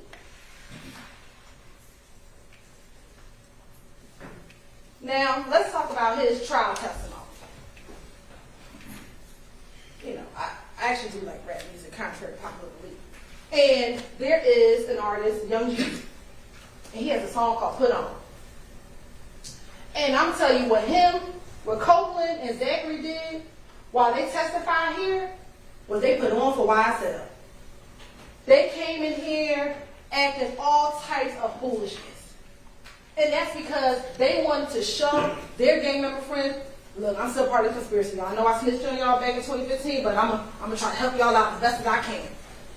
And that's what they did this entire time.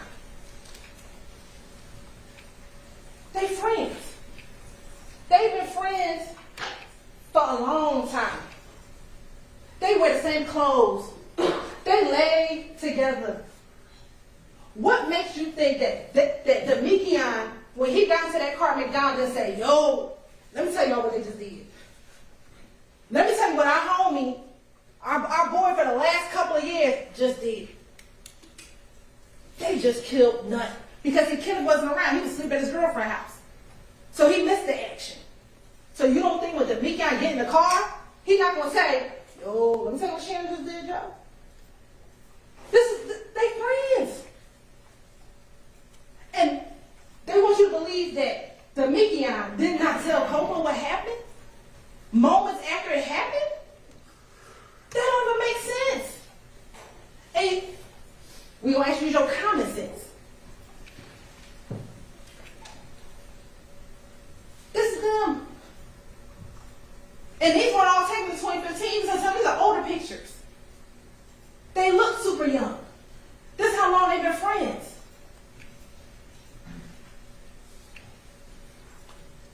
Now, it was interesting when Mr. Shard asked, why we show you this video from 2009? Let me tell you why. Because Quindarius been around for a long time. Quindarius been around since 2009. So Quindarius knows about what's happening. See, we didn't just bring you stuff. I know some days you're like, why does the state bring me a video from 2009 in the park? It's to show the evolution of their relationships. Quindarius is a little bit different than Copeland. Because he's been around Mr. Williams much longer than Copeland's ever been in the picture. See, Mr. Copeland started coming around in 2014. Mr. Zachary's loyalty is a little bit different. He's been around since 2009. So when Zachary tells you in his interview, Doug ain't know nothing about that murder.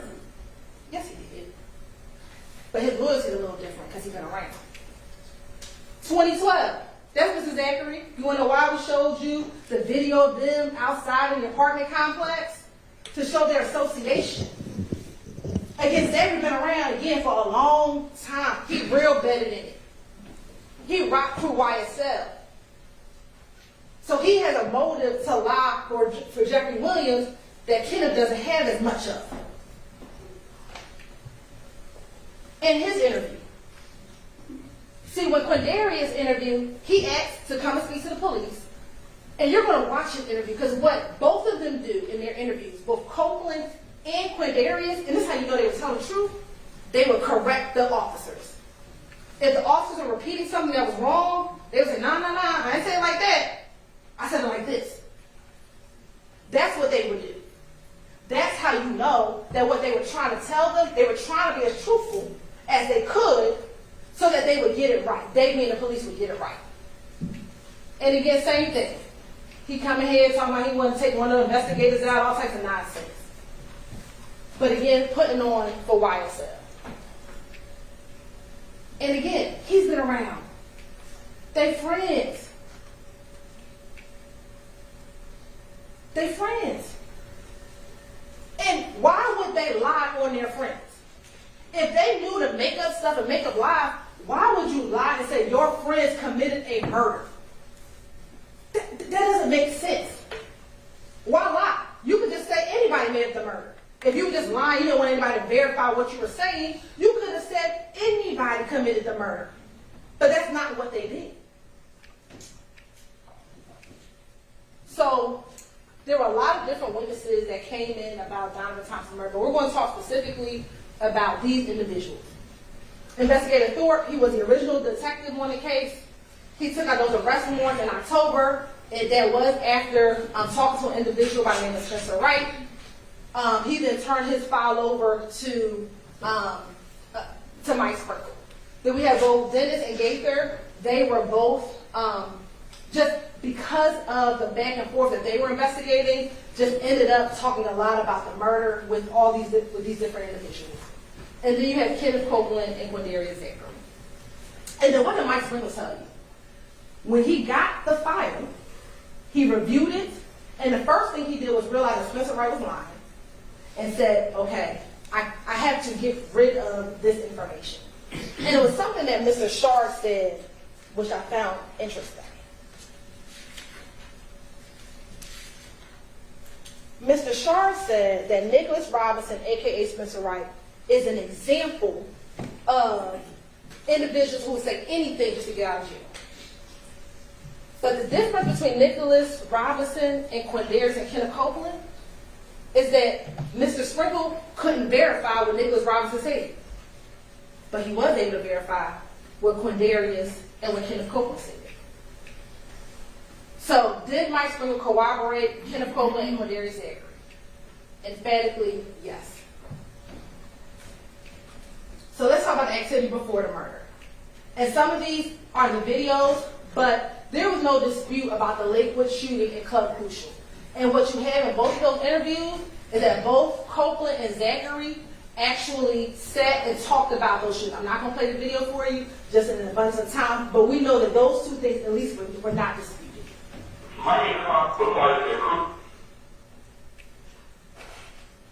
So let's talk about the day of and the days after the murder. So what did Copeland tell you about that morning?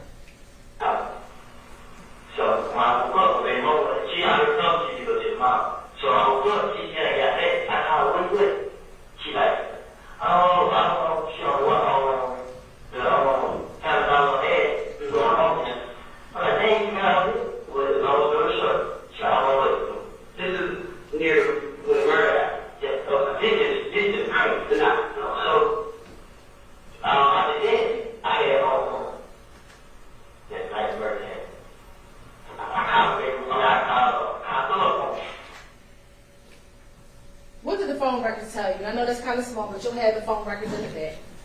That between 6:37 and 7:26, Copeland's phone was in the area of his girlfriend's house, right? That's QR's, Copeland's girlfriend's residence, which was on Maury. His phone was pinging in that area, and that's between 6:37 and 7:26. If you can recall, the 911 call for the murder came in at 7:22. At 7:26, he is still at his girlfriend's house after the murder. So this notion, when they say, well, Kenneth Copeland did it, I know somebody who could have done it, well, it wasn't Kenneth Copeland. The person who did it is Stillwell, Yet, Nard, and Dubois. Because Kenneth Copeland was at his girlfriend's house at 7:26. Then he says he went to the green store. That night murder happened.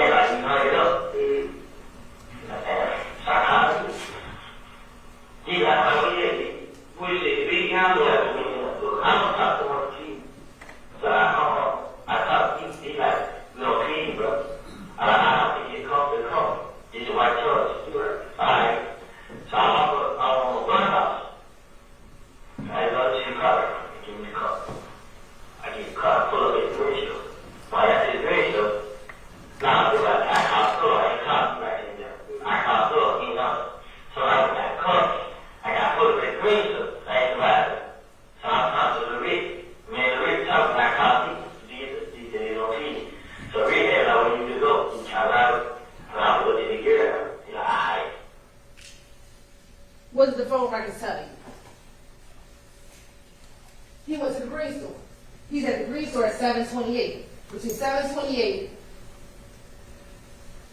he's at the grease store. And then he travels down towards the McDonald's, like he told me. And here's the thing, ladies and gentlemen, about cooperation and phone records. He doesn't know we're going to pull the phone records later. He doesn't know that Mike Sprinkle in 2016, almost 8 months after this, that we're going to pull the phone records to see whether or not what he's saying is true. I know he came in here and told me, I got 2 phones, I had 2 phones, and all this other stuff. He didn't have 2 phones. And if he had 2 phones, the main phone is the phone that he was calling his girlfriend on. You can look at the records. The records will show who he's talking to. He's talking to his brother and his girlfriend on the phone he's talking about.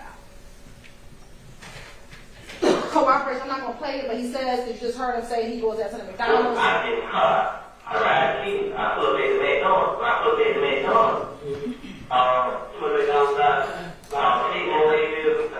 one that found the music, yeah. So I pull up at the McDonald's. So he got it put in. So they put in. Who was he with? He was Benjamin. So they put in. Benjamin, who he said, I know that. He said, you know that he was. It was D, Nolan, and Ben, I think so. No, I'm not. They the white T, it was D, Nolan, Bentley, Doe, Shannon, and yeah. All of it is one concept. What kind of color? The Jeep, the Nitro, he got the white. Boom. They got out. Nolan, D got out. So when G got to come in, G got money. So we talked about that white nitro. Ladies and gentlemen, that is from the Dexter Montgomery shooting. What is that? That's the white nitro that Nard and DK came in from OG Bentley's house. So is it ironic that, oh my goodness, OG Bentley has a white Dodge nitro? That small fact is corroborated. He talks about getting the call from Antonio Sledge. I got a call from social FaceTime message. But she literally got shot. I had like the earth, what? Like, man, you got some good name to scream out. If I know you discriminate, but I'm saying, like, I think he got close. And what I say is, and we'll just go back just very quickly, he told you that he FaceTimed with Antonio Sledge. We know that FaceTimes don't come up on records, on phone records, but that entire night, him, Antonio Sledge, and Zachary are in communication. What you will see is none of those 3 people rarely talk to another group of individuals that we'll talk about next. So again, things are corroborated that Copeland is saying. Here he's going to talk about that everybody went to Jeffrey Williams' condo. So the one guy in the car, he stopped talking. So we were getting spilled with it. Wait, are they following y'all? Nah, they don't follow them. Okay, y'all follow this. Yeah, but when he told me, I didn't follow it. But I said, you even got covered. I was trying to keep these guys to the head going on. Boom. So we thought that's the drug. They stayed downtown on Chicago. Thursday. I called them down. She went about the dad. And she doing it up. So Doug got covered. He's like, what did he kill Doug? I'm like, who? Like, he did point right. Now, he had to point to his arm. Yeah. So I'm like, what happened? He's like, what? So, first thing I say was, hell no. I ain't going. So here you'll have these phone records in the back. This shows phone activity near Mr. Williams' condo between that time of 7:31 and 11:22. Again, he talks about the condo. I called. And remember, in this call, in this interview, he first talked to Gaither and the ATF agent. Then later, Short came in. He kind of repeats what happened, right? And that's what is going on. But again, consistently talking about being around the condo. They both talk about going to Miami after the murder. Totally. This is the same guy that we got to keep this tonight. He's like, all the time. Man, like the people that drive him around, he called them. And the person driving him around is a person, like, person man.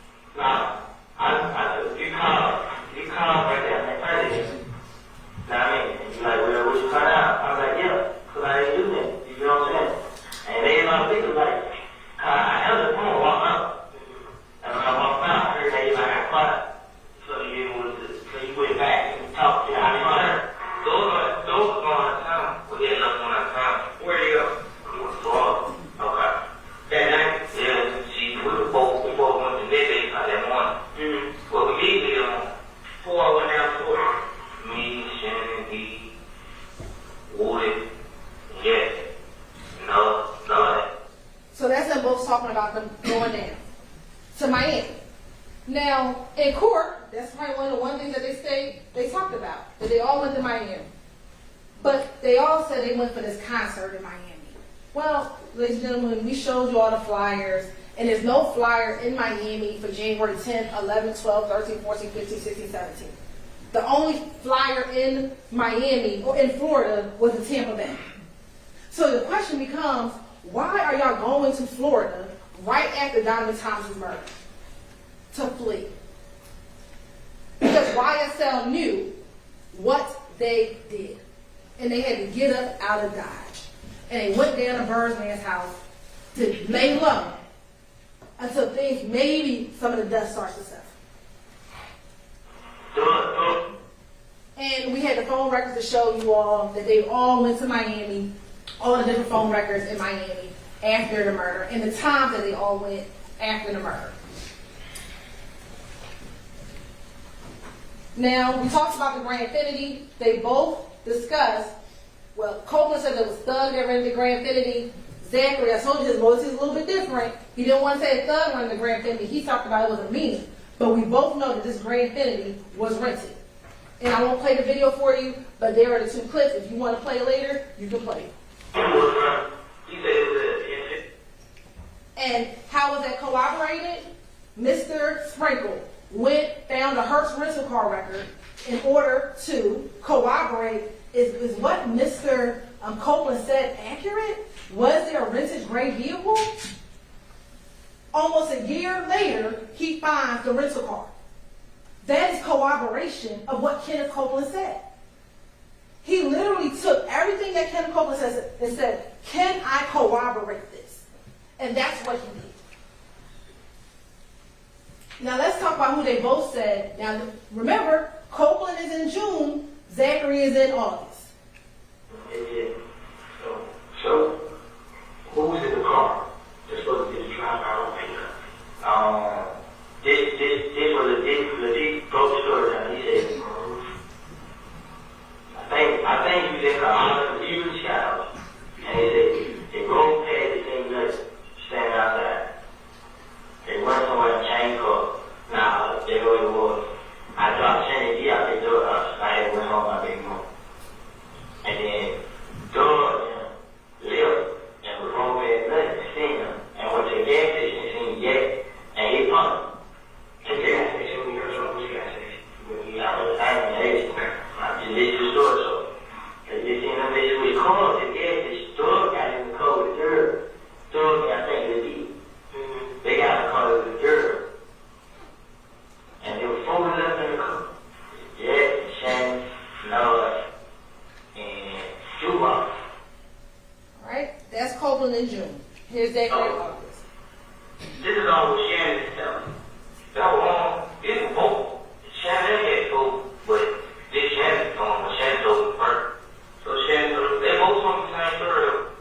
Where were you guys when Shannon was telling you this, and what day was it? Same day or day after? Same night. Shannon, I walked into, I just walked in and so I just pulled up at the house. And Shannon was go over her house.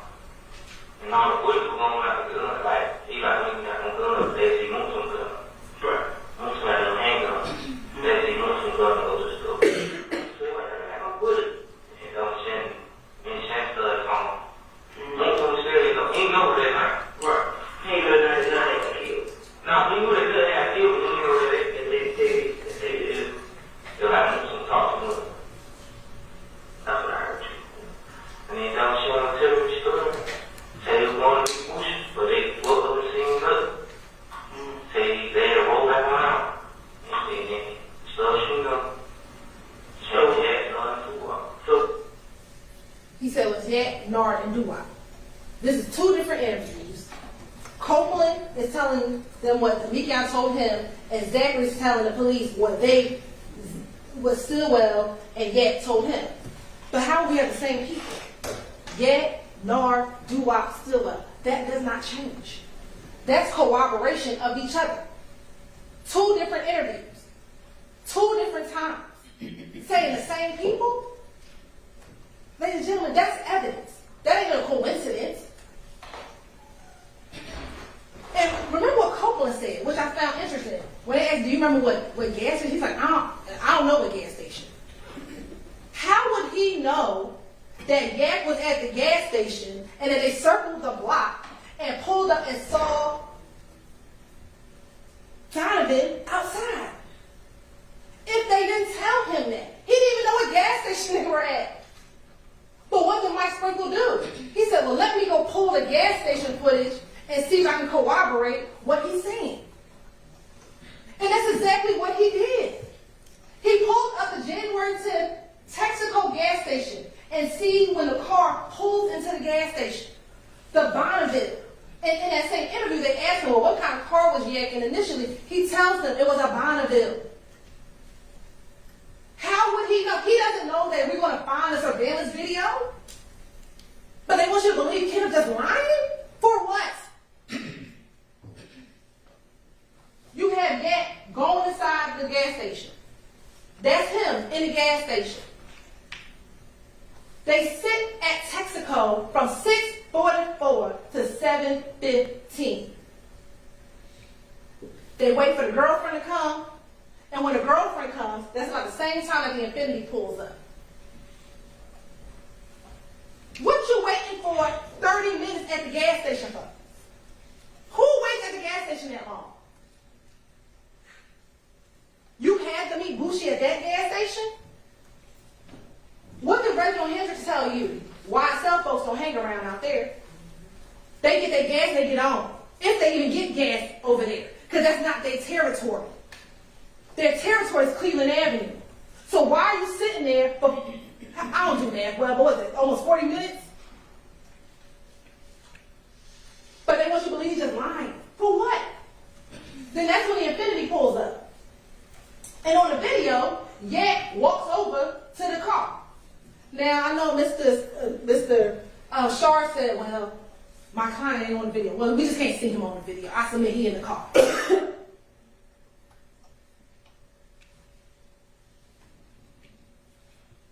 Then they both leave at the same time, and they both turn right on Northside Drive.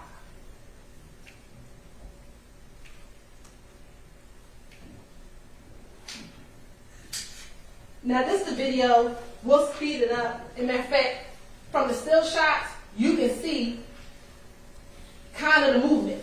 And I wish I can't pause it because it's right. You see where they came, y'all? They came down McDaniel.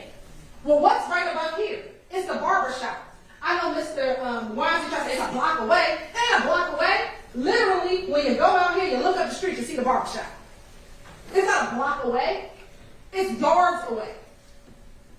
So they had a vantage point to see them when he's driving down McDaniel Street. He's the one that alerts them. Kendrick. If Kendrick didn't tell them that he saw Donovan, maybe we wouldn't be here today on a murder charge. He did that. He's the one who alerted them. That's why he's just as guilty as the ones who shot.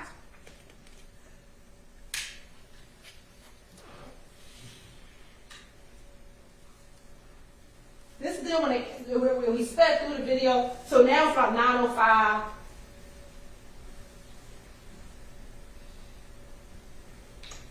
That's Doo-Wop getting out I submit to you, that's Doo-Wop getting out the car, smoking a cigarette. I submit probably trying to look to see if he's still out, if Donovan's still outside, so they can see how much time they had before Donovan go inside to go get his hair cut.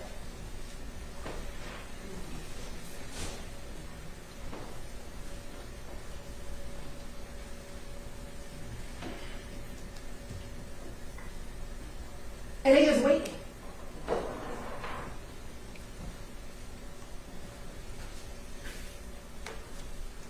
That's when we believe Bushi pulls up in that car.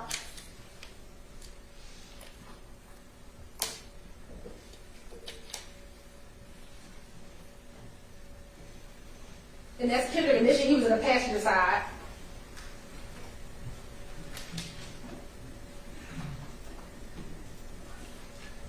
And then that's the driver that's I submit to you all, that's Bradford. He gets out the car. Then you see Mr. Kendrick kind of waves to the infinity. Then he walks over to the infinity.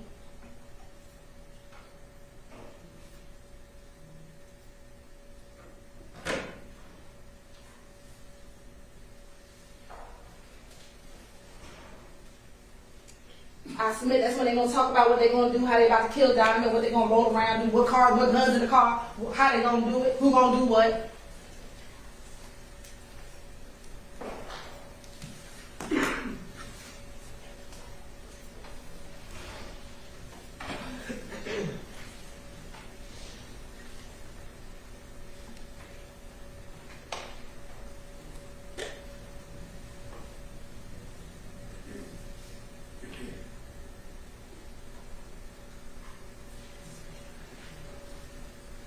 He now gets back in the driver's seat. And we talk about where did they switch cars. I submit to you, behind the gas station. They both made a right in a moment. I'm going to show you what's right behind the gas station where they could have easily switched cars.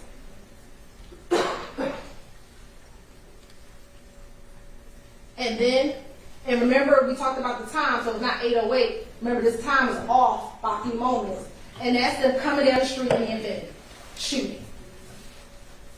Of course, you're going to see, and I'm going to play this, all this, the reaction, what happens in the store. You got babies running. Bullets have no names. And they have the audacity to tell you that we're sitting here trying to charge people of color? No. You should not have to be sitting here on a Saturday trying to get your hair cut and have bullets come inside of a barbershop. Bullets have no names. And there was babies in the front. But you just spraying down the street for what? For your status in YSL? So you can show Mr. Williams that you big and bad? That's what this is about. And that's Donovan's brother. Outside. I submit he saw what happened, but you know what? He ain't going to tell us. He ain't going to talk to the police, because that's what the gang culture is.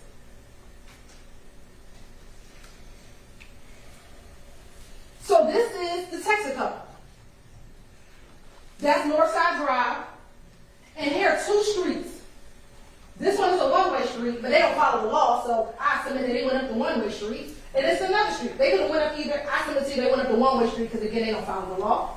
So when they turn the right, they switch cars behind here. They switch behind here. It takes no time to drive up the wrong-way street, drive back down, and come back down and do their shit. That's where they switch the cars at. They both. I guess we had Aaron to show you that. And this is where he talks about it. I'm not going to play it for you, but that's what he said. And let me tell you something. This is how you know they switch cars. We told you he came in the Infinity with Jurors Bradford, right? This is Jurors Bradford phone records. After the murder, this is him between 6:36 and 7:19. You see the crime scene, he's stationary around the crime scene, right? There's a gap in time between 7:19 and 7:24. At 7:24, between 8:08, this is where Bradford's phone is, right? From 7:31 all the way to 8:08. What's over here? Oak Drive. OG Bentley House. Where they said they got rid of the guns. Let me tell you what he's doing. He waiting for them to come back. And you want to know how we know that Yank isn't in the car with him anymore? This call right here. Security. You may start the conversation now. So, what is that? I was sitting there like that. Nah, what else they got there? Security. Nah, Down there? Yeah. Hey, Goldie, Ma. Who that is? Boosh. What's up, shortstop? What are you doing? Yeah. What's going on?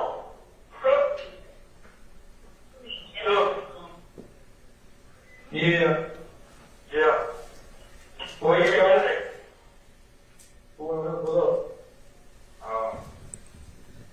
You hear what he said? Where Yak Gotti at? We waiting for him to pull up. That's at 7:42. That's when, let's go back, y'all. That's when he waiting down here. At 7:42, which is one of the calls that's right here, Yak ain't with him. You want to know why? Because Yak with the other 3 murderers. That's where Yak at. What evidence do we have? No, we don't have DNA. You want to know why? They got rid of the car. No, we don't have DNA. You want to know why? Because they got rid of the guns.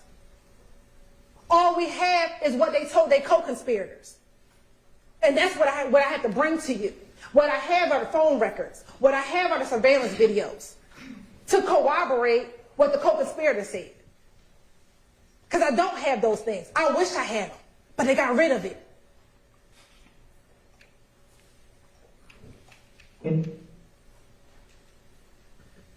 That's Yak the night of. What'd he say? Maniac's back. That's what he said, right? Y'all know me in my Santana voice. You right. The maniac's back. He just drove the car that took somebody's life. For no reason. For no reason. That's just to show you, that's Javors Bradford in that Pontiac. That's on that surveillance video. This is when they talk about the guns used to commit the murder. Go back to nothing. Make sure everything's right. Demetrius pretty much told you with him, Shannon, Nard, Bentley. Now, Demetrius and so he and a girl went to Bentley house. He did. And when they got into it, they supposed to go to Bunker's house. But I think the girl in the bush, the girl is supposed to be skinning it. She knows what's going on. I mean, this the girl Shannon turned easy. They can't try to do about the cup. This girl I thought told them that I was a hotel ride. So it was Yak driving, Shannon with the AK, Nard with the pistol, and Dewop with the pistol. Now, I don't think Dewop had the pistol. Okay. Right.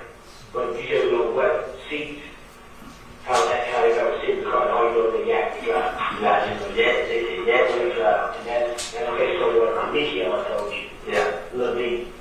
Okay. We gonna lie. Why not say Dewop had a gun? Let's lie. We gonna lie big. Everybody had a gun. But he didn't do that. He said, nah, I don't think Dewop had a gun. I don't think so, but I definitely know Yak was driving, because if we gonna lie, say Yak had a gun too. But he didn't do that.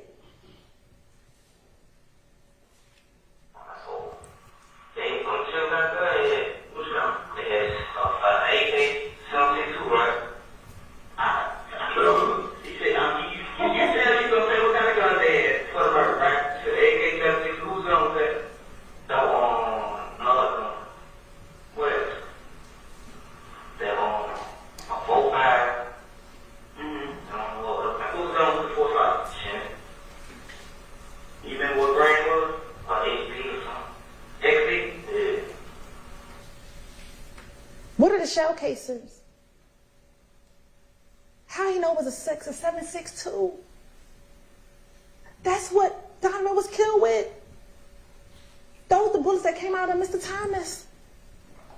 The shell casings that was found, there was multiple types of shell casings. 45s, 9s, and 7.62s. How they know that? This is called corroboration. This is called verification. They don't know they don't know what bullet was pulled out of Donovan Thomas's body at the autopsy. They don't know what shell casings the police picked up off the ground. But ironically, they know, it's not ironic, they know the type of gun that they use.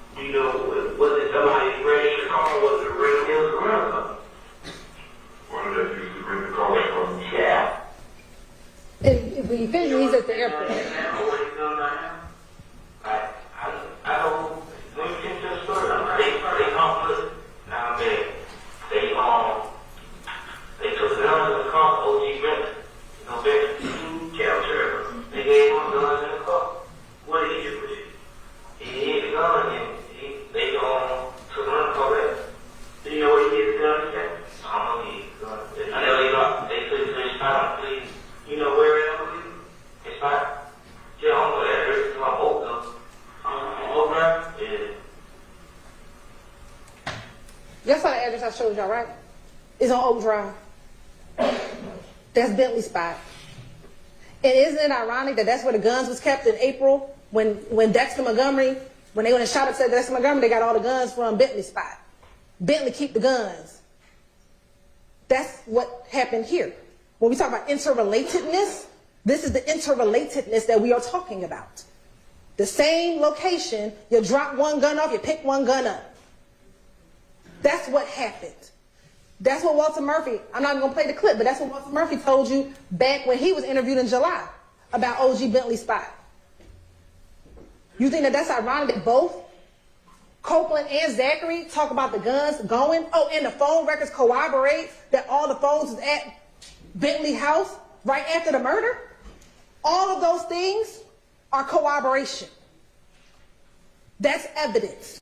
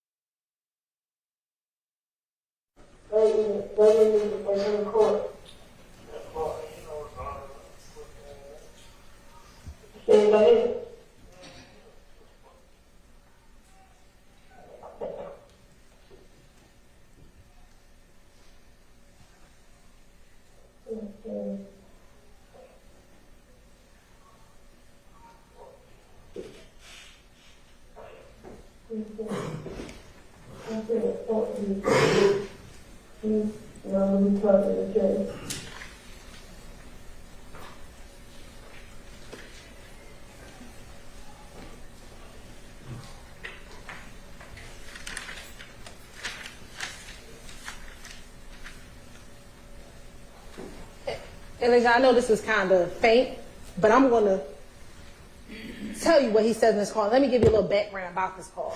This is November 19, 2015. This is after his preliminary hearing. Y'all heard about the preliminary hearing, right? And you heard them talk about the fact that a couple things, that they didn't talk about witnesses by name. They said about witness number 1 and witness number 2. This is what he says. Fuck D. Fuck them niggas, bruh. All that fake friend shit. Fuck nigga. He know what's going on. Pussy ass nigga. That's what he said. Fuck niggas are rats. He ain't say he lied on me. He said he a rat. I just went to court and they let everything out. That fuck nigga a rat. Him, Woody, and the other little D. Bitch, you in love with a rat, hoe. That's anger. Why? Because you just heard that your friends, because you didn't really know it was them, but it said witness 1 and witness 2, you were able to infer that your friends told the police about what you did the night of Donovan Thomas's murder. These are his words. He didn't say, yo, them dudes, I went to my prelim and they lied on me. He didn't say, oh man, they I don't know where they got this information from. He said they a rat. Because what do rats do? They tell. And he was angry that his boys would tell what he did. Let's talk about they songs.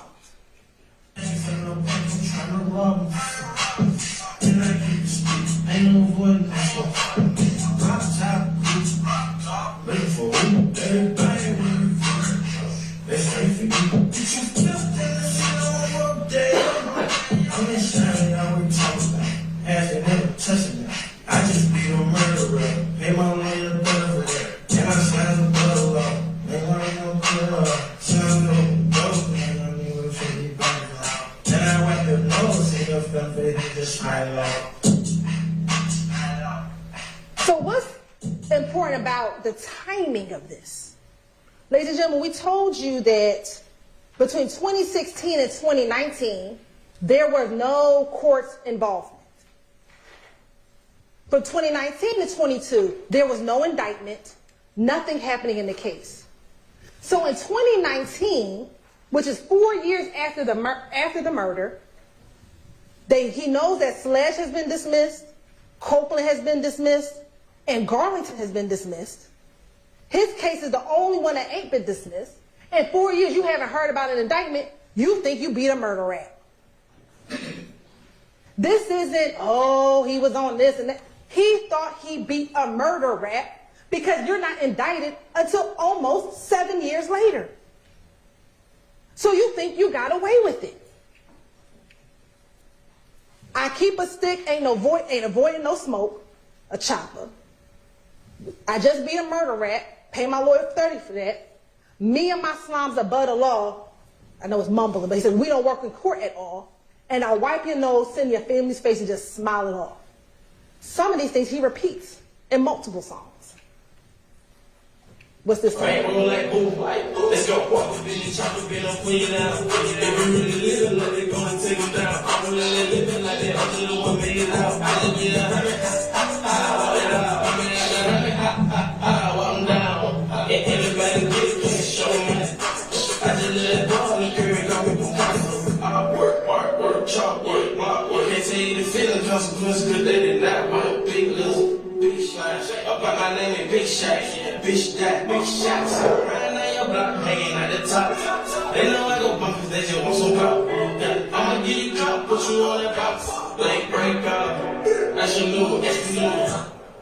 This song, remember, these songs were on his phone when we found it in 2022, but remember we said that they may have been created maybe 2020, sometime between 2020 and 2022, right?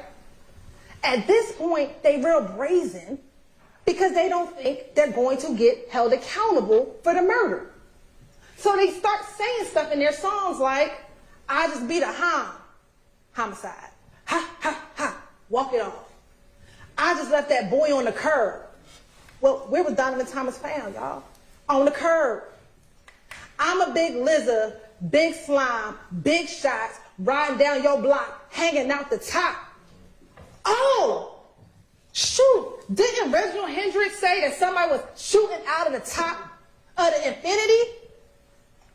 See, now you start bragging on it because you think you beat it.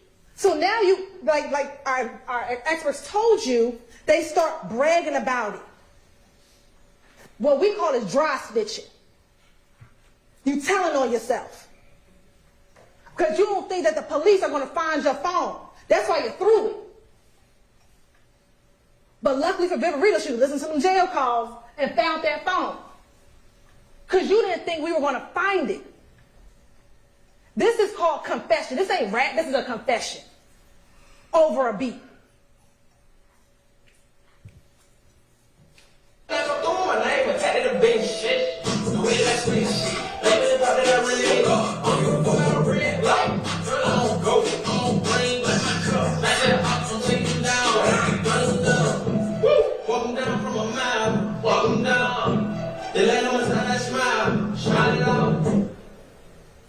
I don't give a fuck about a red light. I'm on go. I'm on green. I see an eye. I'm taking him down. Walk him down from a mile. The last homicide, I smiled. How many times you gonna keep talking about the fact that you killed this man? And you bragging about it? This now song number 3. And then I can send the whole gang to the heavenly house? You good with killing folk. That's why you didn't kill Donovan, you didn't kill Shamel.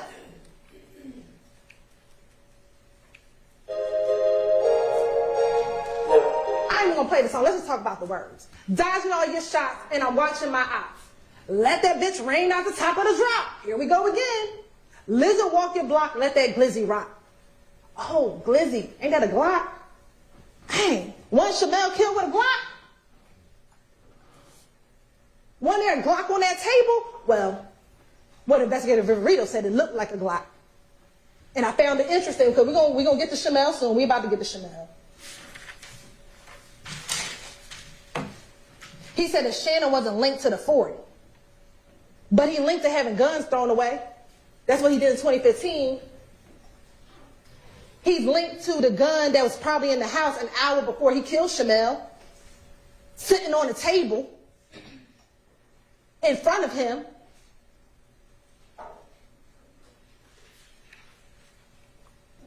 We ain't gonna play this one either, but let's talk about what he's saying this. I see ops fall, Shell, know my call. That's Shell Kell, y'all. Every slime play nasty. That's what he says in the song. They wonder how we lasted. Bout my gang, it will never end. Again, beat the hum. What do you think, y'all? No evidence. He don't realize that what his 2 co-conspirators said is evidence. Those interviews are evidence. His confession over a beat is evidence. This is evidence, ladies and gentlemen. And this is evidence you can take to the bank, deliberate, and find him guilty. The surveillance video is evidence. No, we don't have his phone records, but you got his 2 friends telling y'all what he did. And they don't got no reason to lie on him. For what?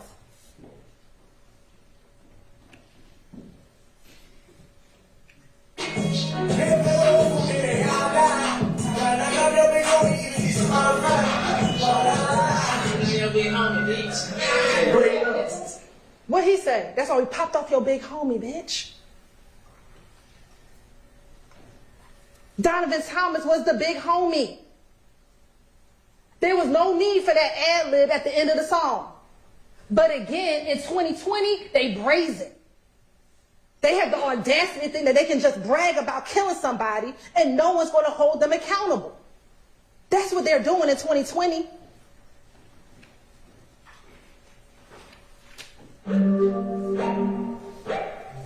Sweat. Hey, get out your motherfucking seat, little, you know. Sweat. Sweat. Sweat. 100 rounds in a Tahoe, nigga, like of your tacos. 100 rounds in a Tahoe? Everyone knew that Donovan drove a Tahoe. And how ironic is it that he got rounds of bullets in his Tahoe and on the street? So they want you to believe that, oh, that's a creative line Mr. Williams did. No, it's not. It's him bragging. It's him bragging. It's him wanting to claim responsibility for it. And we talked about judging, like when I say subliminal messaging. But the subliminal is you, as the consumer, don't know what he's talking about. But his family, who know that Donovan drives a Tahoe, know exactly what he's talking about. Everyone in the gang knows exactly what they're talking about because that's who he's talking to. But because the masses bop to the song, they say, well, no, that's just his artistry. No, that's just his confession and his bragging over a beat.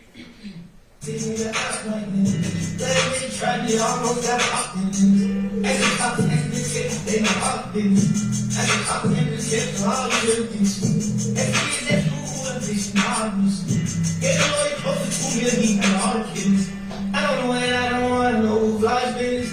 I don't know what's going on, bro. I think they all skinning. Don't sleep that shit on West and solve my business.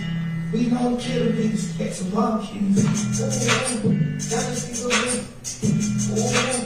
I done for the bitch. I done did the vlogging. I done did the jacking. Now I'm full rapping. I put on my brothers. I put on my bitch. Hey, what it is? Cause I had a stick. You know what a bag is? Anyways. I came from red. Let's talk about the symbolism in that video. When he says we know how to kill the biggest kitten of all kitties, what he got crawling up on him? A snake. They sign. That is a subliminal message to everyone else. Yeah, we did that. What's at the end? He got a rat going down his mouth because they eat rats. They eat the people who snitch on them. He already told you himself, you ought to get killed from me and YSL if you snitch. See, that video is not just, oh, a nice artistic video. That has symbolism in it. So now they're guilty of all those. Let's talk about Shamel. Young man, probably started associating with people from YFN. But on the day that he was about to get killed, he's about to go back to his girlfriend's house and go eat some spaghetti. That's what he's doing at the light. Get ready to go back. You see him go inside the gas station. He's not worried about a thing. He doesn't know that seconds later he's going to lose his life. So the timeline here, this is, and I'll tell you here, this is a direct result of retaliation from the stabbing of Lucci. So what do we have? February 9th, Rayshawn Bennett gets stabbed in the Fulton County Jail by Jada Myrick. February 22nd, Eppinger calls Antonio Sumlin to see if he could get paid for finishing what Myrick didn't do. Then you heard about that emergency bond paperwork that was filled out on March 3rd. Then sometime around early March, the media hears about the YFN Lucci stabbing. It gets picked up on media. On March 11th at 3 a.m., two YSL associates, Christian McMillan and Darius Ford, are murdered on I-75 and I-85. That same night, there's a shooting at 12 Atlanta where a YFN associate gets shot in the head.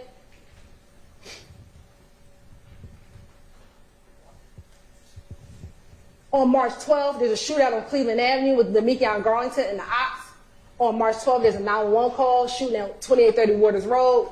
March 14th, Shannon Stillwell rents the Audi A5 and puts dark tints on all the windows. March 14th, 10 o'clock is the murder of Shamel Drinks. On March 16th, the shooting at Waters Road, where the investigator Reba comes out. March 17th, there's a search of Waters Road where everything is taken out except for a few guns that they left behind. And then Stillwell and Nichols are arrested. Again, we talk about the state does not have to prove motive, but here, ladies and gentlemen, this is motive. Again, that's that same video with Quindarius, y'all. Christian McMillan's been around since 2009. This is Mr. Williams' long friend, old friend, good friend. And he gets murdered by YSL associates. Oh, you got to pay for that. Here we have just different pictures of them, both Mr. Ford and Mr. McMillan, all with other YSL associates. You'll have these in evidence, ladies and gentlemen. That's unfortunately the car that they were driving in when they were tragically gunned down on March 11th. So here's where the motive comes in, y'all. Just like YSL brags about doing stuff, YFN does the same thing. It's tragic. These posts were despicable. That post crossing out that young girl's daddy and saying that, despicable. But that's the type of stuff that gangs do, right? To keep nudging each other. Well, that would make you mad. You see how heartbroken YSL was for the death of Mr. McMillan and Mr. Ford. They were devastated. These are all different YSL members posting them because they were devastated. And that's where revenge kicks in.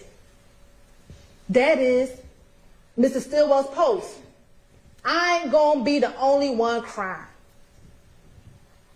Nope, you're right. The Drinks family crying.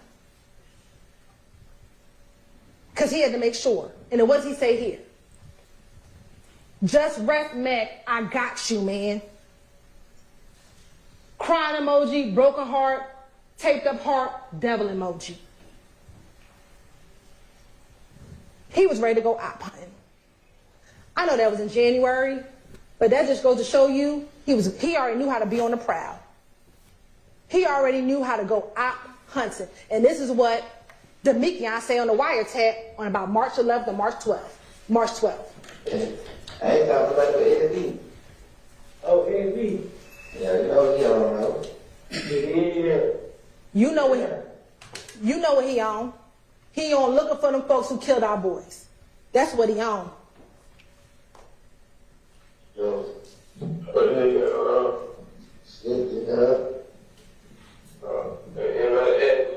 looked like something in the big nigga, and he said we went and looked for it when we was coming down. okay. I said, nobody. Yeah, I know. Well, I don't need that. Leave it alone. Leave it alone.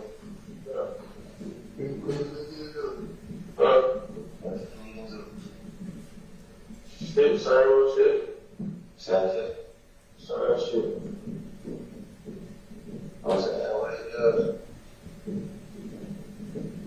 Sometimes you'll come pick me up. Shit, that was on. Yeah. Yeah. Next time I beat down Rob up, I said, man, Rob, I don't get no coke. Yeah. I tried that shit yesterday with a nigga on that now. Yeah. Same shit. We all on the prowl. We looking. We went because we need to go find them folks who killed our boys. So we out hunting. Let's go rent this car. Now, you know, this notion that they rented the car because Taisha got into the gunfight. Well, she got into the gunfight on March 9th. So she got into the gunfight on March 9th. Why y'all just renting the car on March 9th? They rent the car on March 14th. Oh, here we go. And what do? Immediately go to the tent place to go get the rental car tinted. Well, why do you do that when you're op hunting? Because the ops don't know what kind of car you in. So you can disguise yourself in this Audi because they don't know you in it. So they're not suspecting you. That's not the car that they're used to. So when you go op hunting, you got to switch the car out because they're not expecting to find you in the car. And then you get tints, but not just regular tints, y'all, like dark black tints. Like you can't see nothing. Some may say those are not the detention you're ever allowed to have on your car. Why? Because you out hunting. What do we know about Shell Kell and Demikian Grimes on social media? What does the investigative Rito tell you? That because she was following both pages, she could see who followed who, and Demikian followed Kelvin Watts. So what post do we see? This post was posted, I believe, on March 13th. And it's a picture of Mr. Drinks, Jasper Walters, and Kelvin Watts. And Shell Kell reposted it with the 2 shells, the zipper lip, and the black heart. And I guess for Mr. Stillwell and Mr. Garner, that must be a confession. Because this is the post that got Mr. Drinks killed. Because remember, no one knew who Mr. Drinks was. The investigators didn't know. When you listen to some of the wiretaps y'all listened to, they didn't know. So this post is the post that gets him killed. Not any verification, not that you should have been killing anybody anyway, but no verification whether or not they actually did or anything. But because Shell Kell posted 2 shells, a zip lip, and a black heart, that was Mr. Drinks' death sentence. Op hunted. The reason why we took this picture, y'all, is if you remember from the video, and we're going to look at the video in a moment, Shannon was parked about right here in the alley. And we know that because you see him when he comes in. If you watch the videos, you see when he comes in. Remember that Mr. Drinks pulled up to this pump. No, this pump. They had the best vantage point to see when Mr. Drinks came in, when he walked into the store, when he walked back out the store, and when he pulled off.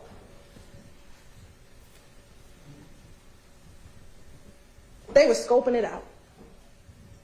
Verifying. I submit they in the car. Like, is that him? Oh, yo, I think he do got the same sneakers on. I think that's him, y'all. Scoping it out. Sit back. Watching it. Let's watch the video.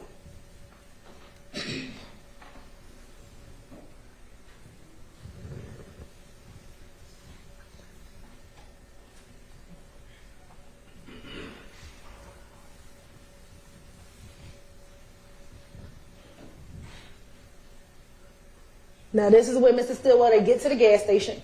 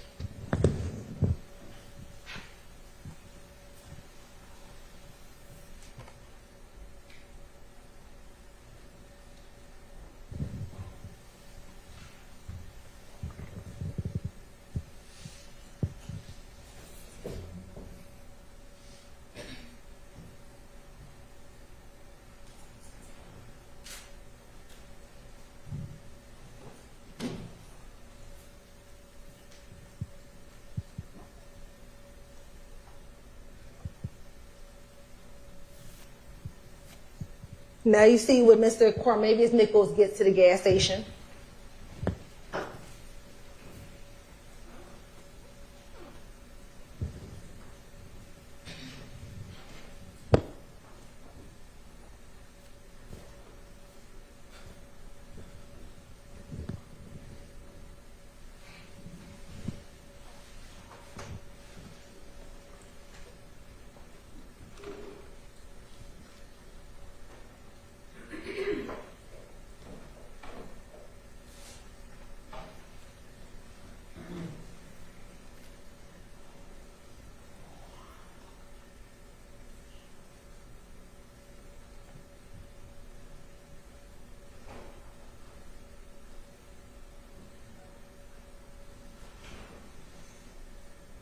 That's when Miles gets out the car.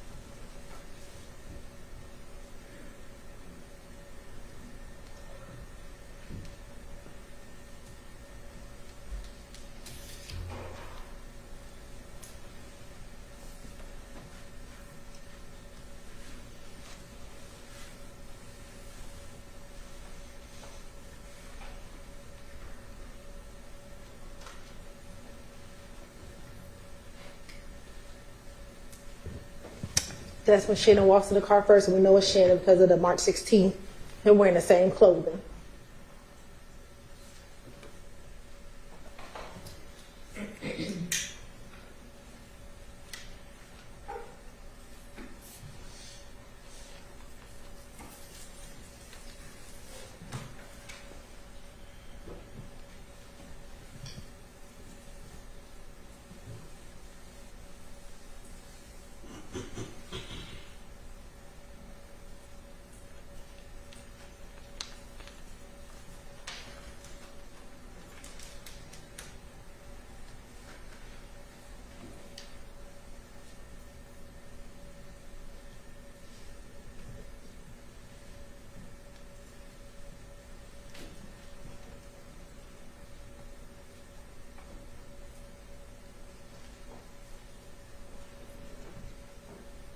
Of course, that's Cornelius Nichols when he walks inside the store.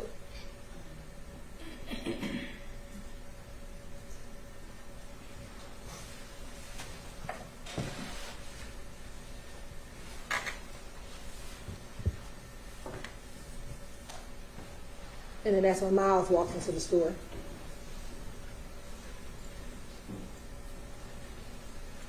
In his Slama dye shirt.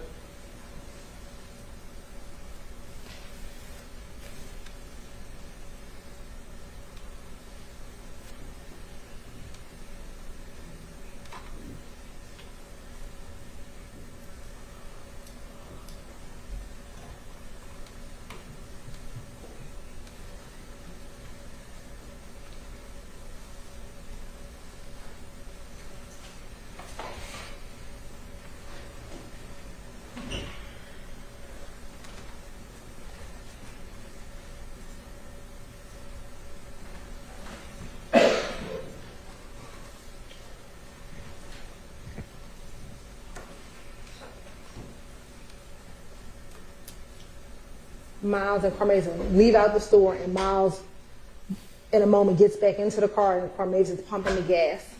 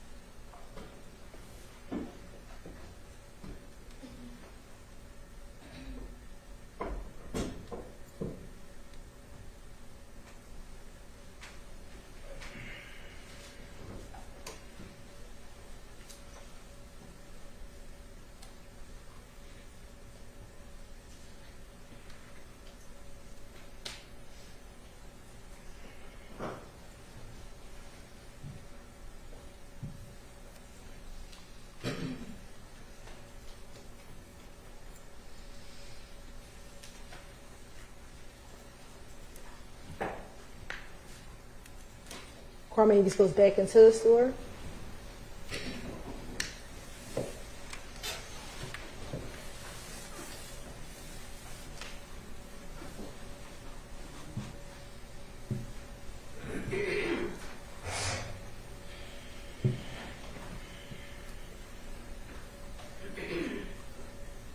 And this is Mr. Drinks pulling into the gas station. Now, this is how ironic that Quarmavius and Drinks never, you're going to see, they never see each other.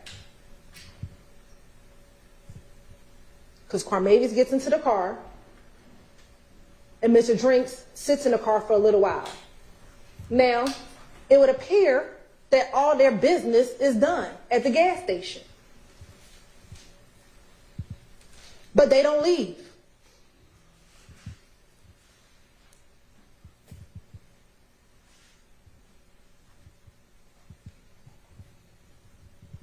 It is 21:56.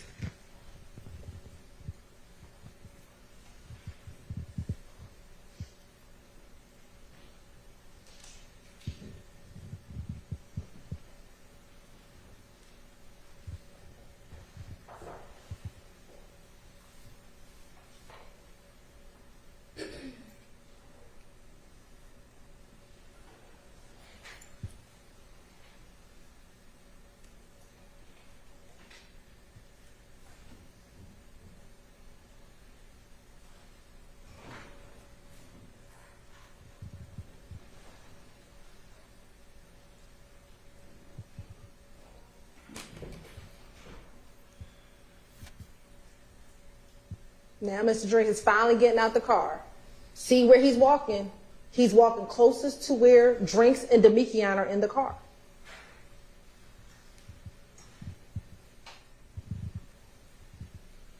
Because remember, from here, y'all, you see the Audi lights.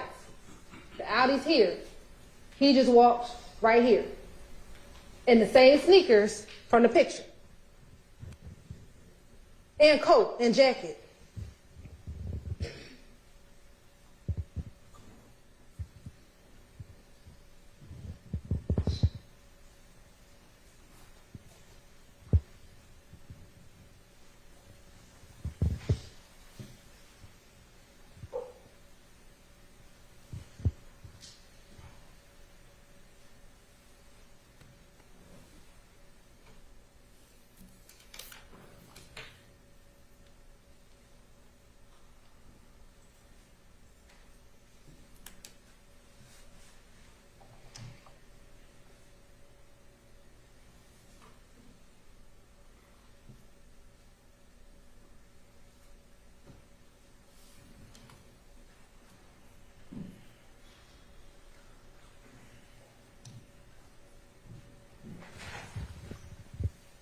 They're still sitting there. None of them come back into the store.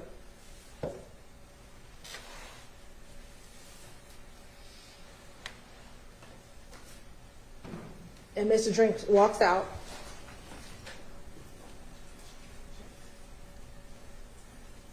And he walks back to his car. Now it's 21:58.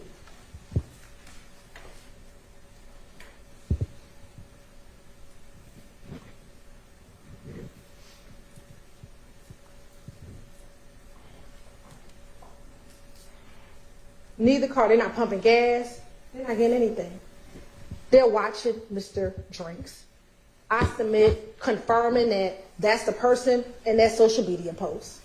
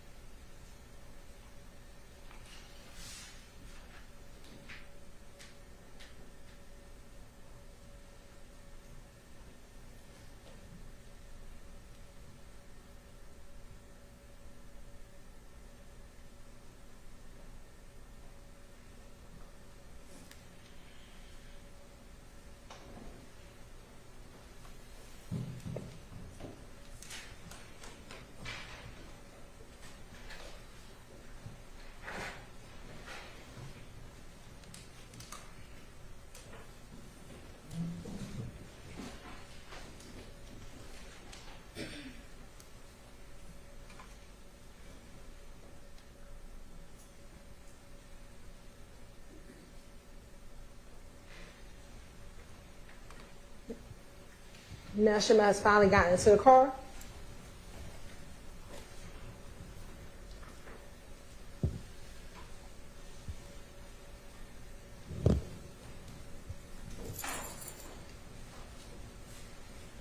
And I submit this is what's happening. Hey, what the hell I pull up? Have my video, hurry up. Have my video. He wanted him to call on video real quick. Call him on FaceTime real quick. You know what happens on FaceTime. You've heard testimony about what happens on FaceTime. What happens on FaceTime is that is when criminal activity is planned because they think that FaceTime, you cannot track it. Now watch as Mr. Drinks pulls out of the gas station. They have been sitting there for minutes, y'all. Y'all been watching this video like, what we gonna do next? That's how long we've been sitting here.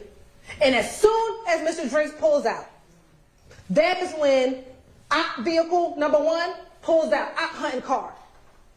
And then that's when the second car immediately pulls out. They sat there, y'all. We were quiet for at least 2 minutes here when they did nothing. And they want to tell you that some other car killed him? That's them driving by the liquor store. They laid in wait until Mr. Drinks pulled out. You have to look at all the evidence together, not just the FedEx video, but we're going to talk about that FedEx video. This is them pulling up to the light.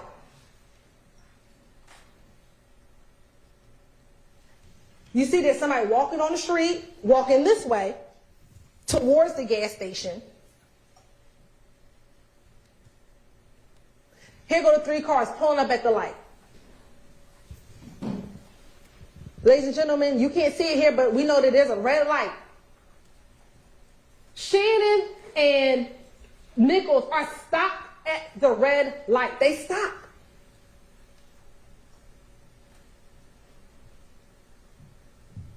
Drinks is in the left turning lane. Shannon is right next to him, and Quarmage is right next to Shannon. Y'all now see the traffic going in the opposite direction that they are in. Then you see Nichols pull up. I'm just going to submit that this car stops here. This car, I think, saw what happened. Because he stops a little behind it, like, whoa.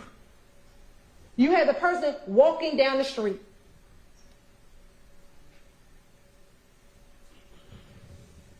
Mr. Sharp, and we're going to talk about this car in a moment, Mr. Sharp talked about what the medical examiner said. What she said was there will be no conscious movement. She didn't say anything about unconscious movement. Because that is what you see with the brake lights, y'all. No, he could not consciously say, let me go. But the unconscious movement, because he just been shot in his head, is what is happening. They, y'all got to think about this, because this is what they didn't want to show you. Shannon went from 18 miles per hour to 90 miles per hour. Mr. Shaw didn't want to talk to you about that. He want to tell you about a car that turned around because he heard the gunshot, but the man or woman walking down the street didn't hear any gunshots. That person walking, just chilling. You think if the people in the car heard the gunshot and turned around, don't you think that the person walking down the street would be like, hold up, let me back up. It's some gunshots down there. No. Could it be that maybe the car that turned around saw the liquor store and said, shoot, let me go get me a drink. It's Saturday. Could it be they left something at the gas station? He wants you to believe that the only reason why they turned around is because they heard gunshots. That doesn't make sense when someone is walking down the street. It don't make sense. Now let's talk about the car that was closest to them. You see what time the cars are going. Here are the 3 cars in a straight line. Do you see that straight line? It's a straight line. The 3 cars. Shannon's car is directly next to Mr. Drink's car. And that's going to be important when I show you these crime scene photos. This other car that he wants to talk about, that he's like, oh, this is the one who killed, this is the person who shot. Oh, and we couldn't get LPR. What? Where was I going to get LPR from? You can't see no license plate. I don't even know what type of car it is. That car is never directly next to Mr. Drinks. It is always behind. I submit they saw what happened. And when they inched up, they looked over, was like, oh, let me get up out of Dodge. As most other cars did, except for Mr. Cheeseborough. Mr. Cheeseborough's call did not come in until 10:27, because every other car did what that car did. They drove by it. That car actually waited at the red light. Versus Mr. Stillwell almost hitting traffic.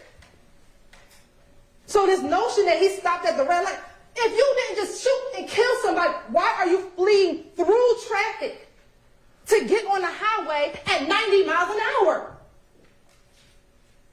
Use your common sense. Many of y'all, if y'all choose to talk to us at the end and you can, once the judge lifts all the admonitions, some of you may ask, how I get chosen? And we're going to say, because you got common sense. Your common sense will tell you that when you go from 18 miles per hour to 90 miles per hour, when you see the person who you think killed your best friend, that you shot and killed him. That's just your common sense. Not some random car that pulls up behind and unfortunately may have witnessed a shooting and they don't want to be involved. Let's look at the car. The crime scene pictures take pictures for a reason. Here go the bullet holes. 1, 2, 3. See, Mr. Sharp didn't show you that. Because if you see the crime scene photos will show you that the bullet went through the door where Mr. Stillwell's car was. And we'll talk about the gunshot residue. What makes sense? There's no muzzle flash anywhere on the video. So that's just nonsense. You don't see no muzzle flash. Mr. Drink's dead, though. So we know a gun was fired. Let's take his theory. You don't see the muzzle flash when the other car pulls up, do you? You don't. That theory makes no sense. You have to take all the evidence. Not just FedEx, but everything that occurred. Like I told you, he went from literally, y'all, 18 miles all the way to 90. To 90. This is the intersection. This is 1 minute later.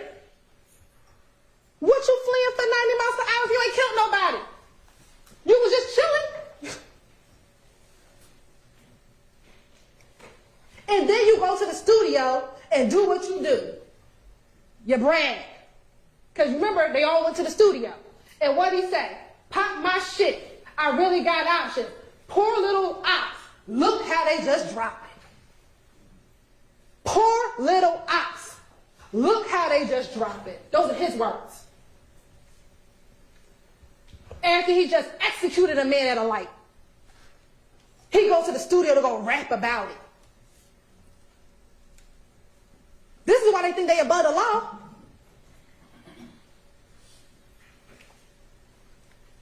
This is what Demekian said afterwards.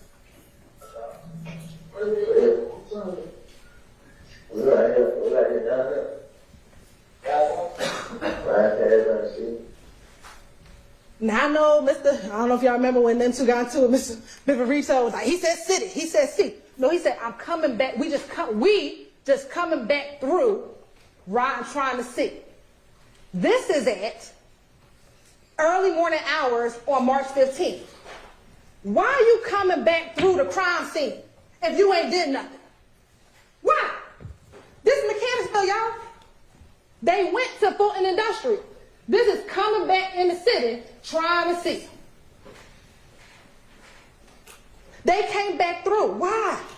Because they want to see, is the police still out there? What they doing? They canvassing? Any of the homeless people see what happened? Let me try and see what's going on.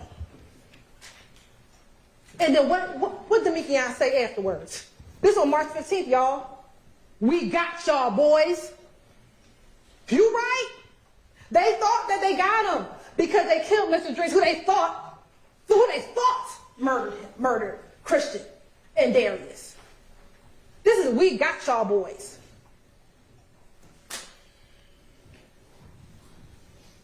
Here's a direct response to the shooting. Remember, this on March 16th.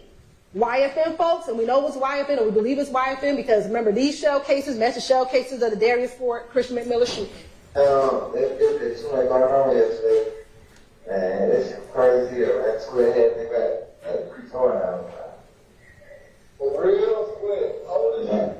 Yeah, no, they shut up Big Dick Spot. I was in there. You think? Oh, they shut up Big Dick Spot, bro? Yeah, man. So we got down, you think they gonna come back? You think they gonna come back? They do? Swear for us. Yeah, gonna come to the window. You know, I live in the living room, it's crazy, but nobody can eat. And you know what one did, what y'all know is, bro. Yeah, for sure. What'd he say?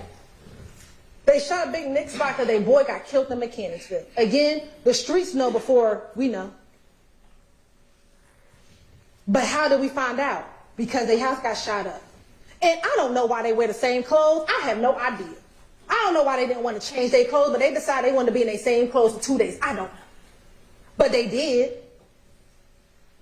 And that's how they found out. Remember what Investigator Hogan said, Investigator Flores, they didn't know really what happened on the night of. All he knew is he had some suspects on the surveillance video, and that's it. And just lo and behold, Viverito just at APD doing what she normally does, just say, hey, do you need help? And he's like, let me show you the surveillance video. This is all I got. And she's like, oh, snap. That's Shannon. I just saw him earlier today. Oh, and that's the car? He literally just told me that that's his car. And they were like, well, why would he do that? Why? I mean, if he just killed somebody in there, because they think they're above the law.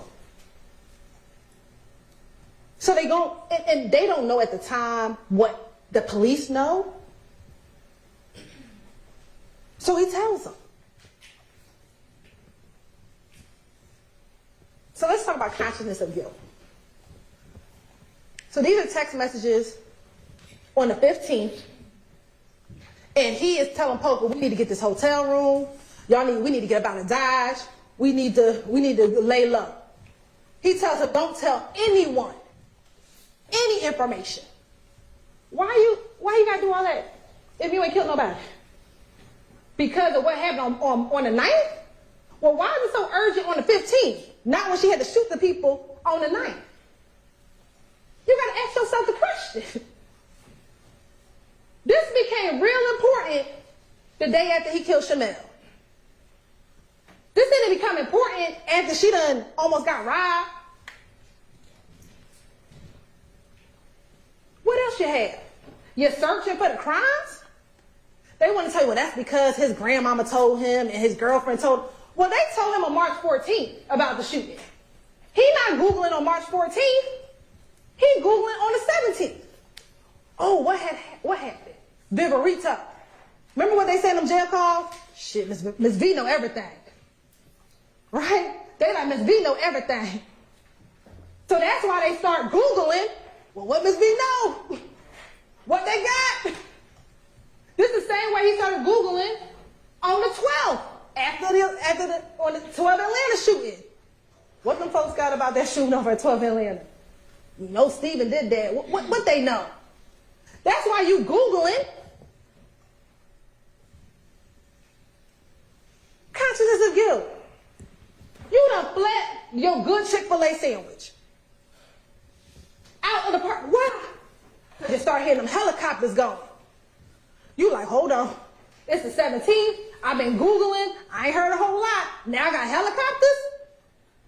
let me get up out of here. The police sirens going, helicopters going, and they go fleeing. That's consciousness of guilt. You deleting contents from the phone? You got Grandma Betty helping you out deleting the contents of your phone? Why? Oh, because you don't want us to find that music you done put on there. You don't want us to find that those contents, those lyrics you've been writing. You don't want us to see the text message that you out hunting. You got your, I don't know if it's a little brother, little cousin, I'm not going to play the call for you, but that's that call where Grandma Betty's like, you better hurry up and get home. You know what you got to do. Them folks got the phone. Why are we deleting the stuff? And it's not because of poker, because they didn't delete it until Viverito got the phone. He ain't want poker to have the phone.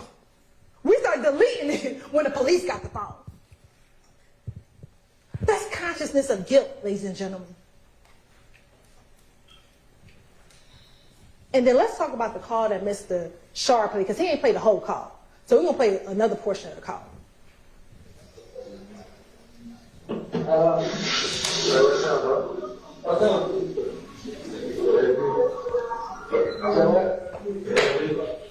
What's up, man? What the heck going? Man, shit, why did this do? Huh? I said, why did this do, young boy? See what's going, right? Yeah, you know, I can't on that other shit. I'm on that motherfucker. So, yeah, are you oh, this is another one? No, this is, Yeah, that was that. Yeah, bro. I know I said, mine said about this time, I said, that's what you're right. I told him, I really corresponded to I did like, yeah. I can't, man, I want for, and I'm for tripping, I want for. For real, man. Yeah, I thought I said, what shit? I had said shit, I'm gonna go straight to the woman. I had to stay out there on for. Yeah. But, yeah, she told me that I was just there. Yeah. When I was gonna go up with that. No, I want to know with Fred. You were Fred? Yeah. Oh, yeah, so, yeah. They go for it.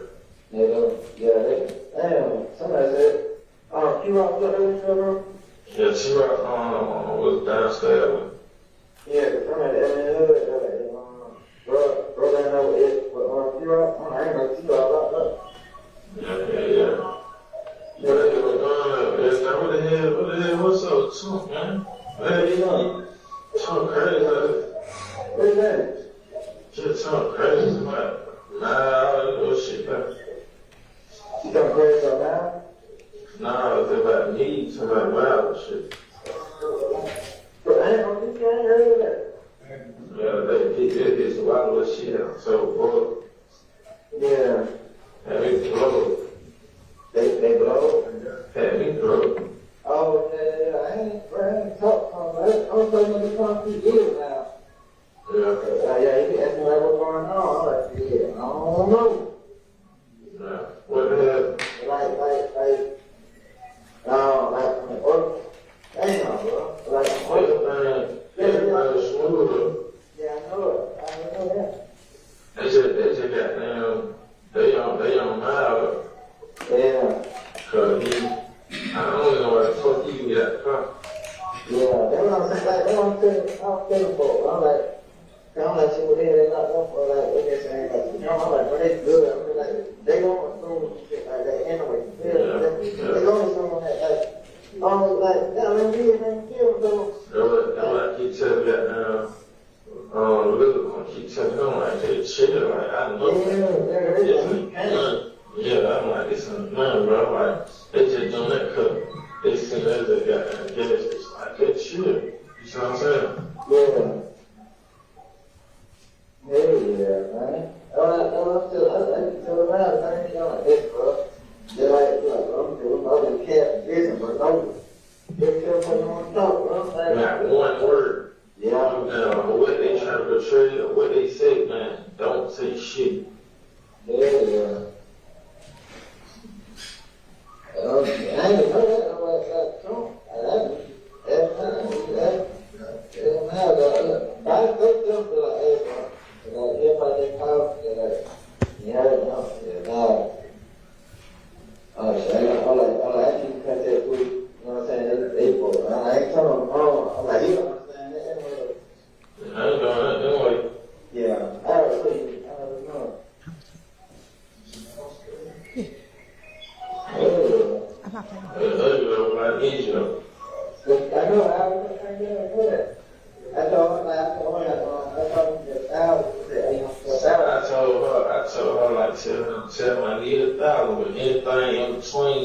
Jay got down. Oh, no, yeah. He ain't there that first night. Yeah. I know, like, but I know the woman how to say she like, she told Sherry out and like, be paid. And she got that I talked to, she be in there. What? Yeah.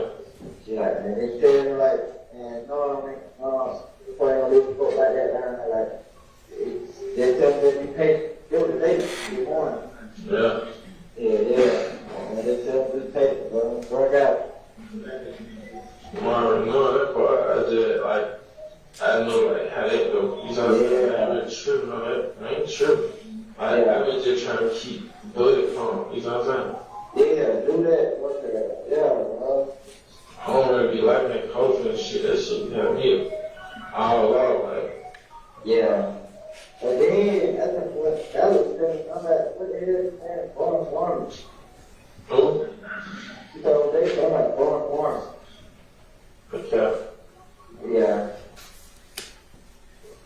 She really kind of told me to be careful. I don't know what's going on. They would, I just already said what they did by myself. Yeah? Yeah, I already them. Yeah, I already know by myself. Like, that's when you showing the way to see you turn your head.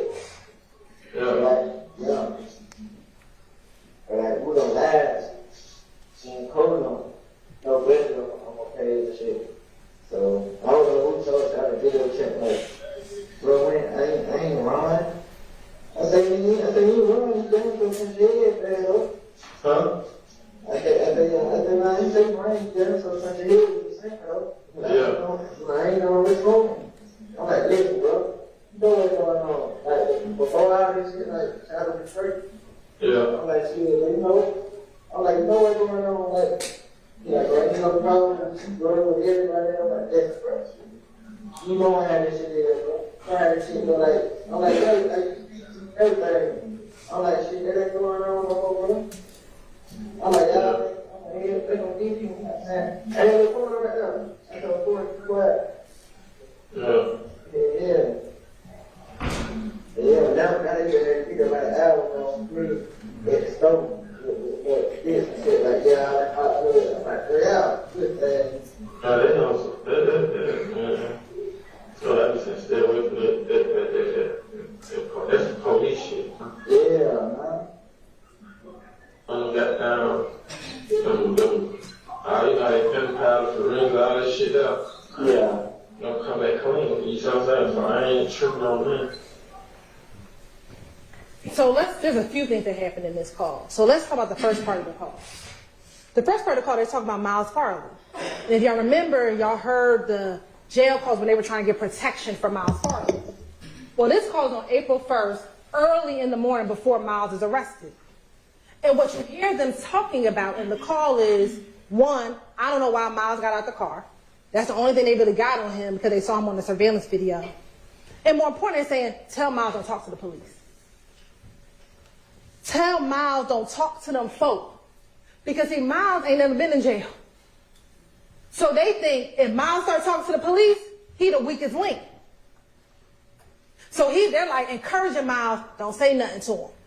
So that's what the two people who are in the shooting car are trying to make sure that they are protected by making sure Miles don't talk. So that's the first part of the call. Then you hear them talking about Dolly White. Well, we all know Dolly, Doug's sister. And they're talking about getting payment for a lawyer. And then before that, or right after that, they're talking about Blizzy seeing Domikian at the hotel in Cobb County. Remember, Blizzy is the ox, Carlos Barber. And so now Domikian is updating Shannon about what's happening. Because remember, Shannon's been in custody now since March 17th. What's also important is that they're on this contraband phone. So remember, early in the call, they're like, Shannon's like, I couldn't be on that other phone because they got my phone. So now I'm using somebody else's in jail contraband phone so that we can talk. So on this contraband phone where they don't think anyone can hear them because they don't know it's a wiretap, they're like, hold on, Miles is tripping. Tell him don't talk to them police. He said the other boy tripping too. I submit he's talking about Carmavius Nichols. He said, I'm just trying to keep Buddy calm. Because remember, at this time, only 2 people are locked up. Shannon and Cormarvius. Miles is not locked up, and we have not confirmed that DeMarco Boyer is a part of this. So he's trying to keep Quay down, trying to keep Miles from snitching, and that's what they're talking about. Then towards the end of the call, and I know Mr. Shaw tried to flip this, but he says, if they get my car, it's going to be clean, because there ain't going to be no GSR in it. Who says that? And let's see, did he go get the car clean? He did. These circles, and y'all gonna have these pictures in the back, are watermarks. You see, they ain't do a good job cleaning it, but it's watermarks dripping. On the dashboard, over here, over here. Because he got the car clean. See, he thought, maybe in his mind, that the gunshot residue might be on the dashboard. It might be over here. Because he shot that gun out the window. He ain't shoot the gun in the car. Go look back at the trajectory, and he could not have shot in the car. He had to shoot out the car because the bullet had to go through the car, through the window, into Chanel drinks. I submit he not inside the car like, ping, ping. That's not what he's doing. He gonna put his hand out the car and he gonna shoot. So when he's talking about they gonna wipe the car, it's gonna be clean, because that's what he think the gunshot residue gonna be. And what did Mr. Colvin tell you? He said, I dabbed, I took 2 dabs. I think he said he took about 8 or 16 dabs, but I didn't dab the entire headliner. He said there could be portions that had it, that's just not what I tested. You saw how big the headliner was. We pulled it out the bag for you. Is it possible, reasonable, that it could have been on another piece of the headliner? Yes. Or is it reasonable that all of the gunshot residue went out the car? Because remember what he said. He said it's going to be a poof, but it's going to go in the direction of the bullet. You might have some blowback, but not a whole lot, unless the shooting happened in the car. The shooting didn't happen in the car. Therefore, it's not going to be a whole bunch of gunshot residue inside of the car. Remember, we asked him, is there going to be a distinction between the two? He said there's going to be way more gunshot residue if, say, Damikian or someone in the car fired. But if the gun is outside the car window, it's going to blow back a little, not a lot. It's going to go towards the direction of the gun, or of the bullet. But that would be towards the direction of Mr. Drinks. So any gunshot residue, he thought he wiped down. That's why he says that on a contraband call to his co-conspirator, who they both killed, Chanel. Don't worry about it, bro. If nothing else, when they got the car, don't worry about that gunshot residue. We cleaned that. That's why he wanted to extend the car rental. He extended the car rental on March 15th. He had to. He couldn't take the car back. By this time, I got to get that thing cleaned down. We got to do something with it. He probably going to try to get rid of it. But we called him on the 17th. He ain't have enough time.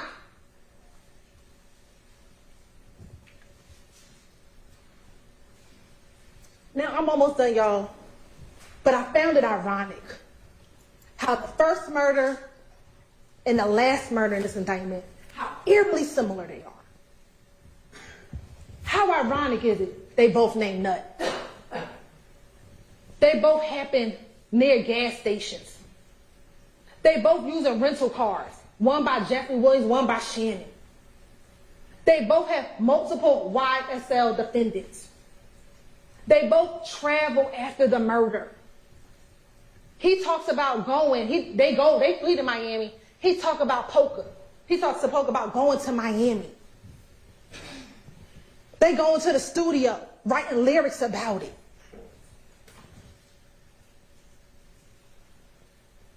They're both, Chanel and Donovan are affiliated, associated with YFN.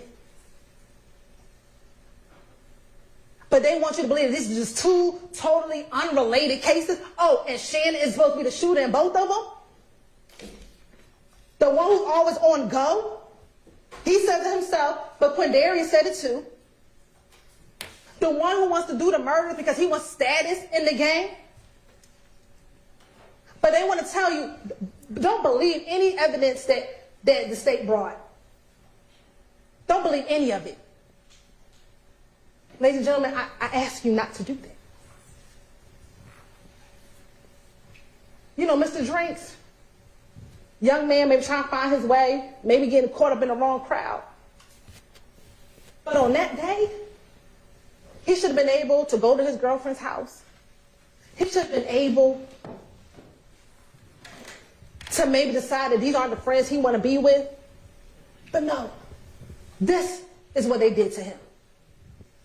Left him at the light like this. And for what? Off a social media post? This is trash that they're doing in our community. Same thing with Donovan. Donovan was trying to turn his life around. Donovan was trying to get into the music business. Donovan was trying to leave that gang stuff alone. He up here drinking his glass of wine when you see the picture.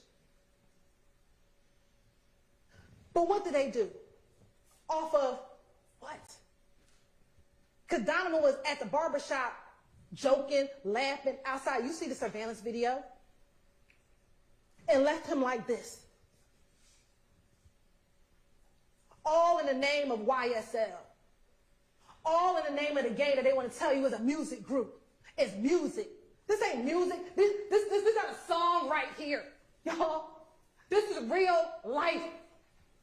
Real dead bodies. Real dead people. Real shootings. This ain't no song over a beat. And they know when they brought him to it, with his flag tattoo, his omerta tattoo, what they were doing. Ladies and gentlemen, they are guilty of every single count that they are both charged with. Mr. Atkins told you what this was about. Destruction of people. Destruction of the community that they live in. Deception. They want to deceive you by telling you that these people in here are just lying just to lie. They're trying to deceive you to tell you that this is all about rap music, rap business. It is not. This is about death. How many dead bodies at the hands of YSL? How many people shot at the hands of YSL? They are a gang. By every definition of the word. And you want to talk about we are here just trying to get people of color? No, I'm trying to get gang members to stop committing violent acts in this community, in Fulton County, where each of their victims are people of color. The people that they destroyed, the people that they hurt, the people that they tarnished. Young boys. Rodalius Ryan could have had a promise in life. But what is it? He out here murdering folks at the hands of YSL. Christian Eppinger at the hands of YSL. Go catch you a body. That's how you become slime. That's what he says in his song. Go catch you a body. I'll show you how to be slime. And that's what these little boys are doing. Catching a body to be slime. But they want to tell you that we got in a vendetta on people of color? It's ridiculous. It's absurd. And intimidation. These two defendants, Mr. Kendrick and Mr. Stillwell, are guilty. They are guilty of murder. They are guilty of gang acts. They're guilty of conspiracy to violate RICO. And I ask of you, look at the evidence. Look at the law. I know it took some time. I know you probably want to go home and get your turkey. I know I get it. But I am asking you all to go back there, finish this marathon, finish this race, Hold them accountable for their actions. When you apply the law with the facts and the evidence, there's only one just conclusion: that these defendants are guilty. Ladies and gentlemen, evil prevails when good men and women do nothing. I'm asking you to do something. I'm asking you to hold them accountable. I'm asking you to return a verdict of guilty. Thank you. All right, ladies and gentlemen, I want to thank you for your attention and your patience during this very long day. I know this was not an easy day for y'all. It's been a lot of hours here in the courtroom today, but y'all paid good attention and close attention, and everybody appreciates that. So let me give you some instructions before you return tomorrow. To maintain the integrity of this trial, remember that you must decide this case based only on the evidence submitted during the trial and the law as I will explain it to you. I have not yet given you this law. I will do that tomorrow. So it's not yet time to deliberate. Do not conduct any research on your own about this case or about any people or places mentioned during the trial, including online, through the internet, through any kind of traditional media or references, through social media, or by asking anyone anything about this case, and not from any other source, electronic or otherwise, should you get information about this case or about the law. Do not watch, read, or listen to any accounts of this trial that might appear in the news media, on social media, or through any other type of communication with anyone. In short, as I've told you before, do not seek any information, including even hypothetical questions about this case, from any source outside the confines of this courtroom. And until the deliberations begin, which is not going to be until tomorrow, after you have heard the law that applies to this case, do not discuss this case with anyone or even amongst yourselves. Do not allow anybody to discuss it with you. Remember, you all have a late start tomorrow, so I'll see y'all at 11. We won't have a traditional long lunch break since we're starting late, so go ahead and eat something before you get here and come in ready to get back to business on the case. We'll see you at 11. Thank you. All right, the jury.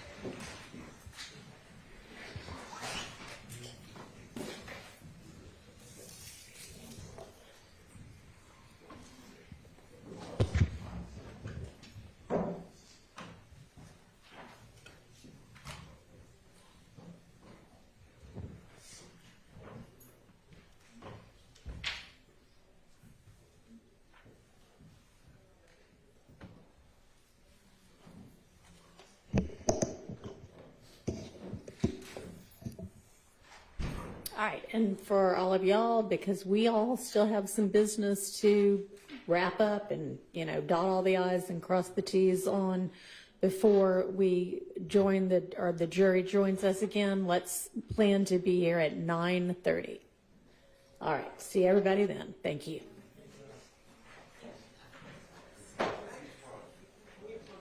Yes.